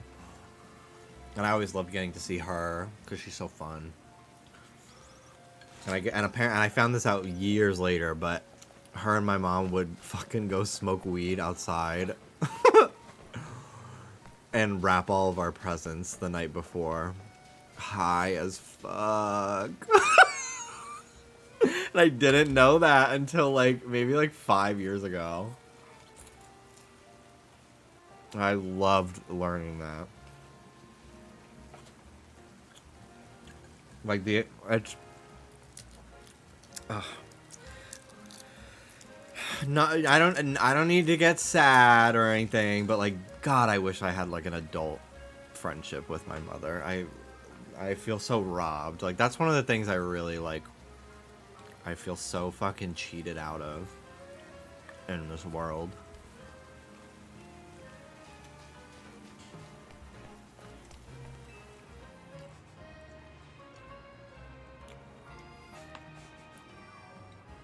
Five is recent as fuck. Yeah, because I hadn't really seen that cousin in quite a while.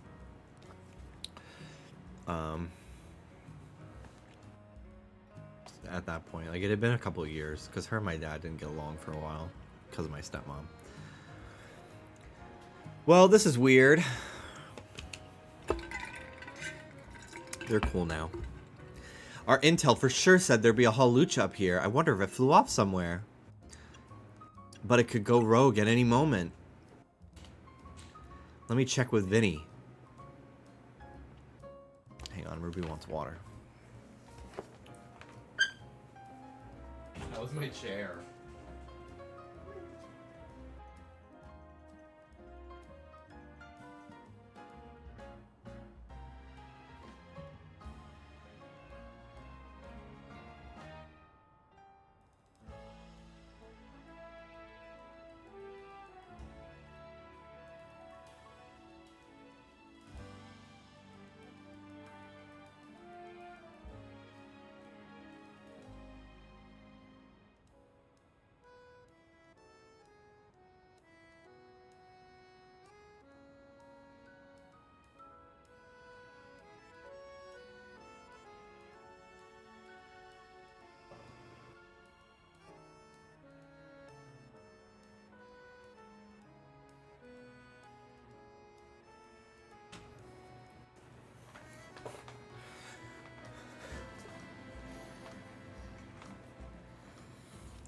Excuse me, have either of you seen a halucha around here? We're looking for one. What kind of pet would you get if it's not a dog? Probably none. I'm really only a dog person. I could see myself owning like a chicken or two if I have like a huge fucking yard homestead someday as a retired person. Maybe like a duck or two. I do love ducks so much. But yeah, I'm only really interested in a dog. In dogs in my life, really. I suppose it could have flown off somewhere. Maybe it wandered into a wild zone. Halucha isn't my Pokemon, mind you, but I come here now and then to give it some food. I want a rabbit, crested gecko, and a lot more hamsters. Rabbits are very cute. My cousins had one as a kid. Its name was Sugar. It was a white rabbit. Why do they eat with Pumpkaboo but shit with Gourgeist? Real. You mean climb all the way up here just to feed a wild halucha? Sounds like you really care about it. You must be pretty worried now that it's gone. Yes, if you find it, please let me know. I'd get another snake. That's so cool. I didn't know you had a snake. That's so brave in such a cat-centered space. Yeah, all my friends are cat people, and I don't hate cats. I love cats. I think they're so cute. But I don't want one. Dallas is also pretty allergic to cats. But I've never wanted a cat. I've fostered cats with my aunt before, but I love my friends' cats. I haven't had to do it in a while because now Hannah lives with David, but I would pet sit Kiki. I'd check on her every few hours whenever Hannah was going out of town. We have a special, we see each other, but we don't. I know that she likes her space, so I just say hi, give her food, and then I leave. Or make sure she ate her food from her auto feeder is what I actually do. But yeah, I do love a cat. I do love a cat. I think they're very cute, but I'll never have one.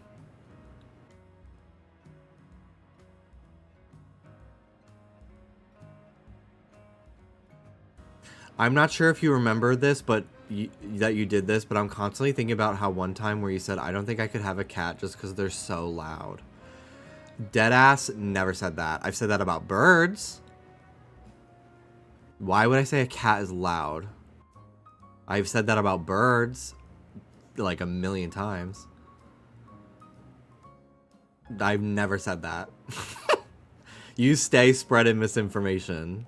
That's crazy. Yeah, never said that. What? That's a stupid thing to say.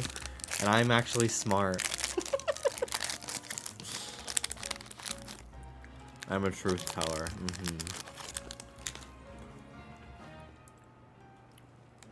I've had birds before too, and I'd probably never get any more.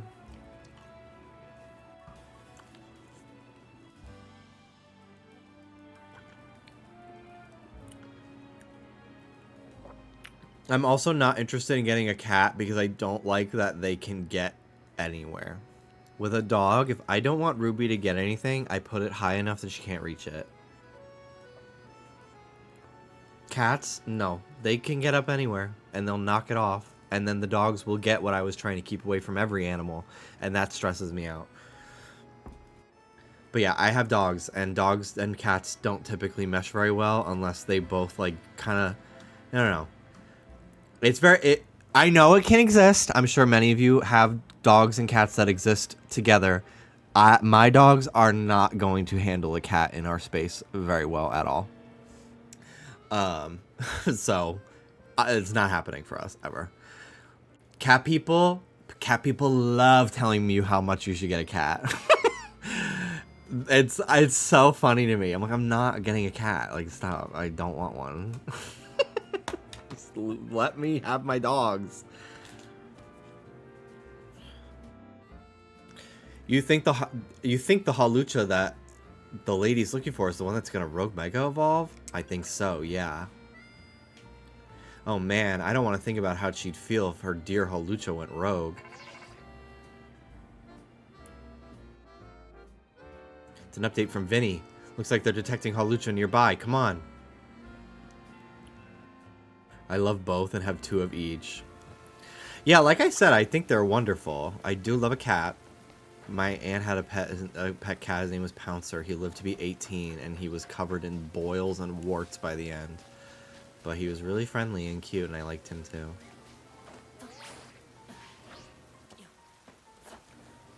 But I really only connect with dogs. Dogs are my favorite animal, which people I feel like think is a boring answer. So then I say penguins, which is my second favorite animal. But dogs are my number one. I just think they're so wonderful.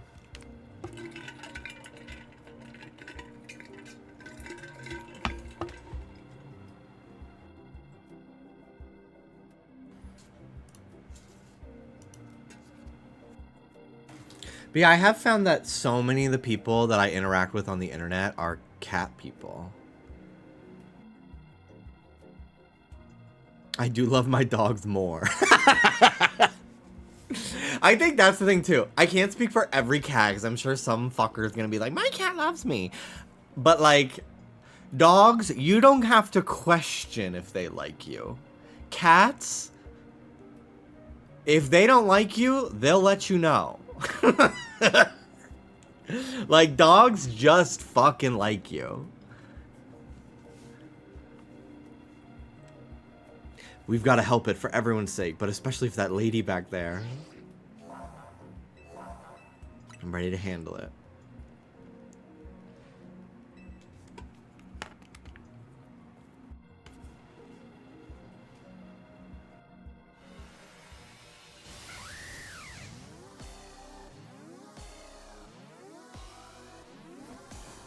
Yes, girl, you better dance.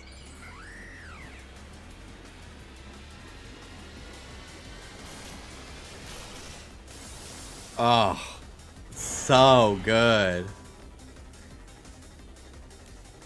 So now, Michael, you need to put in the work and now tell everyone that you've ever told that fake information about me that you were wrong.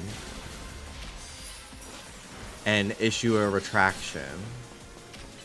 It did not happen. Why would I say cats are loud? They're not. I have a fucking beagle that howls.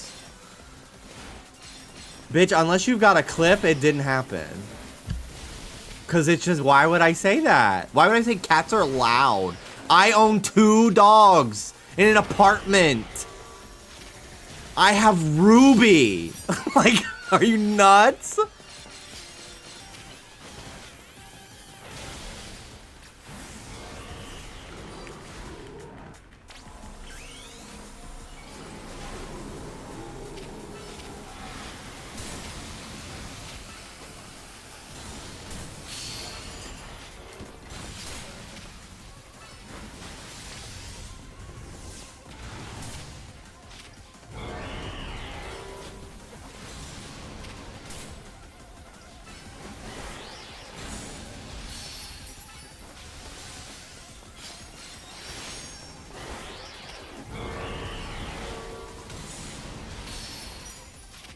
Critical hit. Critical hit.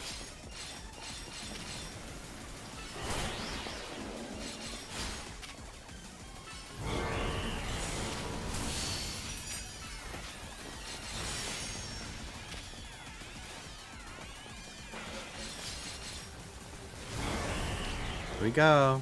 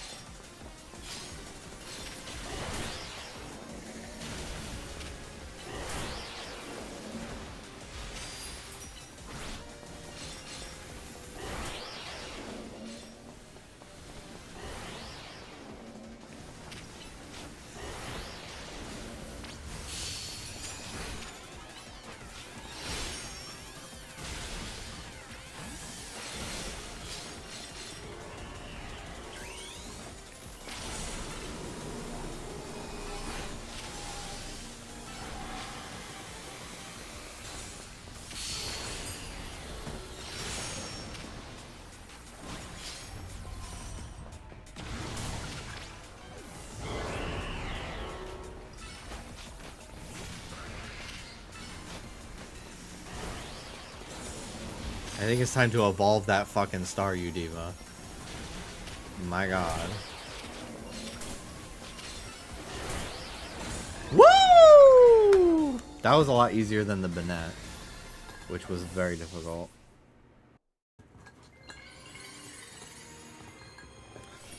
Damn, the milk chocolates were popular. It's only dark left. Which I don't mind a dark chocolate, but I'm not interested in it right now. Buzzer beater, OMG! Hallucinate. Some of these Pokemon that are rogue mega evolving are really precious to people, huh? I hope Halucha gets to see that lady again. But anyway, great work calming it, Jimby. Let me heal up Beedrill and everyone. Team MZ has got to keep on saving these poor Pokemon from rogue mega evolution for sure. Love her socks.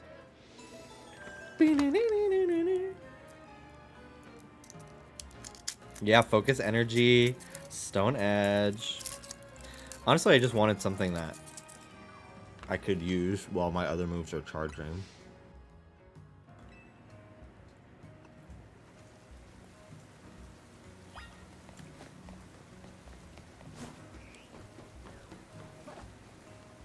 No, you didn't like. Congratulations.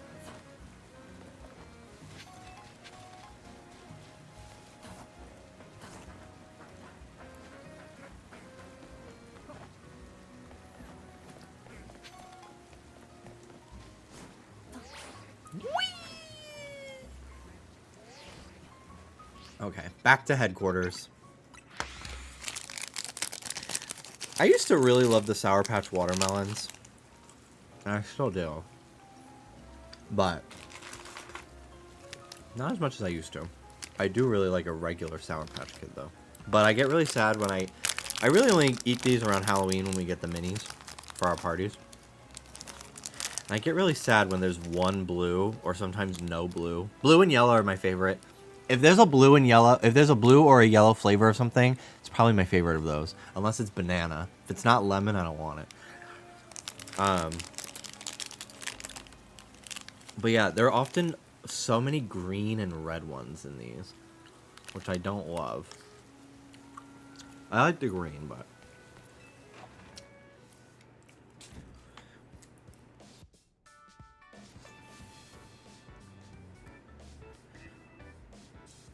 What if yellow was pineapple? That would be yummy. I like pineapples. And pineapple flavoring. Pineapple gives me such bad acid, though. It's so sad, because I love, like, a pineapple refresher from Dunkin'. And all their refreshers just tear my stomach apart nowadays. But yeah, I love eating a pineapple by itself, too. You want to know something that's always been so, like, I've never heard of this before? JonBenet Ramsey, one of her favorite meals was pineapples and milk. And when she was killed, that was like something she like had just eaten them, and like when they did the autopsy, she had them in her stomach. I've never heard of pineapples in milk ever in my life. But she loved it. So queen for knowing what she wants. We did kind of leave the heavy lifting to you again. That's just a natural consequence of someone proving themselves so thoroughly dependable. Oh my god. One of my friends, he's British, and I remember I was living with him at the time for a few months, and I went out into the living room and I saw him eating. I was like, what you eating? He was like, peas and ketchup. I was like, what? He's like, yeah. He made frozen peas in a bowl and then put a bunch of ketchup on the top. And I was like, that is not a meal. He's like, everyone eats this. This is a very popular meal. I said, no, it's not. So I fucking took a picture of it and I tweeted it. I was like, this is crazy. Is it not crazy? And everybody's like, it's disgusting.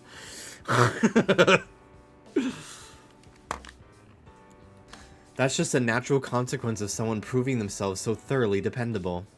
For sure, and the job's definitely getting done. But I wonder, is it really just enough to find and calm down Pokemon after they Mega Evolve?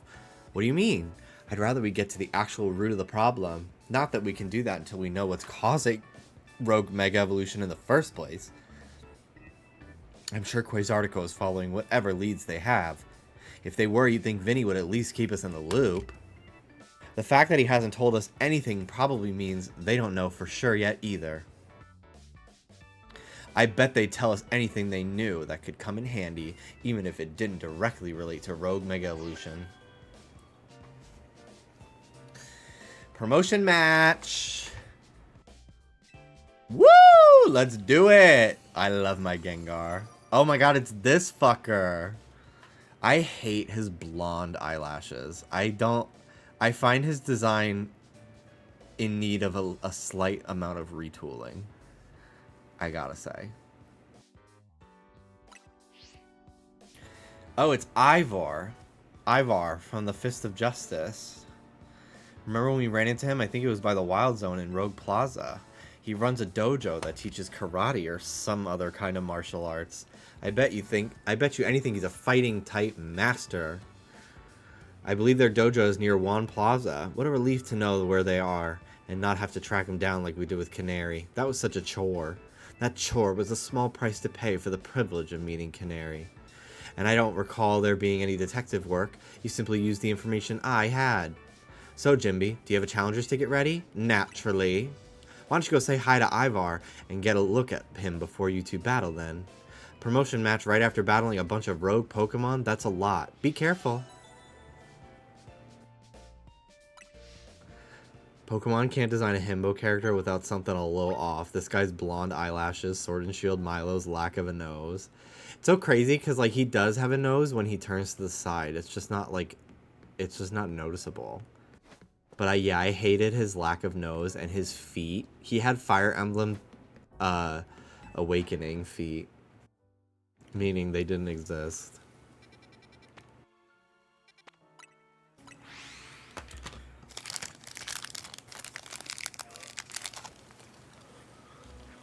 I'm not a big candy person, really.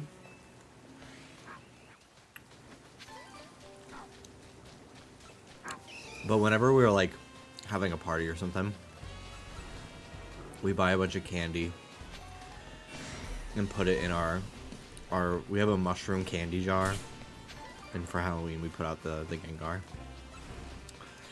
and then whatever's left over I end up eating. But I don't really seek out candy. I'm more of like a chips kind of person. I do love a Reese's Fast Break though. Dallas put me onto those. I loved our little Wawa runs when we lived in Florida. I do love Wawa.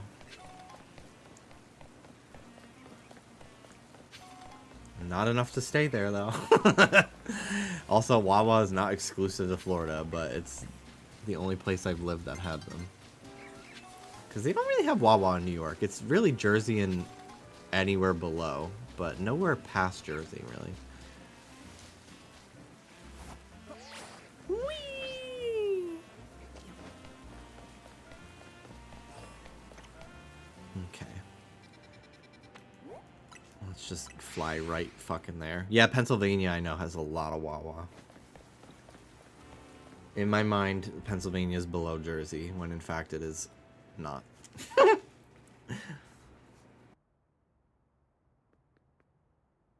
This bitch's eyes are too big. I don't like how she looks. Hey, I remember you. Jimby, right? You beat me in a battle right in front of Ivar Sensei that one time. What do you want now? Come to duke it out with Ivar. What? You were just rank Y when we battled. You mean you've already reached Sensei's level? Well, I'm sure you'll understand I have to ask. You did earn a challenger's ticket, right? Of course you did. So that means your battle skills should be on par with Ivar Sensei's. In which case, I request a bout, both as my chance to get back at you for beating me last time, and to see how much stronger I've grown since that day. Nah, I think I'm good. Seriously, you have to give me a chance to get even.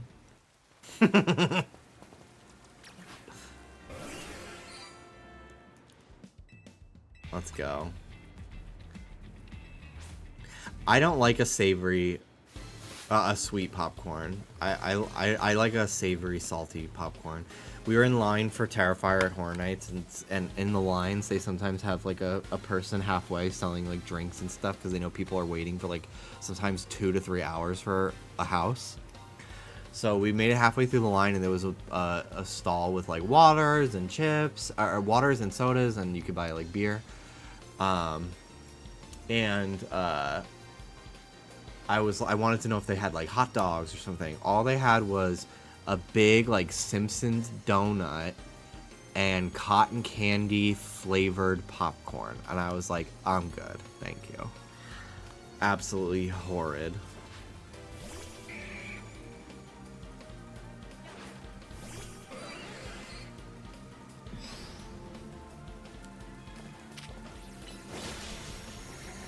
You know, I felt pretty over-leveled having most of my Pokemon be like in the 40s and 50s, but I think I'm actually just fine.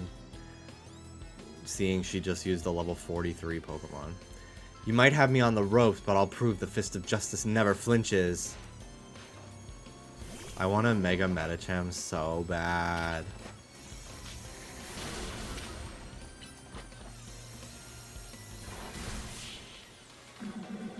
A shiny one. I could just get a regular one whenever I want. So your strength outshines mine once again. You're just too strong. Does Team MZ have their own dojo with even harsher training than ours, or what? I have to admit that you've really mastered your skills here. The Seat of Mastery is for you. I have a bunch of these. I've not used them. If you bring me seeds just like that one, I'll help your Pokemon turn their moves into plus moves. I'm never going to use that. I have to admit, I've been taking up your time battling and talking about plus moves and all, but the truth is that Ivar Sensei isn't even at the dojo today. Neither is his sister Gwen. It's actually pretty unheard of for both of them to be gone.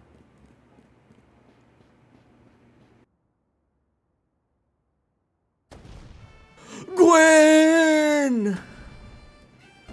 Where are you? So she's not here either then. That's right, Sensei. I haven't seen her today. Oh, you're the trainer who defeated Jose outside Wild Zone 3, no?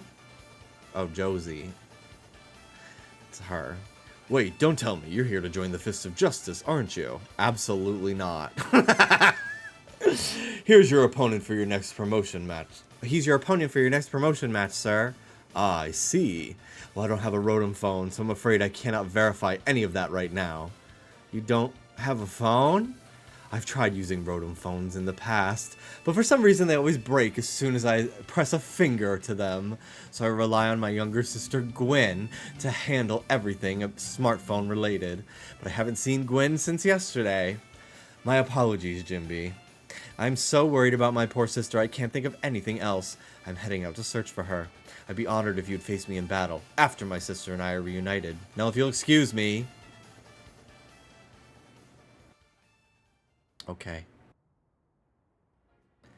And he's off again. Sensei has stamina and spades, but I don't think he'll have much luck finding Gwen on his own in a huge city like this. Maybe there's someone he plans to ask for help, though. Someone who's good at finding people. Know anybody like that in Lumios? You mean Emma? Sounds right. I think you should help Sensei find his sister. Once he knows where she is, he'll be able to focus on your promotion match. Alright. I love that these look like Trevenant. That's such a fun little detail. The Looker Bureau.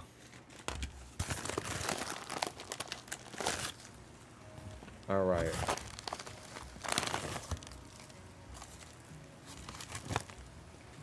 We are done with the goldfish.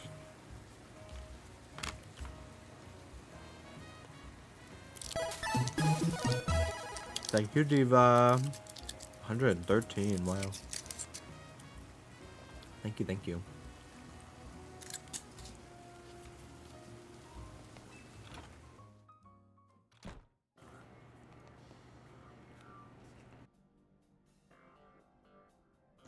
Hello there, Jimby. What brings you here? I love her. Well met once again, Jimby. As I mentioned before, I'm searching for my sister, Gwen. But this detective says she cannot help me. This is my first playthrough, yeah. How you doing, Zaxay? Hope you're well, too. No, what I said, it was that I can't help you without more to go on than she's missing. I'm happy to help look for your sister, but I need you to answer my questions. Ah, I understand. Ask me anything. I'll answer to the best of my ability. Where does your sister like to go when she's not at home or the dojo? That would be City Hall. City Hall? I see. Your sister certainly has unique interests, doesn't she? I saw that she doesn't have her arms modeled under the coat sleeves, and I think that's funny. That is funny, but I also don't blame them for not doing that. Well then, maybe we can find some clues as to your sister's whereabouts if we go there. Understood, I'm on it.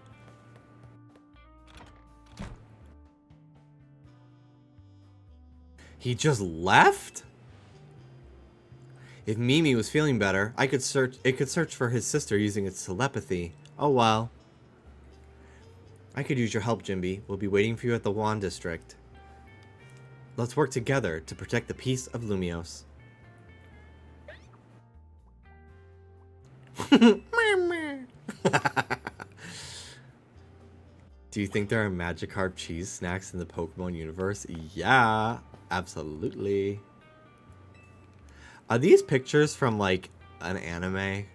Because they did do some like anime episodes one time about Looker, and those look like Easter egg like screenshots from that. Files on the cases she's working on. I have no interest in being a cop. I think that's pretty obvious, but sometimes I do like the idea of being a private detective and solving a mystery. But I don't want to see a dead body at all. But like getting hired to catch like a cheating husband. Ooh, that sounds like having a stakeout. That sounds so fucking cunt.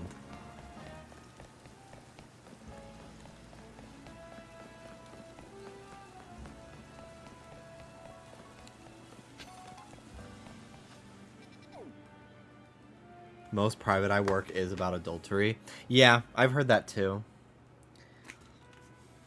I didn't know it was a pussy palace, pussy palace, pussy palace, pussy palace. I always thought it was a dojo, dojo, dojo.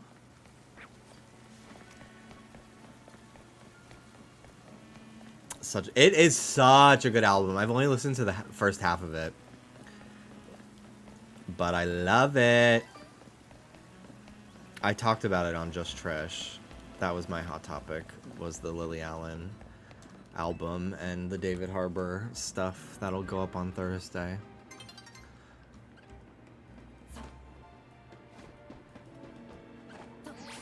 Whee! Her releasing that album right before the Stranger Things press tour was diabolically genius. I know. Tennis into Madeline is generational. It is! It is! And who's Madeline? That is a verbal stim for me right now. Who's Madeline? Who the fuck's Madeline? Emma, Jimby, I looked all over for you. But Gwen's not here. To be expected, Ivor. For now, let's canvass the area and gather information about Gwen. Who's Madeline? Love and light. Love and light. Madeline. God, it's so good. It's so fucking good. Jimby, I'd appreciate your help with interviewing people around City Hall. I honestly, the only Lily Allen song I've ever heard was Smile before this. And even that song, like, I heard as a kid, but I hadn't, like, looked into her music and, like, looked up that song, basically, until, like, last year. Because it was on a TikTok. Was she not, like, Gaga level famous in America? I don't know. I literally only know Smile from her off the top of my head. She wasn't, yeah. She was not, really. See, the fuck you song that I know is CeeLo Green.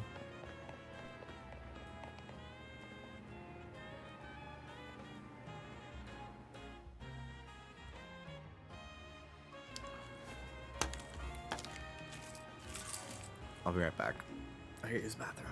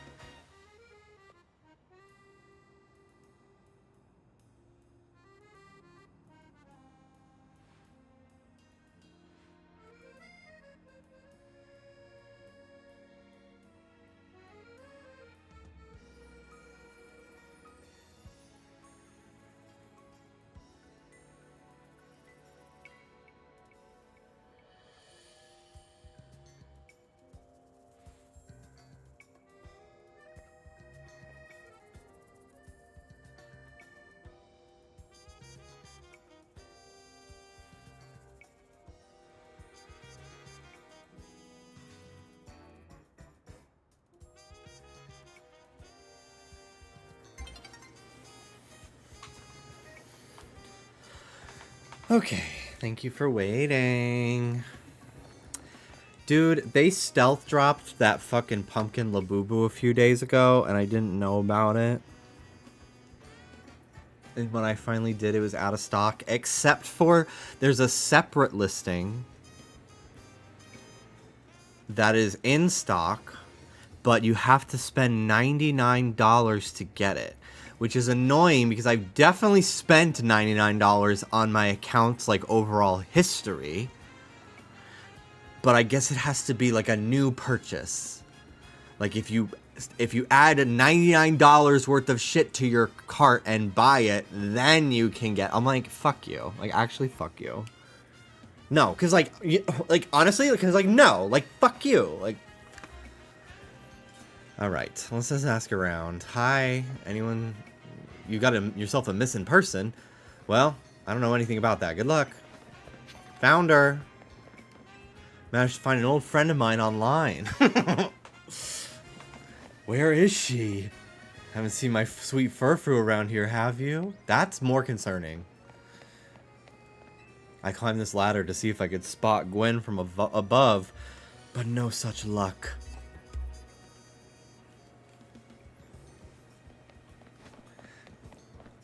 If we can, I am like pretty fucking anti-AI and Google search, but if we can get AI to be smart enough to where I can go, okay, this person, they did this thing, I met them once, and they got hair, and then it finds them, I'm like, okay, wait. That might actually be useful. There was this guy that I matched with on Grindr once, and he was very handsome, very, very muscular. I kind of was like, this is definitely a steroid abusing 19-year-old, but you know, whatever.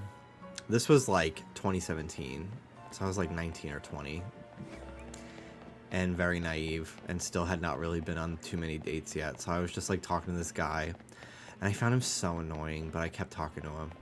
And then I ended up, like, going to his Instagram, because his Instagram was in his bio. And after, like, 2 hours of talking to him, first of all his content was him, like, going up to car doors and, like, flexing in them.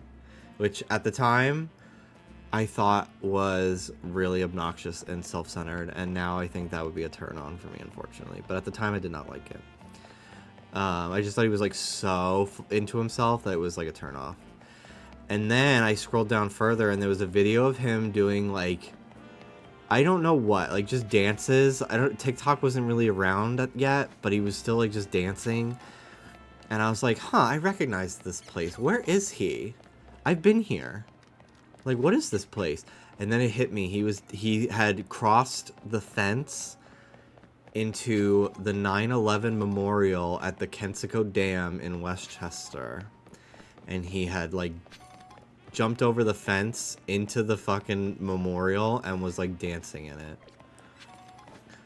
And I just was like, okay. I'm gonna just stop talking to you now. And then, years later, he ended up on my For You page on Twitter. He does gay porn now. I don't know if he still does, but in 2021...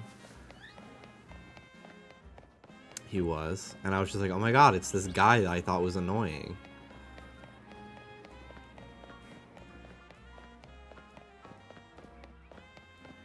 What's the at? Seek medical treatment for your mental illnesses. Being gay, you need to repent. After all the things that I've fucking said. What's his at? God help us. I don't think that they were like a super popular creator. And I have no idea what his name was. Like, it was literally like 8 years ago. There's so much porn from other people in the world. You don't need to look up this one guy. I know lots of useful things, like it's not nice to throw a tantrum when you lose a battle. Aw. Quick question. Would y'all fuck someone who's low-key toxic because you know the sex would be good asking for a friend? Honestly, no. Honestly, no. Mostly because I don't, like, I don't really love sex. Like, I'm a side. So, I just like to suck dick and jerk off. So, I don't really know what is... Like, I have to, like, really be into the person as a person in order to do shit.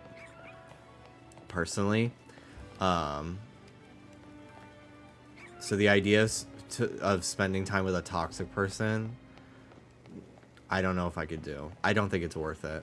I don't think it's good to waste your time.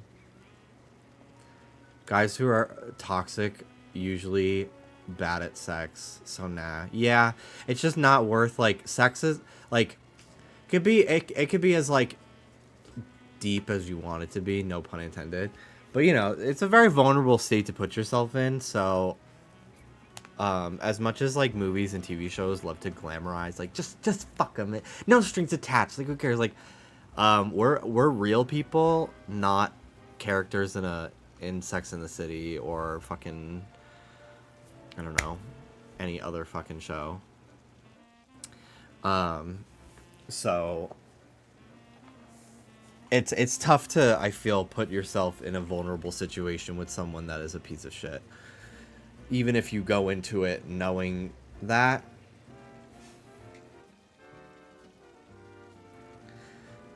Being on SSRIs makes sex so meh.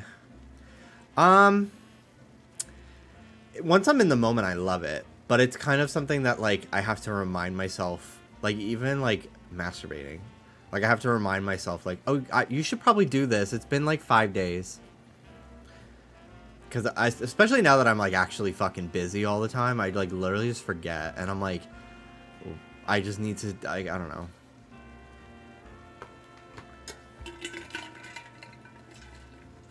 Once the sex has been initiated, I love it. I'm like, oh, I'm so glad I did that.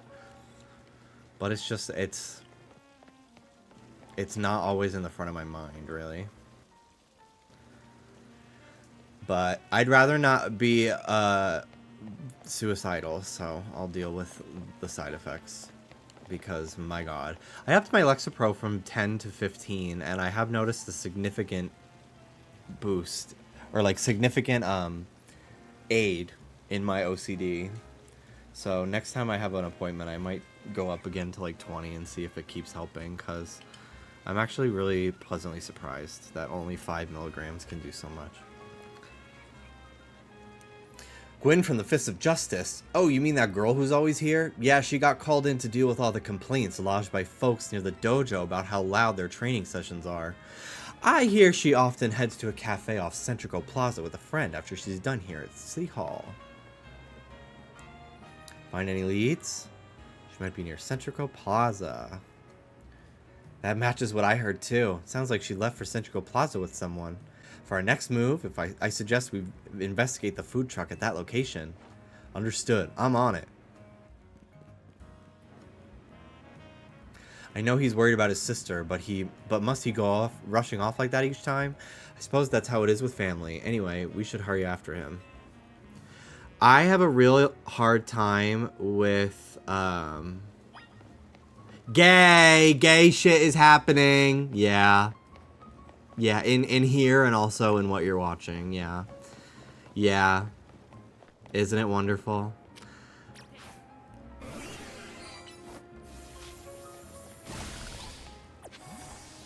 Are you still on season 1? Yeah. I'm so excited that you have 2 whole seasons to watch. I can't wait for more updates.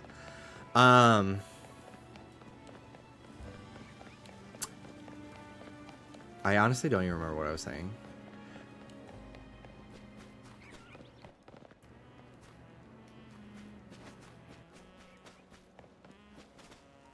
I don't want you to know what Mel is watching. Until they're done with it. Like you in particular. I don't need you fucking accidentally saying something. So give it like 3 days and then you can talk about it with them.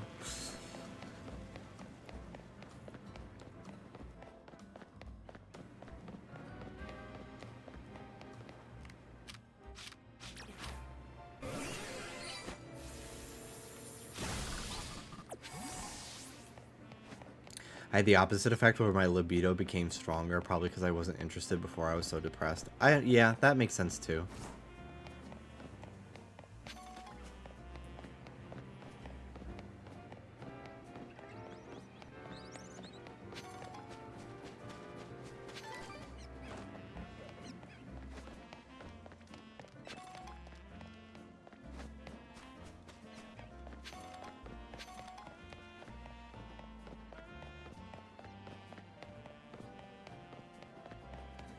There's so many little places now that I can get to.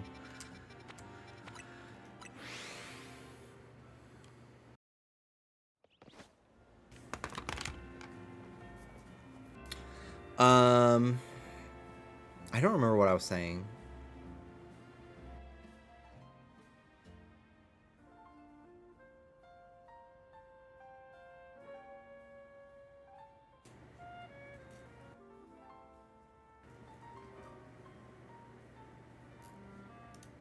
I got distracted by gay.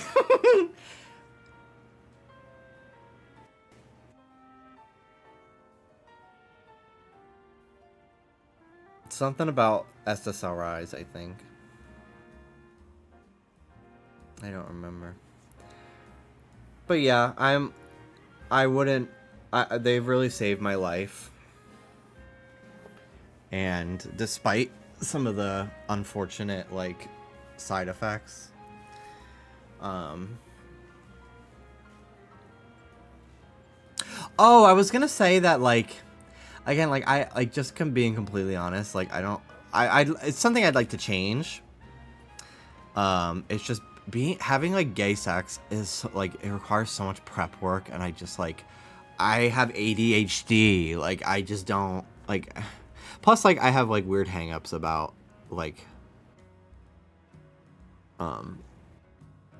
well, I don't really feel like I don't need to share everything about my life. But anyway, my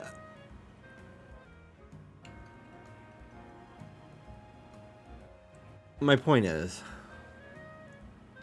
my preference is being a side. I like sucking dick. I actually don't love getting my dick sucked, really.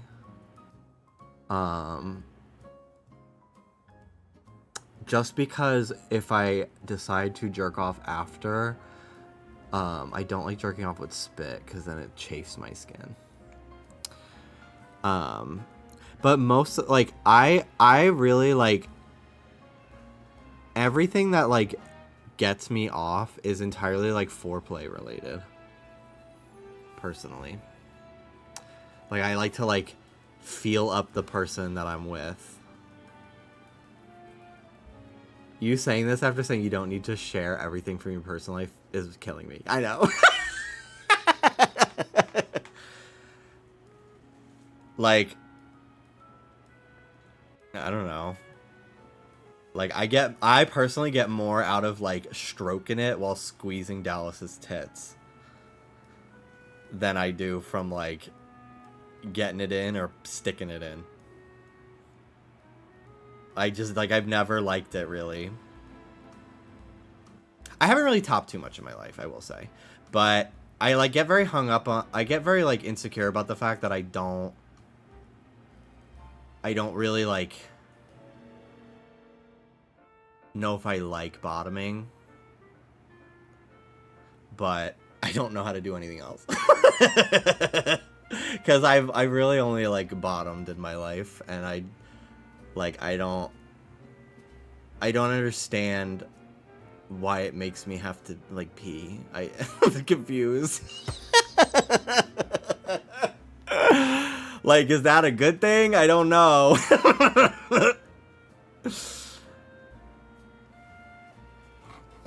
Get a pussy. Designer. Emma, Jimby, there's no sign of Gwen either. I was with somebody one time, and I literally, like, I bottomed just because I was like, well, they don't want to, so I will.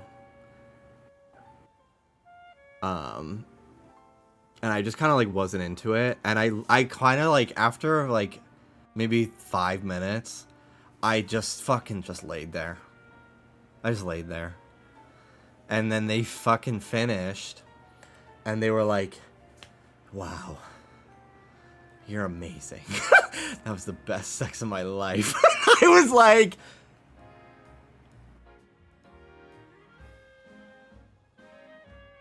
I must be heaven sent. I did nothing, and I got nothing from that. I was attracted to the person, and we did other stuff. When we did other stuff, I enjoyed it. But, like, that one part, I was just like, that's crazy. That you loved it. And I'm so indifferent to everything that just happened. I did fucking nothing. Work gorilla grip. That's another thing. Cause I do it so infrequently.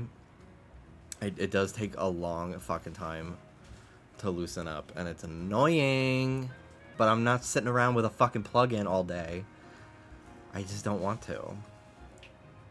Does it feel performative for you? No.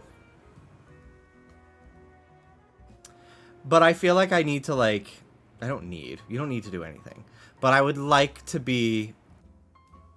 I would like to be doing more things. Because I think if I did them more, I would get more comfortable with the idea of it, and I'd like it more.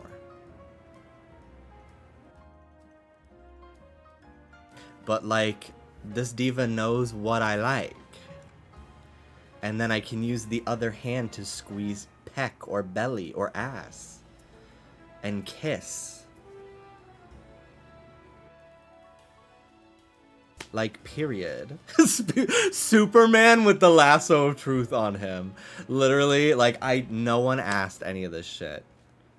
I've actually gotten a lot more comfortable talking about, like, my own, like, interests and, like, just talking about sex and stuff like that because of editing Not Loveline. Because Trish and Tana are so open on the Patreon. And I'm like, that's really empowering and helpful to people. I think that's great. We need to ask around to learn more.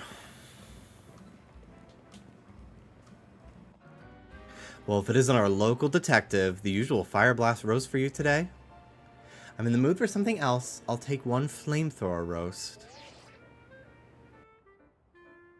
I'm worried Twitch would smite you or something. I don't care what Twitch does to me. They got bigger fucking fish to fry. They got more shit on their plans that they have to fucking do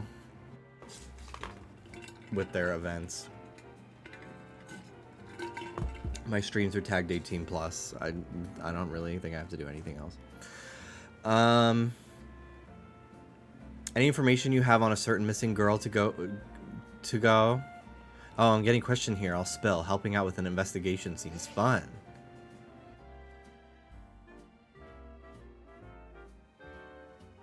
Yeah, I've seen her. She came by earlier with that Dynamo girl. Any idea who that could be? Possibly Canary? Those two seem like polar opposites, but perhaps opposites attract, as they say. Ivor, do you know if your sister is close to Canary from Dynamo? The name isn't ringing any bells. Where can I go to meet this Canary? You just had a promotion match against Canary, didn't you, Jimby? Where was it? We could visit the Racine Construction. I'm on it. There he goes again. I'll be back later to grab that coffee. We already got it started. I love the ketchup.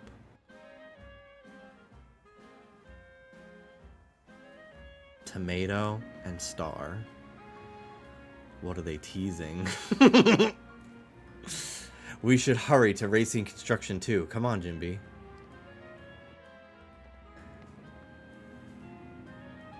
Exploring my sexuality has been both empowering and confusing. I'll be really horny during my ovulation period and then completely uninterested for the rest of the month unless I know the person, and that's so hard to explain. Really know the person. I get it. I get it for sure. I it can be tough to even like, even if you do know what you're into, which like I'm not into anything crazy, but like getting over like queer shame. Like say you're into fucking feet, which like I could take or leave feet. If they're attached to a hot guy, you know, I'd be like, that's a hot foot. But like the you already have like that, your like queerness that you're like kind of like feel some shame about, even if you think you're over it. Like you're always unpacking more fucking childhood trauma throughout your whole life. But like you can potentially I'll just speak from my experience. I love a belly. I do. And for the longest time, I felt even insecure, like, sharing that with my partner. That, like, yeah, I like to have mine squeezed. Or, like, I like to squeeze yours. And, like, honestly, it was not until Dallas that I, like, expressed that. And it wasn't even... And, like, he was constantly, like, tell me what you're into. Tell me things that you like to do. And I was so, like, oh, you know, whatever. Like, I was afraid to be like, yeah, I like if, like, I don't know, when we were kissing or, like, something, like, you nibble on my ear or something like that. Like, I just was so afraid to express what I wanted for some reason. What I wanted to do. And I really have no idea why.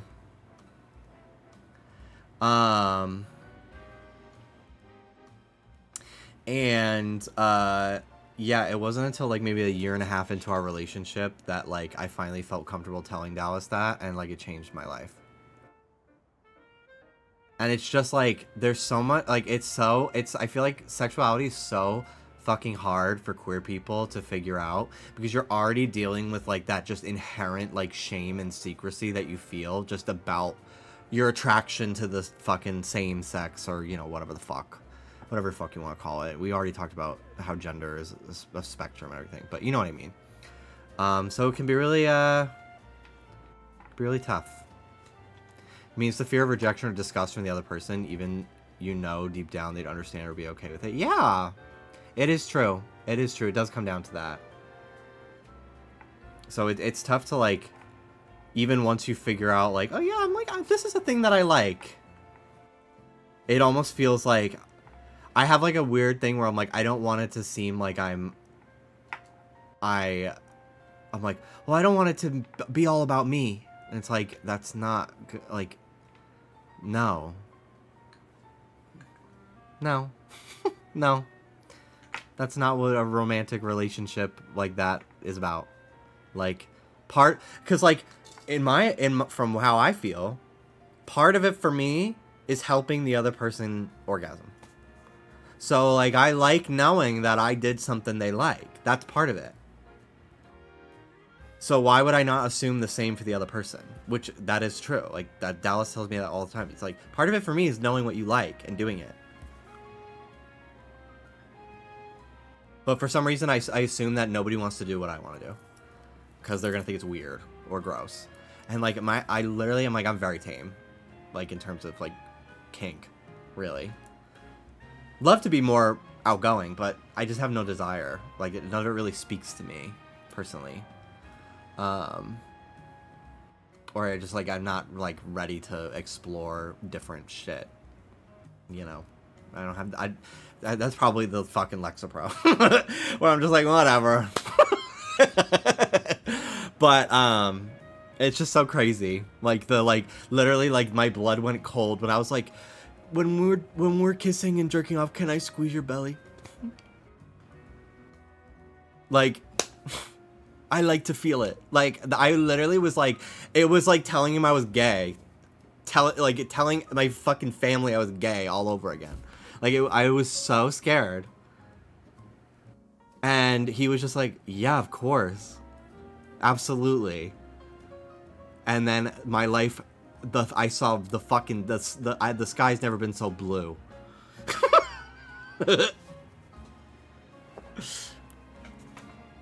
Me with biceps, real. Ugh. I like mine. I like when he's feeling mine up. I love being felt up by Dallas. We certainly hope to see you again soon.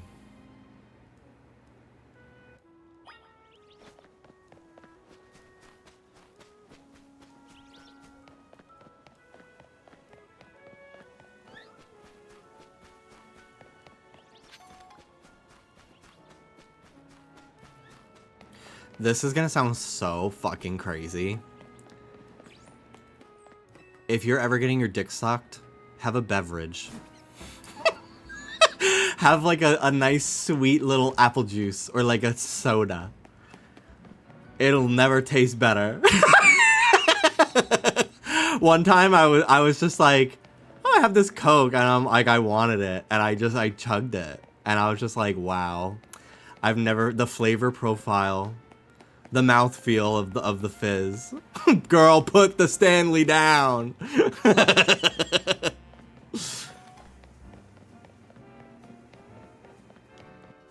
I was just like, that's wild. All right, well, that was fun.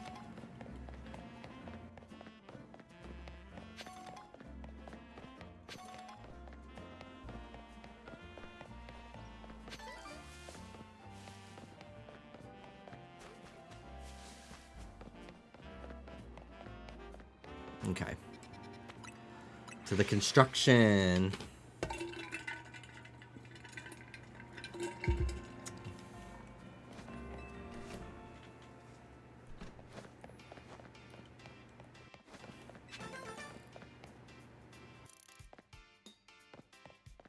Do we believe in flavored condoms? I've not, well, I have never sucked dick with a condom on. I did not know that that was something that people do. And I'm sure it's probably very safe to do it that way. Never in my mind. Always had sex with condoms. Until I was with Dallas, I always had sex with condoms. But I didn't think you needed to for oral sex. And I think it's probably the better thing to do, but I mean, I'm not single. I feel like if I was single, I probably maybe would. But I'm not, and I don't have fears about Dallas. Like, Dallas and I are not open, so, like, I don't... Like, I have not seen a condom in 6 years, so...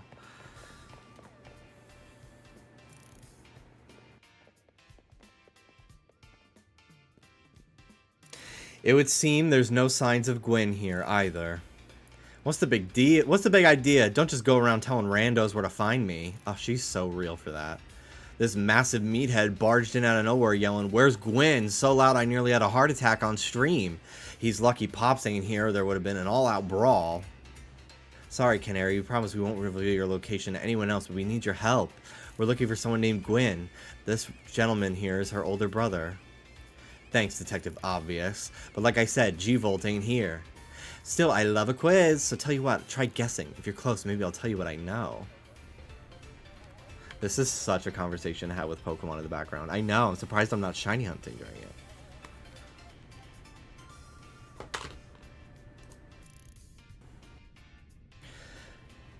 Please, you simply must tell me where she is. Back off, big guy, you're creeping me out. Ever heard of personal space? Hope you'll take my refusal to back down as proof of how worried I am about Gwen. Mute it, muscle bag. If you're so worried, then try paying more attention to what she gets up to. Oh, right. Jimby, I almost forgot you were here.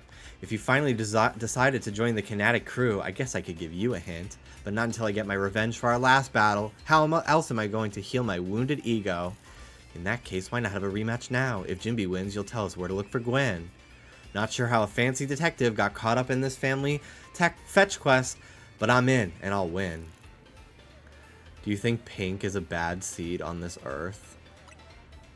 Probably not. Love Pink.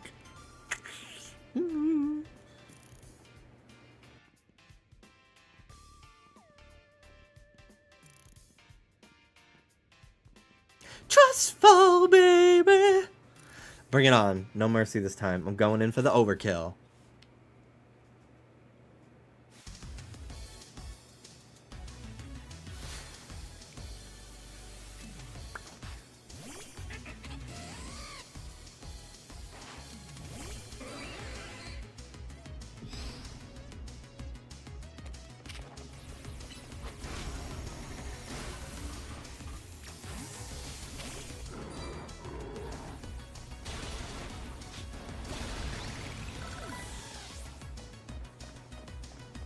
I love my camera up. This song is awesome.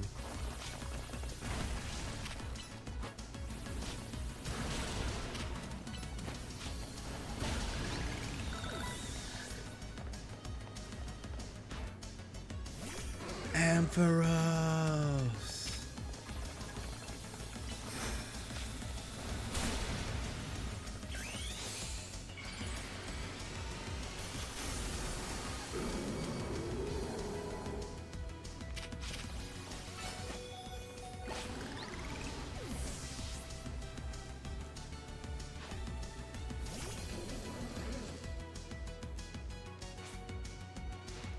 Enough playing around, Electros. Let's crank up the voltage with Mega Evolution. When I was a teenager, my dad said his favorite artist was Pink, and that's when I knew it was okay to be gay. And you dyed your hair blue instantly and got pronouns. That's a cool Mega. I haven't really had a chance to really look at it more than once. You thrashed my whole team. Even Electros again? Yar. Shit! Fuck! God, I love her. Yeesh, what's wrong with you? You're not supposed to get stronger than me. Whatever, you want to know about G-Volt, yeah? She's been a Kinetic since way back, so we're pretty close. Sometimes we hang out and play games together and stuff. In one game sesh, she mentioned how she's looking for some spots that could be all hers. A place that can't be found in the world. That doesn't make sense. All I know is what I heard.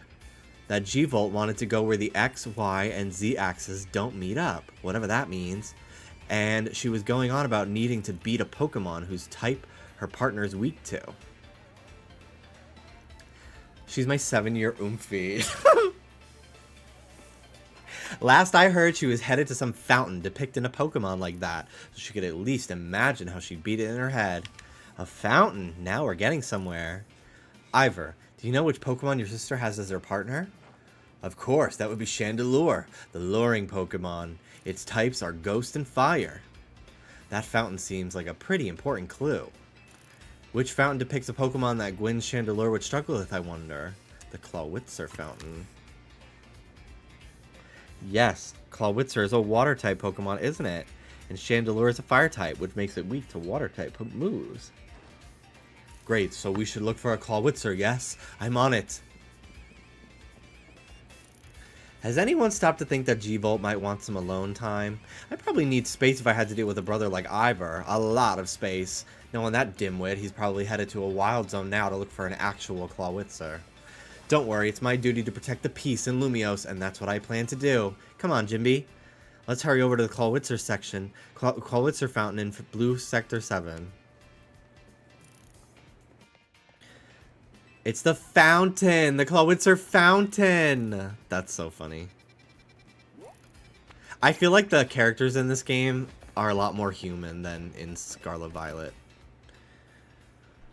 Like, they really feel like real people who are not afraid to, like, kind of be a little fucking mean to each other. And, like, sarcastic. It's really wonderful. It's that little edge that I feel like Pokemon's really been lacking for quite a while now.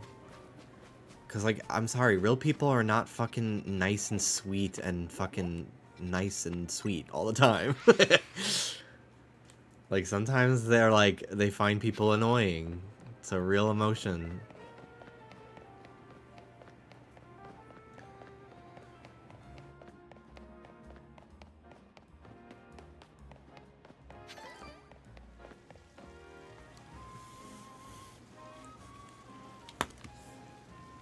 Emma, Jimby, I only see a fountain here. There's no sign of Gwyn anywhere. So you don't have any idea where Gwyn might be in this area then. But this must be the right place. There's a Clawitzer fountain, just like Canary told us. Well, Jimmy, do you think we'll find Gwyn somewhere around here? I'm sure of it. Me too. I don't have any other leads to go on. Through process of elimination, this should be the place. But if so, where could Gwyn be hiding? This place is just an empty square. What else did Canary tell us? Something about a place where the X, Y, and Z axes didn't meet. Of course, The X is horizontal, the Y is vertical, and the Z axis is depth, which means we're likely starting from the right place. Guessing our X axis is correct. We just need to adjust our Y, and do that, we'll be on the right track to Gwyn.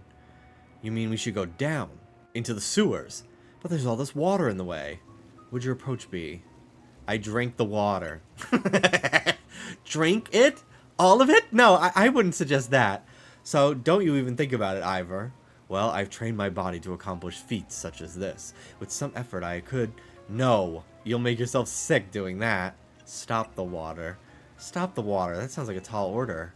The skill I've honed in the Fist of Justice can surely help us with this problem. Haha, I have it. I'll just smash the fountain. That would cause the water to shoot upward, yes? Then the water pooling below will drain away. Phalanx used. Stop right there. You can't just destroy city property. Honestly, I can see why people complain about the Fist of Justice taking things too far. It helps that there's some color to their complexion in this game. Yeah, that too. He's gonna dip his face in the water like you did. The morning routine. Then I shall use my martial arts after all. And, Jimby, I have an idea. Find a Pokemon that knows Ice Beam and bring it back here. If we freeze the fountain's nozzles to stop the flow, the water that's filling in the pool ought to empty in the sewer. And then we can investigate. Cool.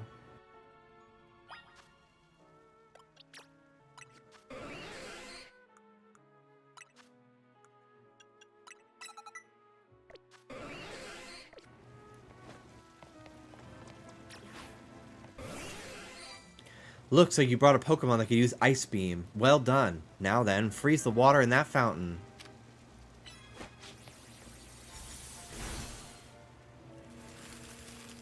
Cool. Marvelously done, Jimby. Look, all that water's draining through the sewers. Wow, that was fucking fast. Ah, cool. Now we can go into the sewer. As long as the fountain stays frozen, we won't need to worry about getting flooded. Quick then, let's search the sewers. I shall go on ahead. Ivor certainly doesn't waste time once he knows where he's going, does he? We should head in too, Jimby.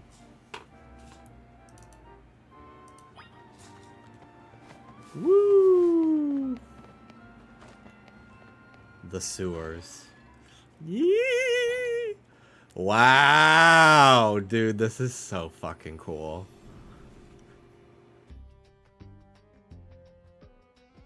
These sewers were built a very long time ago. There are wild Pokemon about, so be on your guard. Who knows how they'll get in here? Wild Pokemon, you say? But will Gwyn be safe down here then? That's why we're trying to find her. Understood, I'm on it. They really do look good. Like, this is basically the catacombs. There he goes again. Come on, we should help him look for Gwyn. Watch out for wild Pokemon. So fucking cool.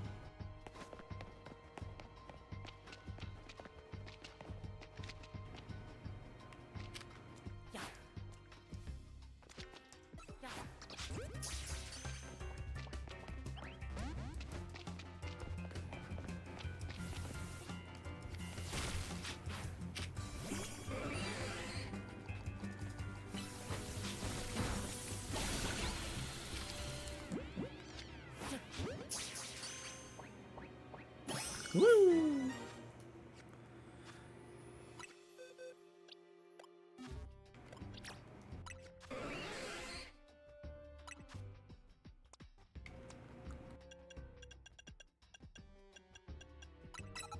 Okay. Thunderbolt.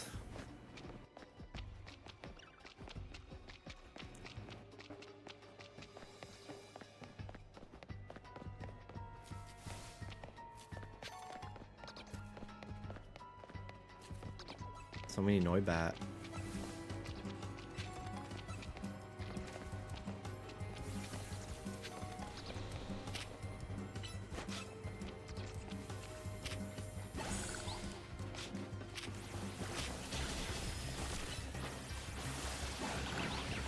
I love surf in this game.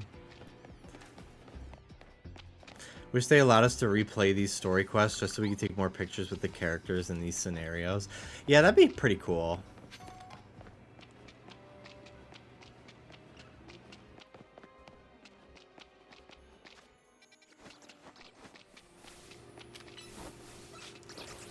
Bye.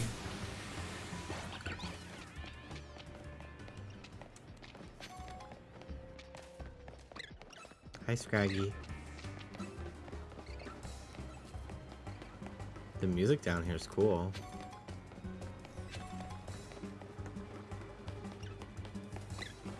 I hope I find a shiny down here. I definitely want to hunt something down here.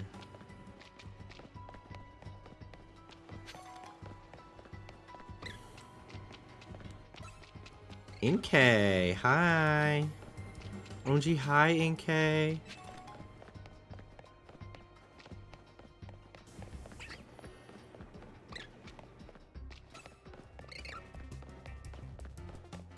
Dude, how do people not think this game is cool as fuck? I don't get it. Whoa. There you are, Jimby. It looks like this lock is preventing us from going farther in. Let's power through with pure strength. Shall I smash through this barrier so we may proceed? No destroying public property. Let's take a closer look if we can figure this out. Which area do you want to check? The keyhole. Typical. The hinge. Don't notice anything unusual about the hinges. The lock body. Made from a metal alloy. There's only a tiny gap between the door and the floor. There's no clever way to open this door then. I guess we'll just have to find the key. Where do you think the key could be, Jimby? Maybe a Pokémon has it. You might be right. There's not much to go on, is there? As it stands, we can't even make an educated guess. Klefki! I love Klefki. That Pokemon had some keys. That was Klefki, right? Let's go after it. I love Klefki. So many people fucking hated it. Fuck you. Klefki is awesome. People were so mean about this Pokemon in Gen 6. The Gen 1ers that came back to Pokemon, either for the clout of being a YouTuber or just like because it was the first 3D game, they were triggered by Klefki. Thankfully, they're all dead now. Clef! It seems possible that one of Klefki's keys could help us open that lock back there. Then I shall go ahead and catch it. The Pokeballs I throw reach speeds of over 100 miles per hour. This does unfortunately mean there's a chance of Klefki being knocked out as it is caught, but that's just a risk we have to take. Klefki's like, you're gonna kill me. Stop right there. It's hardly different than punching the poor thing. We're not an ancient Hisui, you know. That's so funny. This also raises some concerns about how you managed to catch your own Pokemon, Ivor.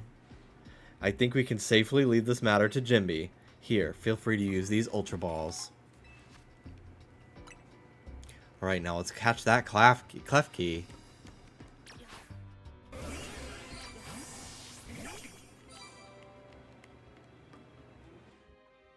I have not visited the museum yet.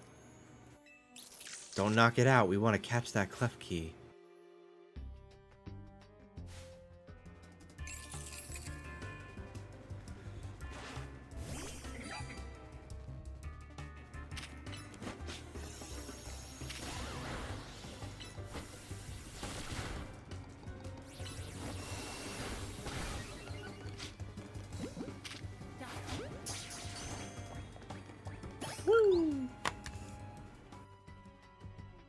Nice catch!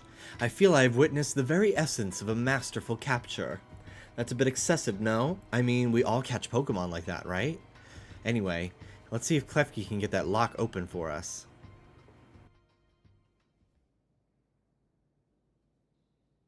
We're counting on you, Klefki. Cute.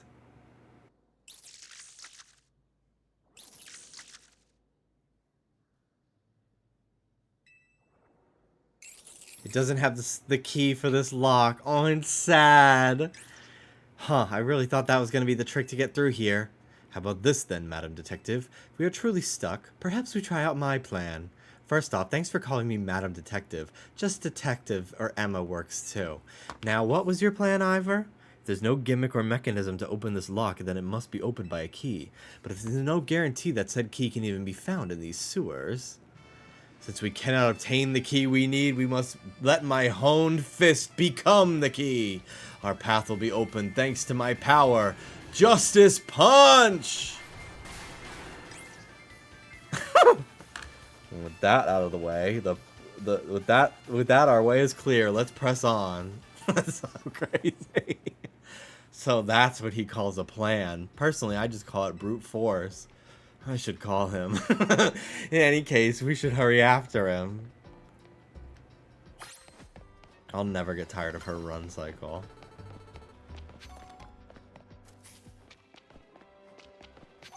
Lefty.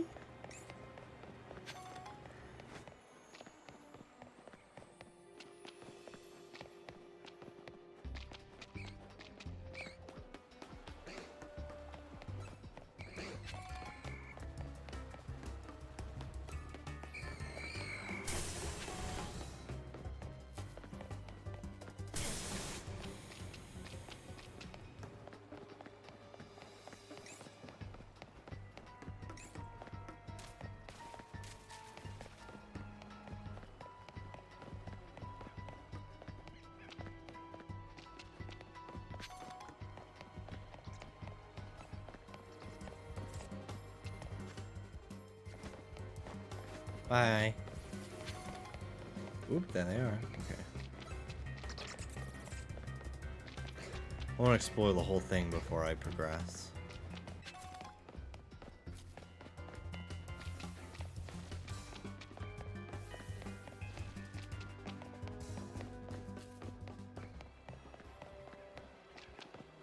It's so cool that this is down here. I was really hoping that there would be some sort of underground in the game.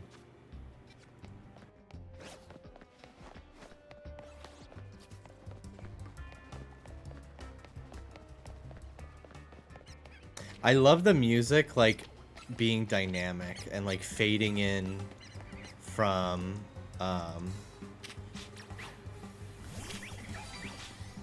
like, overworld into battle themes. It's really cool.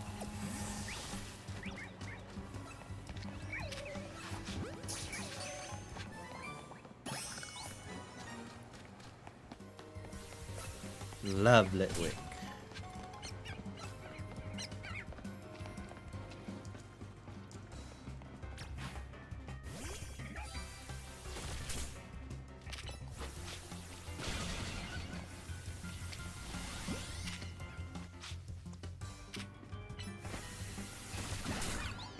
Hi. Okay.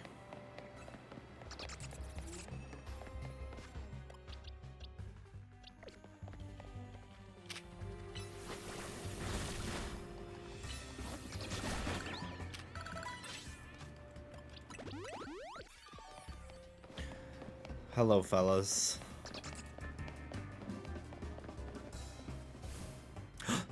Chandelure. Cool. Did you both see that? It was Chandelure, the luring Pokemon. It might be the very Chandelure that Gwyn has as her partner. And I'm also here. Let's go! Whee! I fucking love this Pokemon.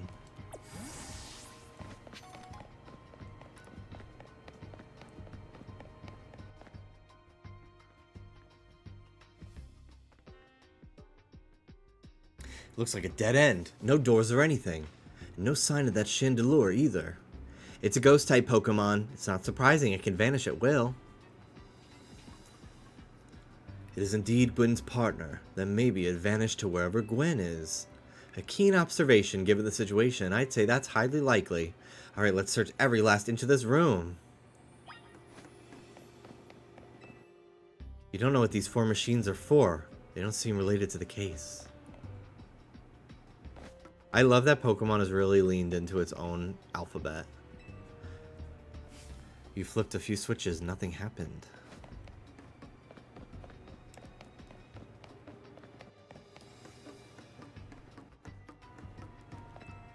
Cluster of pipes and some valves. Nothing special about them.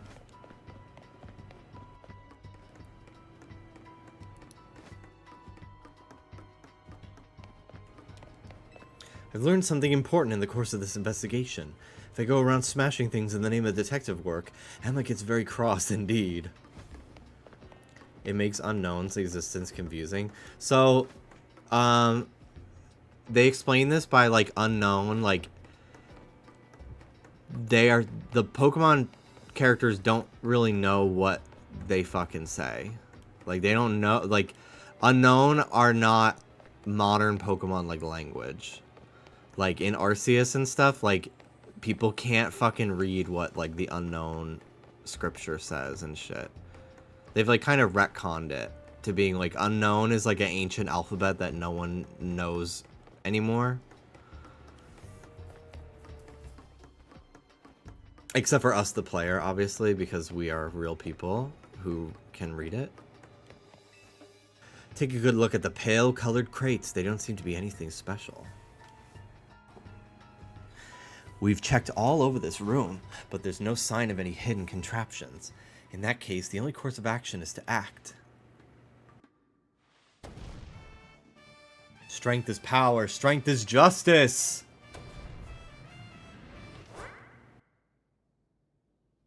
Oh my god. Justice punch. That's odd. I've smashed countless walls in my life. This is the first time I punched a wall and had my fist go straight through without breaking it. It felt like my hand went inside the wall itself. Could it be?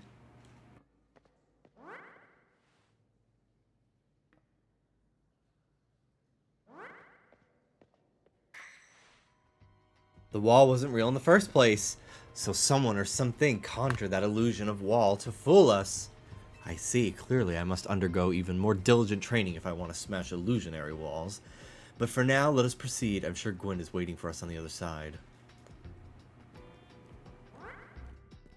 I am honestly gagged that they even have like an animation of them walking through the wall at all.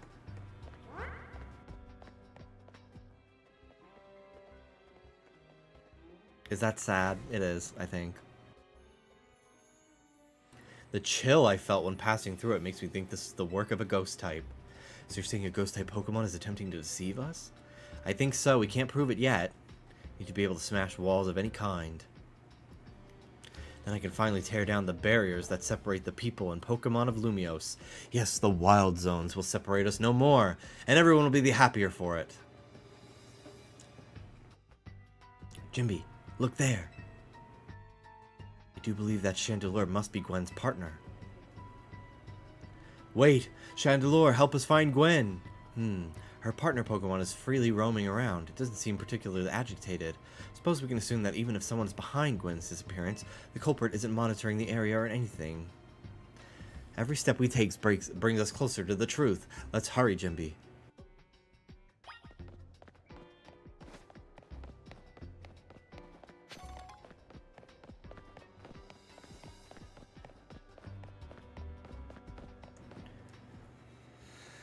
I liked seeing this girl at the trivia contest. Gwen! We found our missing person. Where's the villain who trapped you down here? Let's think back over everything we've seen so far. Can you identify the culprit behind all this? There is no culprit. That's right, in a way. There is no culprit because no crime has been committed. What are you saying, Madam Detective? Gwen was trapped here. We saw it with our own eyes. I suppose the victim here is Gwen. However, she came here of her own volition. What's the truth? That's the truth behind this whole case. The truth, if you really wish to hear it, then defeat me in battle. I'm a Pokemon trainer too, after all. I'll heal up your Pokemon and leave the rest to you. I really like her design. Ghost versus ghost. Are we doing this? Let's battle. I'm going to win, so you'll all leave me in peace. Strength is power. Strength is justice.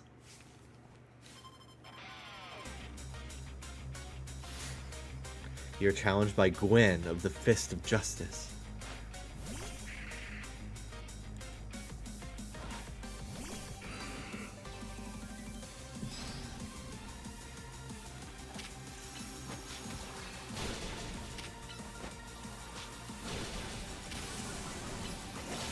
Ooh.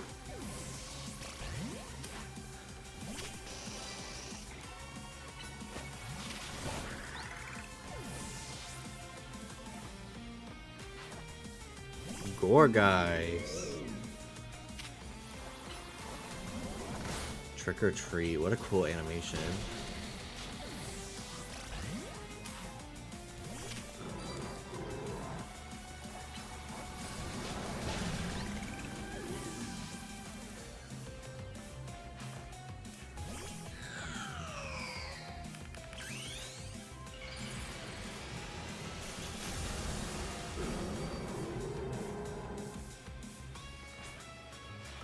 Chandelure, Mega Evolve, finish them!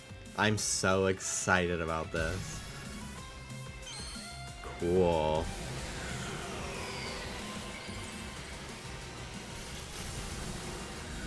Wow.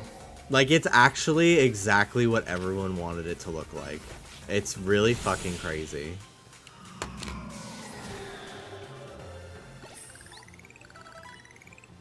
Your Pokemon shine with justice. My justice wasn't wrong, I simply lacked power.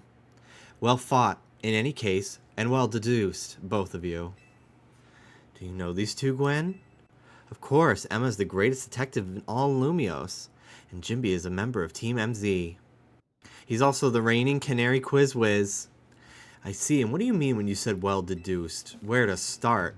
You break every smartphone you touch, Ivor, and once you start battling in the ZA Royale, you don't stop. Even when dawn comes, your excessive training will keep going on and on as you climb the ranks of the Royale. Meanwhile, I'm the one who deals with all the complaints about your behavior. It's an enormous burden. So I asked Chandelure and one of the Klefki to help me hide down here. That way, you'd be unable to participate in any promotion matches. But then you had to come and find me. I had no idea I was causing the Fist of Justice and my own sister such trouble. Well, you were. So I would love to give you my brother. I would love to see you give my brother a good thrashing, Jimby. It's true then, Jimby. It's true then. Jimby is my opponent for the next promotion match. See for yourself. There it is, plain as day. Well, it seems I must prepare for our bout. I hope you will all excuse me. How did you know my Ace's Chandelure-ass outfit? Honestly, I'm obliged to look into any case I take on, but perhaps I should have let this one go cold. Still, I surprised you knew of a hiding place like this. It's almost undetectable with all the barriers and the tricks the Pokemon helped put up. I found this place when I was very young. It was here that I met Chandelure, though it was only a Litwick back then. The ghost-type Pokemon let me come and go as I please, so I visit on occasion. I love the quiet down here, and the dark. Well, now that Ivor knows about this place, I suppose you'll need to find a new hiding spot. We should all head back for now. This may be your favorite spot, but it's not exactly fit for long-term residence, let's say. Of course. Let's kick this guy's fucking ass. Maybe I should train up a bit. A little extra muscle could come in handy during my investigations. Extra muscle, please, not another Ivor. I was joking. My expansion suit can help me out in a pinch, though I decided not to use it unless it's necessary. Oh, and Gwyn, tell Ivor I'll be sending him a bill for my help, okay? Good luck with your promotion match, Jimby. When you're ready to face Ivor, come down to the Justice Dojo. Can't read today. Really fucking can't. I'm glad I can go back in there whenever I want. And I'm destroying the city by freezing the fountain. Makes me wonder if I could freeze other fountains. Ooh, how interesting. Alright, let's fucking rank up, baby.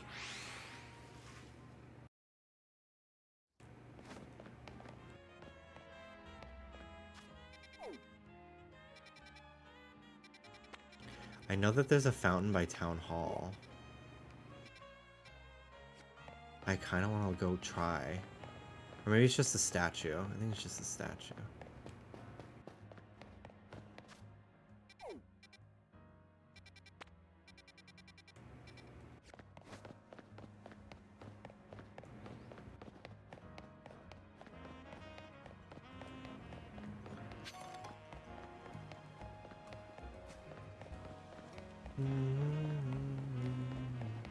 Whatever, I'll do it later.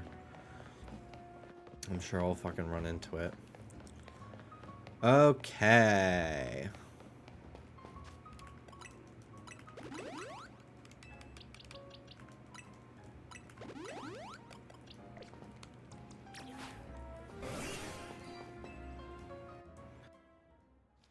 At last you've arrived.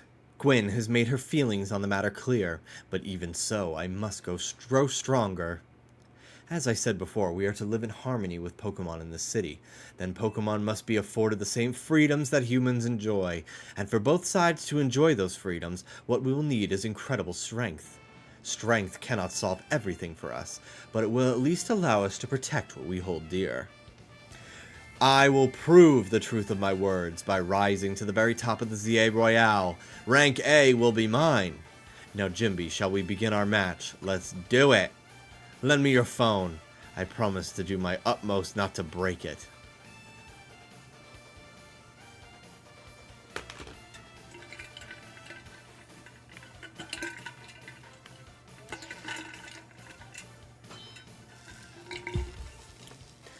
Here we go. Woo! There are places in life you cannot reach without climbing over strong opponents to get there. I'll be climbing ahead then. Strength is power. Strength is justice. I like him from the neck down. I do not care for his face. This song is cool as fuck though.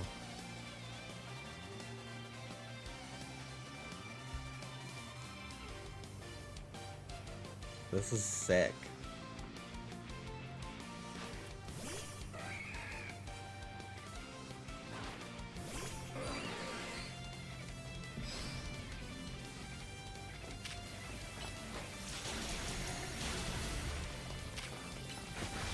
This is aspirational height difference. That's crazy. I think you get it. You're pretty. You're not like pretty short, but like you know, normal height, typical height.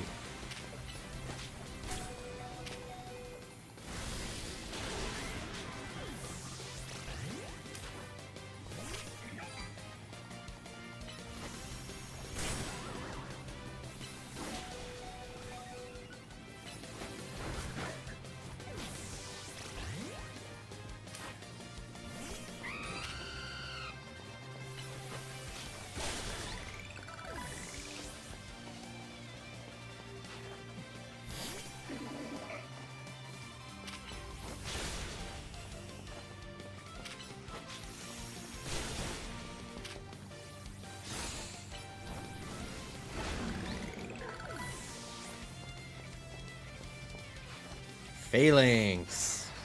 I'm very excited to see this one. Time to Mega Evolve, Phalanx. Justice will win the day.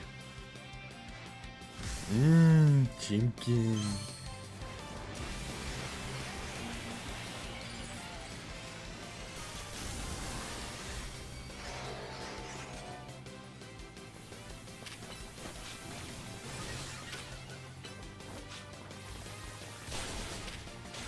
Holy fucking shit.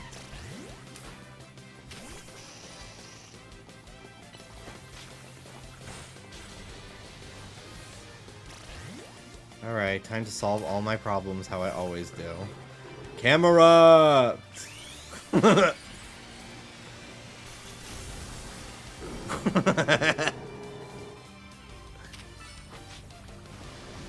my god, what the fuck? Can you get off of that?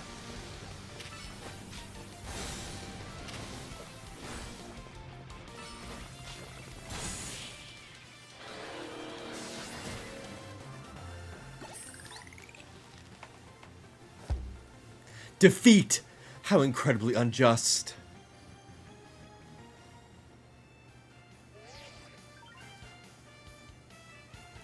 Yay, promotion, promotion, promotion. Rank D. My justice didn't prevail. It is clear I must train even harder. Fine, but no more battling in ZA Royale after daybreak. That isn't how it works. If you continue to vex everyone around you, your goal will only grow harder to reach. Understood. It's true that I act before I think, and I'm terrible at controlling my own strength. I don't even know how many smartphones I've broken at this point. Perhaps if you assisted me as my coach, we could work on fixing things together. Out of the question. You're the elder of us and the master of this dojo. Stop making others take care of your messes. I'll have more to say on this once we're home. Let's go, Ivor. Please, one moment, Gwen. I want to give Jimby my thanks. As a token of my gratitude for our fine battle, please accept this small gift from me. It was a good match, Jimby. I would be honored if you would face me again. Next time, my power will surely open my path forward. If you excuse me. Yay, rank D. I want more wild zones. Give me them now. Wow, it seems like you had a lot of fun. Who'd have thought that X and Y axes would end up being clues to a missing person case? X and Y, huh? I remember hearing something about that long ago. Huh. What sort of something? How did it go? Something about how the X and Y axes go in different directions, but there's still a point where they meet, and finding it is the important thing. I'm not sure I get it.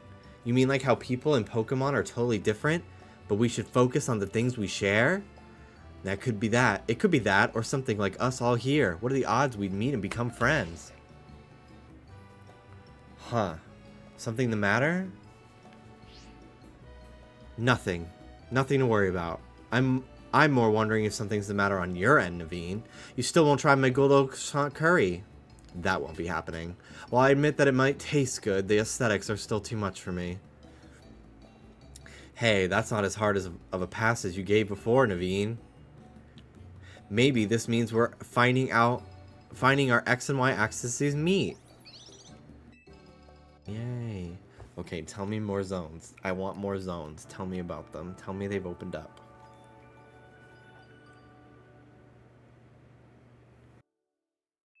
The next day.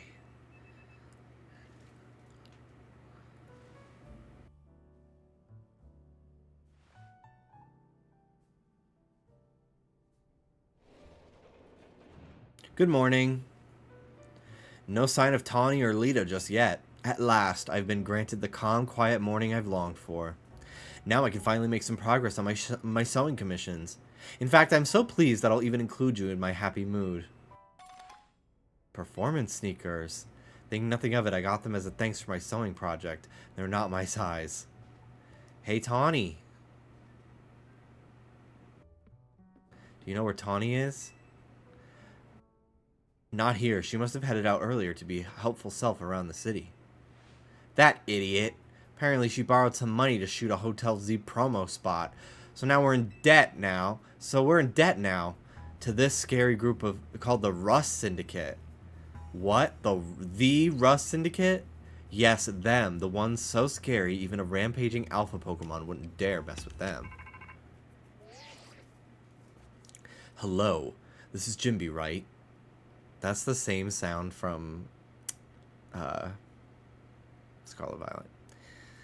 The kid who lives and helps out at Hotel Z. That's not me.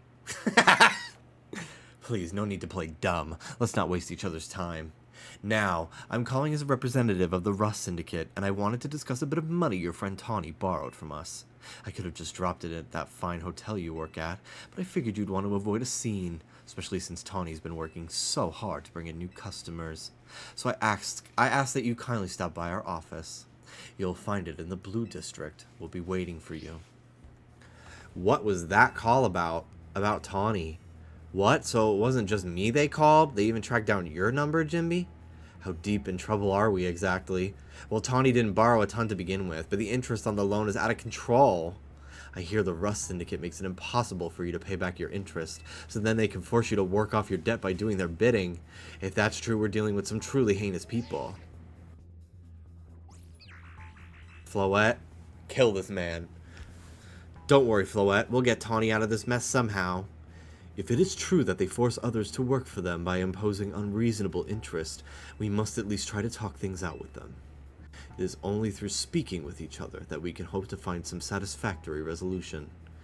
In any case, it seems the only option now is to go to the Rust Syndicate office as requested. Yeah, you're right, AZ, especially since they've called 2 of us now. I can't get a hold of Tawny. Hey, Jimby, if they already know where to find all of us, I don't feel great about going to their office alone. You'll head over with me, right? Of course. Thanks, I'd feel a lot better that way. If anything happens while we're gone, we're counting on you to handle it, Naveen. Alright. You two will be okay, won't you? The Rust Syndicate certainly seem disreputable, yet I've not heard of the police taking any action against them. Make of that what you will.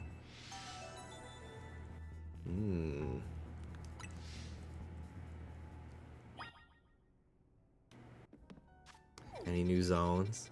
No. Wait. Yes. 14. That's new. Cool. Helioptile. Okay, we're going right there.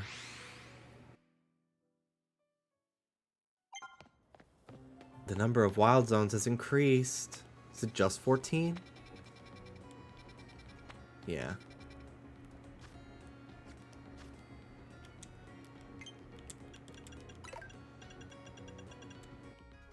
There is also 15. Oh shit, there is!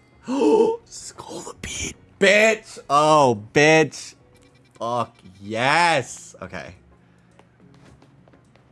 Oh my god. I actually love being alive at the same time as the Pokemon franchise. I truly could not imagine being born any other time than this one, as troubling as things may get. Ooh, I knew this place was gonna fucking become something. Excuse, are you fucking kidding me? Blocked my shot.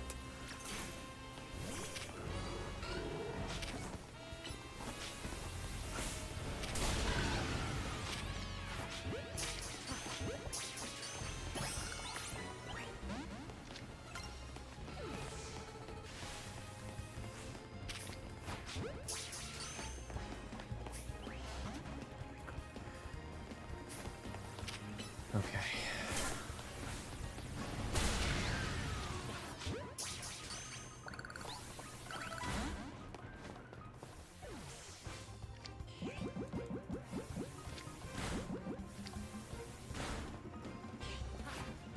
Woo!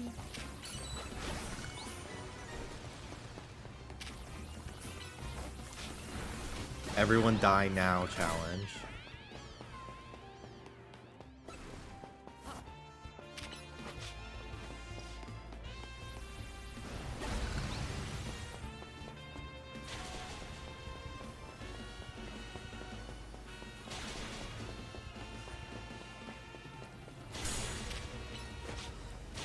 Go away.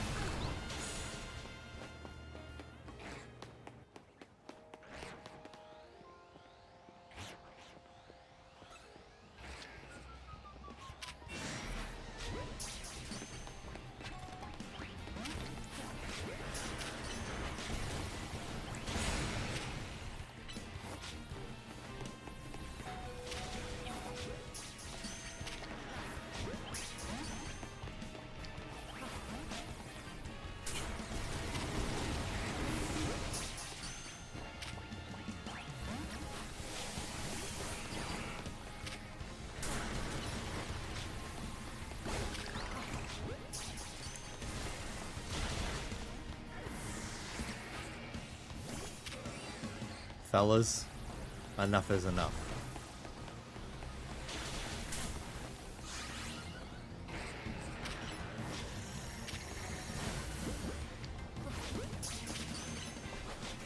Woo!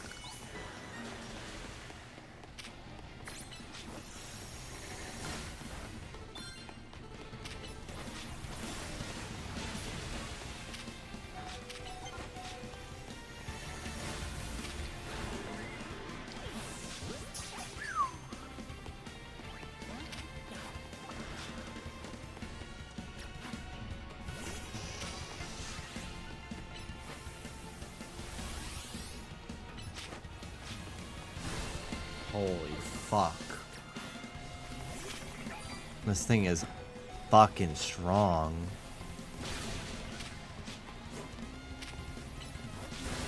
Oh my god.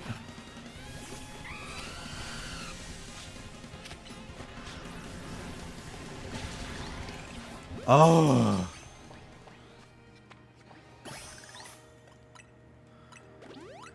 Holy shit. Oh my god. I almost died. I almost freaking died.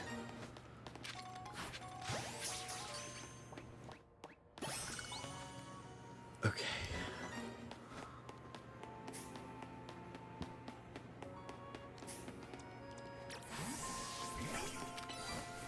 Punch him. Woo! Discharge. Love that.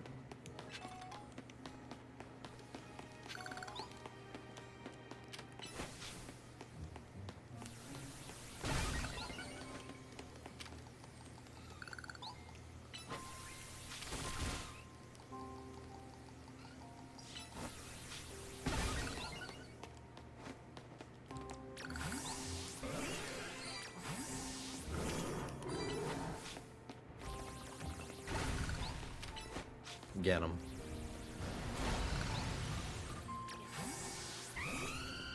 Okay. Who else do we need? Onyx.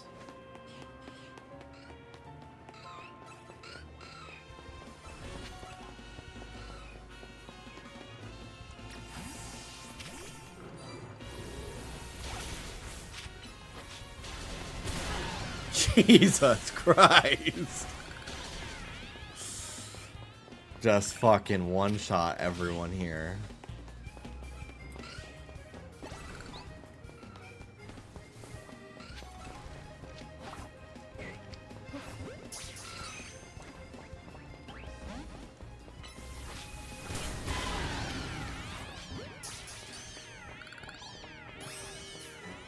All right. Is Helioptile a nighttime spawn? Let's see.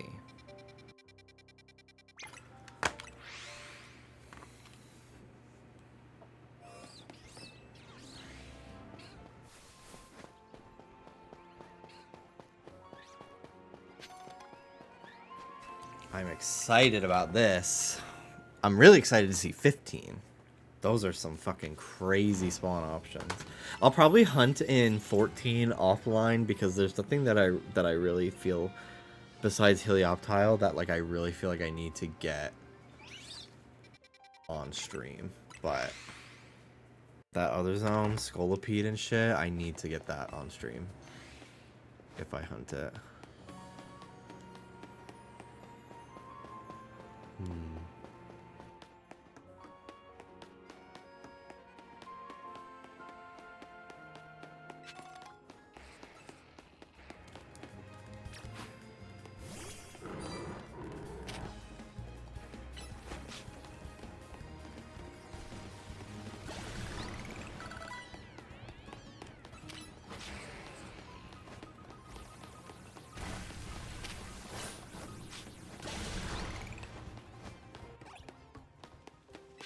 I hear a Mulga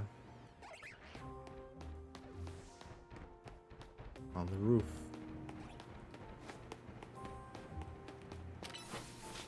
Let's get these.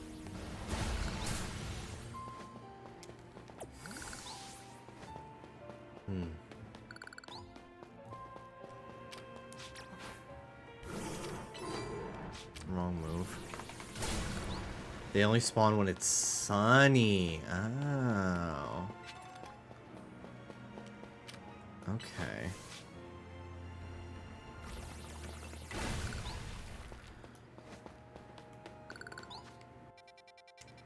Yeah, I've really only noticed weather in terms of rain so far affecting spawns. But that makes sense.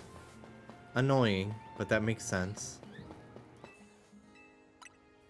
Because I don't feel like fucking only being able to hunt it in the sun. Because this looks like a foggy day.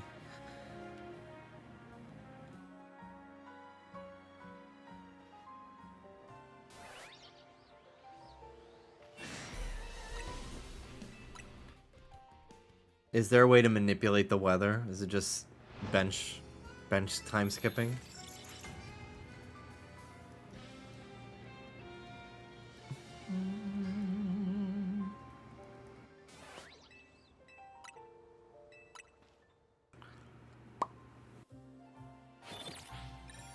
It's pretty much the same. The sky. Maybe flying between areas.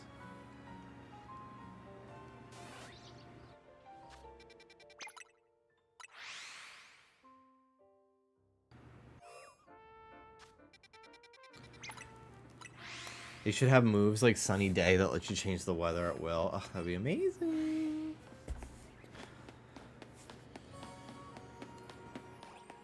Damn, I killed everything. There it is.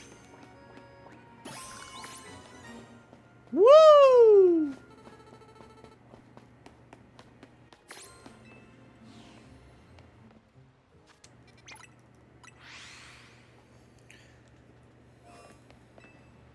Seriously though, like where are all the Pokemon? It's so strange.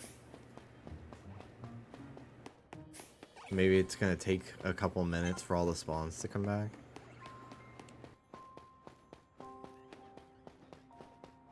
Okay. Zone 15. Let's go. Oh my god, there's a cafe in the zone. These poor fucking people.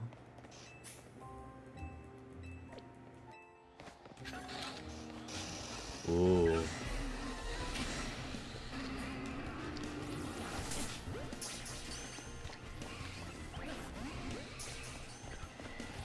Ah!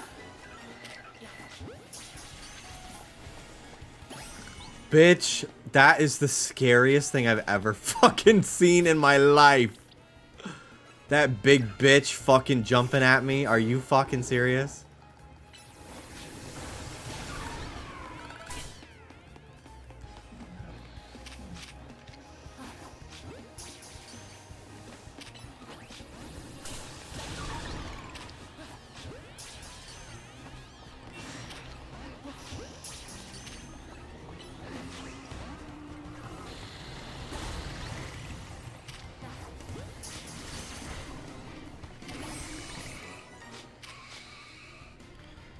Okay.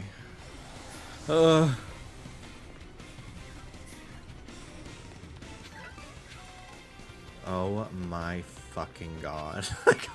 I gotta get out of here. I gotta go.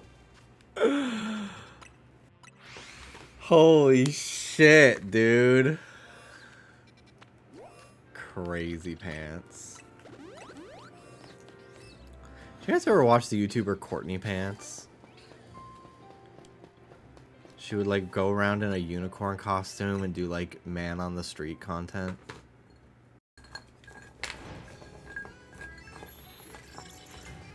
She was the first person I ever learned about having trichotillomania. She was very open about it on YouTube, and I thought it was very brave. And educational.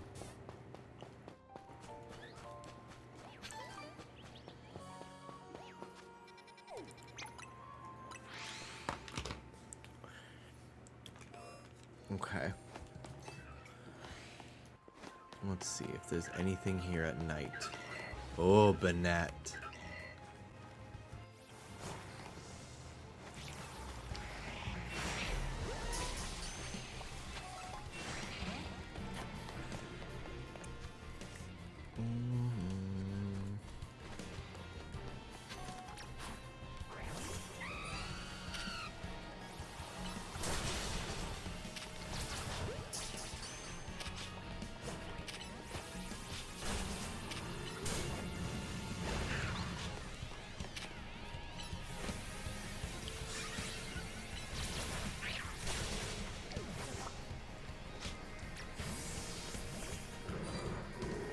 Okay, it's time to fucking go crazy pants.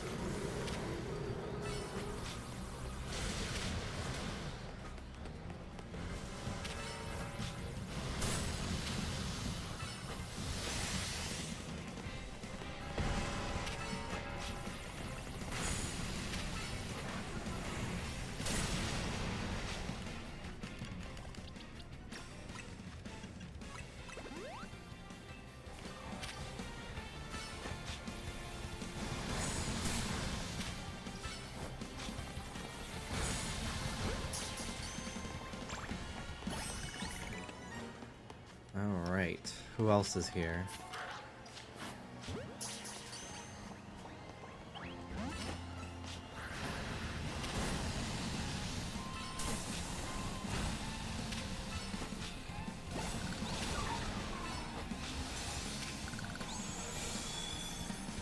Get it, get it, get it.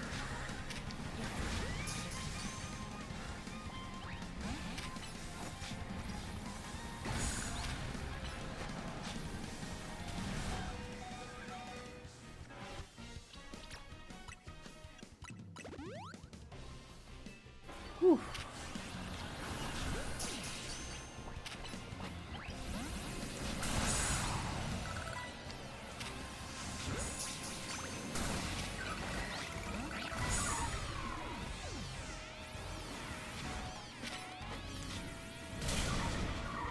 Jesus fucking Christ.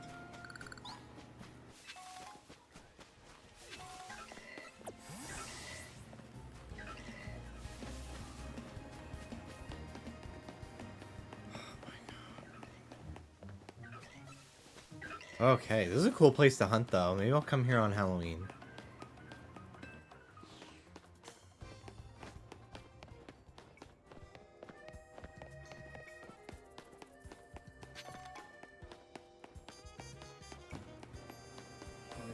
Good, I just reached rank D. I got 14 out of 15. Good job. Working hard. I'm trying to find that last spawn. I feel like it's probably on a roof. Yeah. Okay. What's this area? 15. Yeah, I had trouble with this one too, I think. I'm done. Yeah, I'm about to end. You wanna eat that? No, I have to edit. Damn. Sorry. It's just Patreon, so I'll be done in an hour.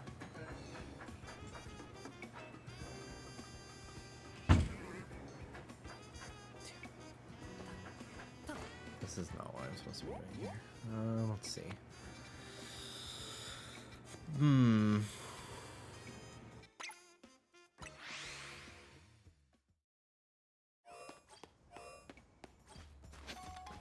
Let's see.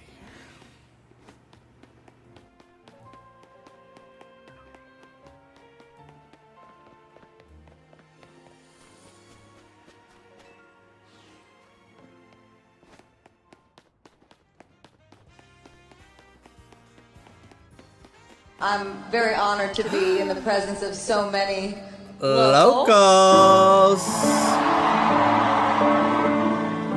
Callie, hello! How are you today? Is this the thing I need to use? This out of service one? Probably. I gotta jump across, I would assume, which is annoying. Hello, Callie. Thank you so much for the raid. Welcome in, everyone. Hello, my name is Jimmy. I edit Just Trish and Not Loveline, and I stream, you know, whenever, all the time, never, you know. But yeah, I'm only going to be live for a few more minutes, just because I do have to edit the podcast tonight. I have to edit the Patreon. Hello, Diva. I'm doing great. Pokemon is wonderful. I just unlocked 2 more wild zones. So I'm trying to find the final Pokemon on this list, but I have a feeling it's up here on one of these roofs, and I can't get to that yet. So, I guess I'm done. Because there's one more spawn on the roof that I need to collect. But yeah, I unlocked some new areas with some new Pokemon to shiny hunt, which I'm very excited about. So far, I have 2 shiny alphas.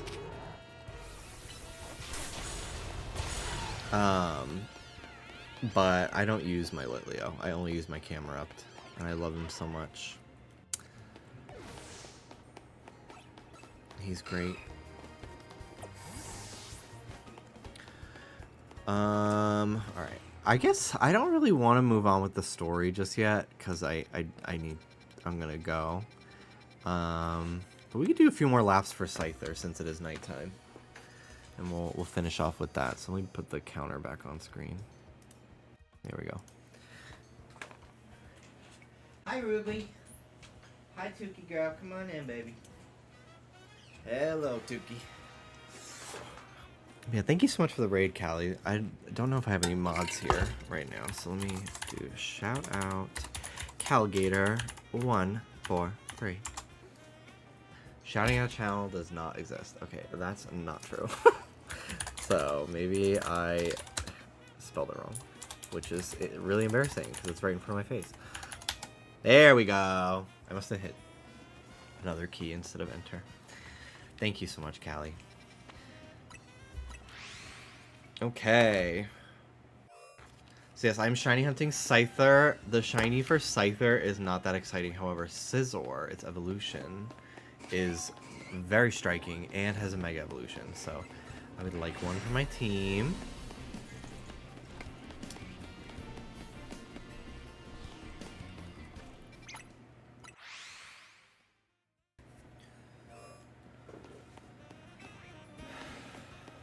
Okay. So what I'm doing is I'm counting. There's pretty much at every run that I do through this zone, there are 10 spawns. So every time I do a lap, I add 10 to my counter of Pokemon seen. I have found a shiny today. I got a shiny... Oh my god, so many Pokemon in here. I got a shiny Skiddo, number 2. So now I have 2. I'm going to evolve one of them.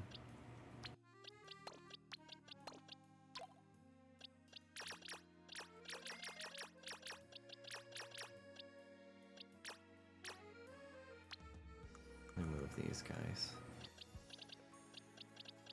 Here we go. Togor 2. Exactly. Man, I hope you're all doing wonderful tonight. Thank you for stopping by. I don't know if I'll be streaming tomorrow because it's a Hot Topics day, and I have to edit the Halloween episode with me and Callie in it, which was so fun. I can't wait for you all to see all of our costumes, but honestly, especially Callie's. Like, y'all... We forgot to do the vote for the costume contest. We, like, referenced, oh yeah, we're gonna vote, and then we just forgot. She had my vote. I think she would have won, to be honest. Trish was a close second, though. Trish really went all out for hers. But, like, truly, like, if I saw Callie at a convention in that, I would stop to take a photo. I would be like, can we please take a selfie? Please. It was really fucking cool. I loved your Huggy Wuggy Gnarly. Your TikTok. Dallas dressed up as Huggy Wuggy for a shiny hunt. He did Apom because its tail looks like the hands in that game. I haven't played it. I should, because I do love a horror game. But so we have Huggy. We only have the head. He used my Sonic the Hedgehog costume because it was the same color and it was just fur. So he used the torso for that, and then he used the head, and then we just have the head like out on a table for Halloween as a decoration right now. But yeah, I have to play Fortnite. I want to play Fortnite this week, probably on Halloween. I'll stream and play it because it's a Friday. Because I haven't really played much Fortnitemares. I've just been very, very busy with everything. I had guests over this weekend, which was very fun. But yeah, I need to play. I still haven't bought Velma and Freddy and Daphne. I'm honestly only interested. I was only really interested in Scooby, Velma, and Daphne. I thought Shaggy looks kind of ugly, and Fred I assume is going to be in a bundle with Daphne and Velma. It would probably be cheaper to just buy the bundle than the 2 individual skins. Simpsons season starts Saturday evening. Yes, that I'm very excited about. I cannot wait. I think it's going to be so cool to explore the map. And I'm like a very like lax Simpsons fan. I've honestly seen more like Family Guy. Bob's Burgers is like my ultimate. It would be cool if they did like an animation, all like Fox animation collab. but I guess it would just be Family Guy, Simpsons, and Bob's Burgers. I don't really know if they have any other shows. American Dad, I guess. Roger would be actually so fierce. So, I would actually love that very much. But I'm very excited about the Simpsons season because Marge is pretty much confirmed. She's in the teaser, so they don't usually show characters that aren't going to be playable like that. I think the kids are too, at least Bart. I think Bart... It looked like Bart and Lisa have, like, robots. Kind of like Morty. My friends and I have an idea for Bob's Burgers where it's Gene and then Tina on Gene's shoulders and then Louise on Tina's shoulders. And that's how we can get the Bob's Burgers kids in Fortnite. And then Linda and Bob would be skins. Bob is already a skin, but I hope that they do a Mother's Day bundle with the wives of the men of the cartoons because they are all much more interesting characters than all the men that were released on Father's Day.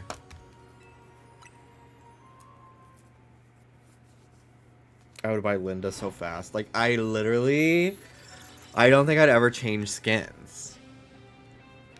I would love Linda. A Bob's Burgers, like, Battle Pass would be so fucking cool. Linda, Marshmallow, Teddy. I'd love it.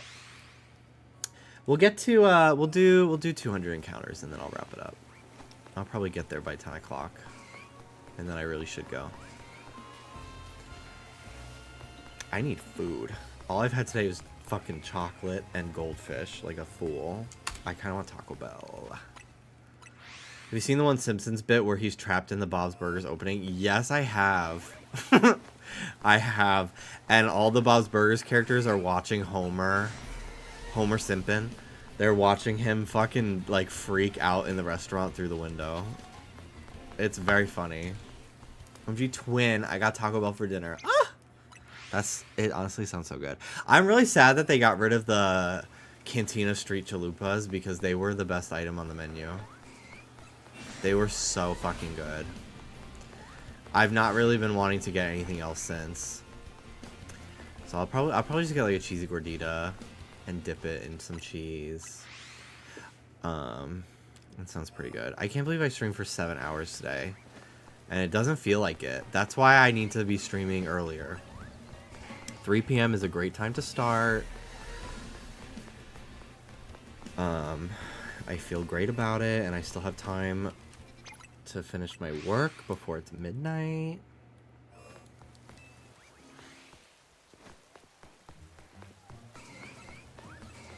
The lighting really makes me think that these Scyther are shiny every time. It's a very subtle change. I'm curious if it'll look any different in this game, because they have made the Pokemon a lot more vibrant. So I'm curious if it's going to look super different. Probably not. At least the green part. It's a shame. I wish there were more than 2 Scyther spawn, but it's nice that there's 2 of each of the big bugs. Pretty consistently. I'd really be fine with getting anything in this area. Here at night, I have no interest in Vivillon. I probably will come here to hunt Victory Bell, though. Or whatever it is, Weepin' Bell.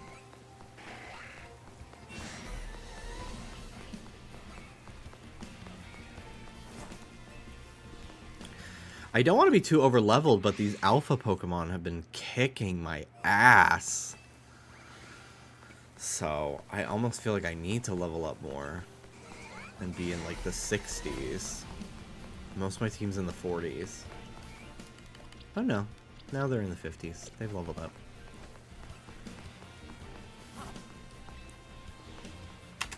Alright. We'll do 2 more. We'll end at 1100. 2 more laps.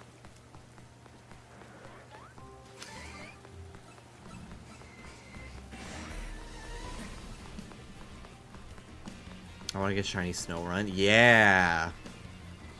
There's so many. There's so many spawns in Zone 12. I think it's 12. What is that? It's this one. Yeah. I've gotten 2 shinies there. I got Delibird and Machop.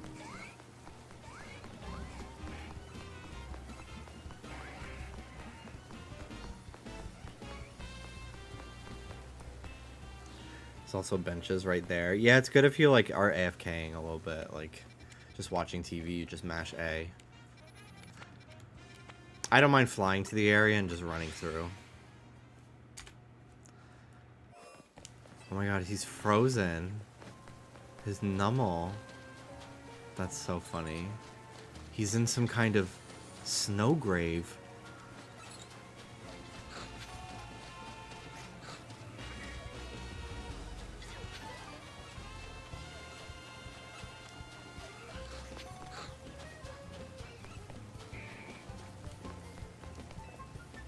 Okay. Alright. Oh, I gotta check Goomy. Let's do one Goomy check. Goomy does not despawn when Zone 11 comes up, by the way. Somebody told me that it did. They were wrong. Goomy is still here. Hi.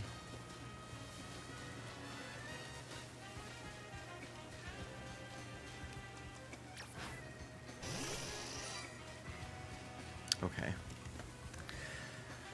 Thank you for watching, everyone. Thank you, thank you.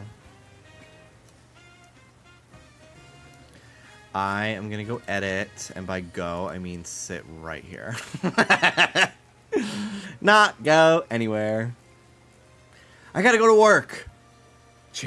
Closes tab, opens a different one. I literally feel like such a loser when I say that, but I'm doing really hard work that helps the world go round. It's important. It is, actually. I like editing the Patreons because I don't have to censor the swear words. Well, I would love to go through the category and look for another Pokemon stream to raid. I don't want to accidentally see a spoiler. But I am going to raid somebody that I love dearly and also will be playing Pokemon at some point, but is currently playing Digimon. My friend Rozo. He is a great guy. So, go hang out with Rozo. He's a very chill streamer. Oh my god, I forgot to mention. Today I got a YouTube comment that really fucking made me laugh. They were, I don't know if it was from today. I saw it today. And they were like, "Oh, you fell off." Which is so crazy to me. I'm like, bitch, I did not fall off. I got on a different ladder. Mama. Like, what are you talking about? I, like, arguably am at, like, a new chapter of my fucking life right now. It was literally, like, I saw that comment the day I got home from filming the podcast. I was like, Mama, tell me you don't know what's going on. Yeah. It was so funny to me. I was like, oh, okay, well, I fell off. And I got back on. Okay. Bye, everybody. Take care of yourselves. Have a good night. Love you all. I'm gay. I'm very gay. Okay, bye-bye.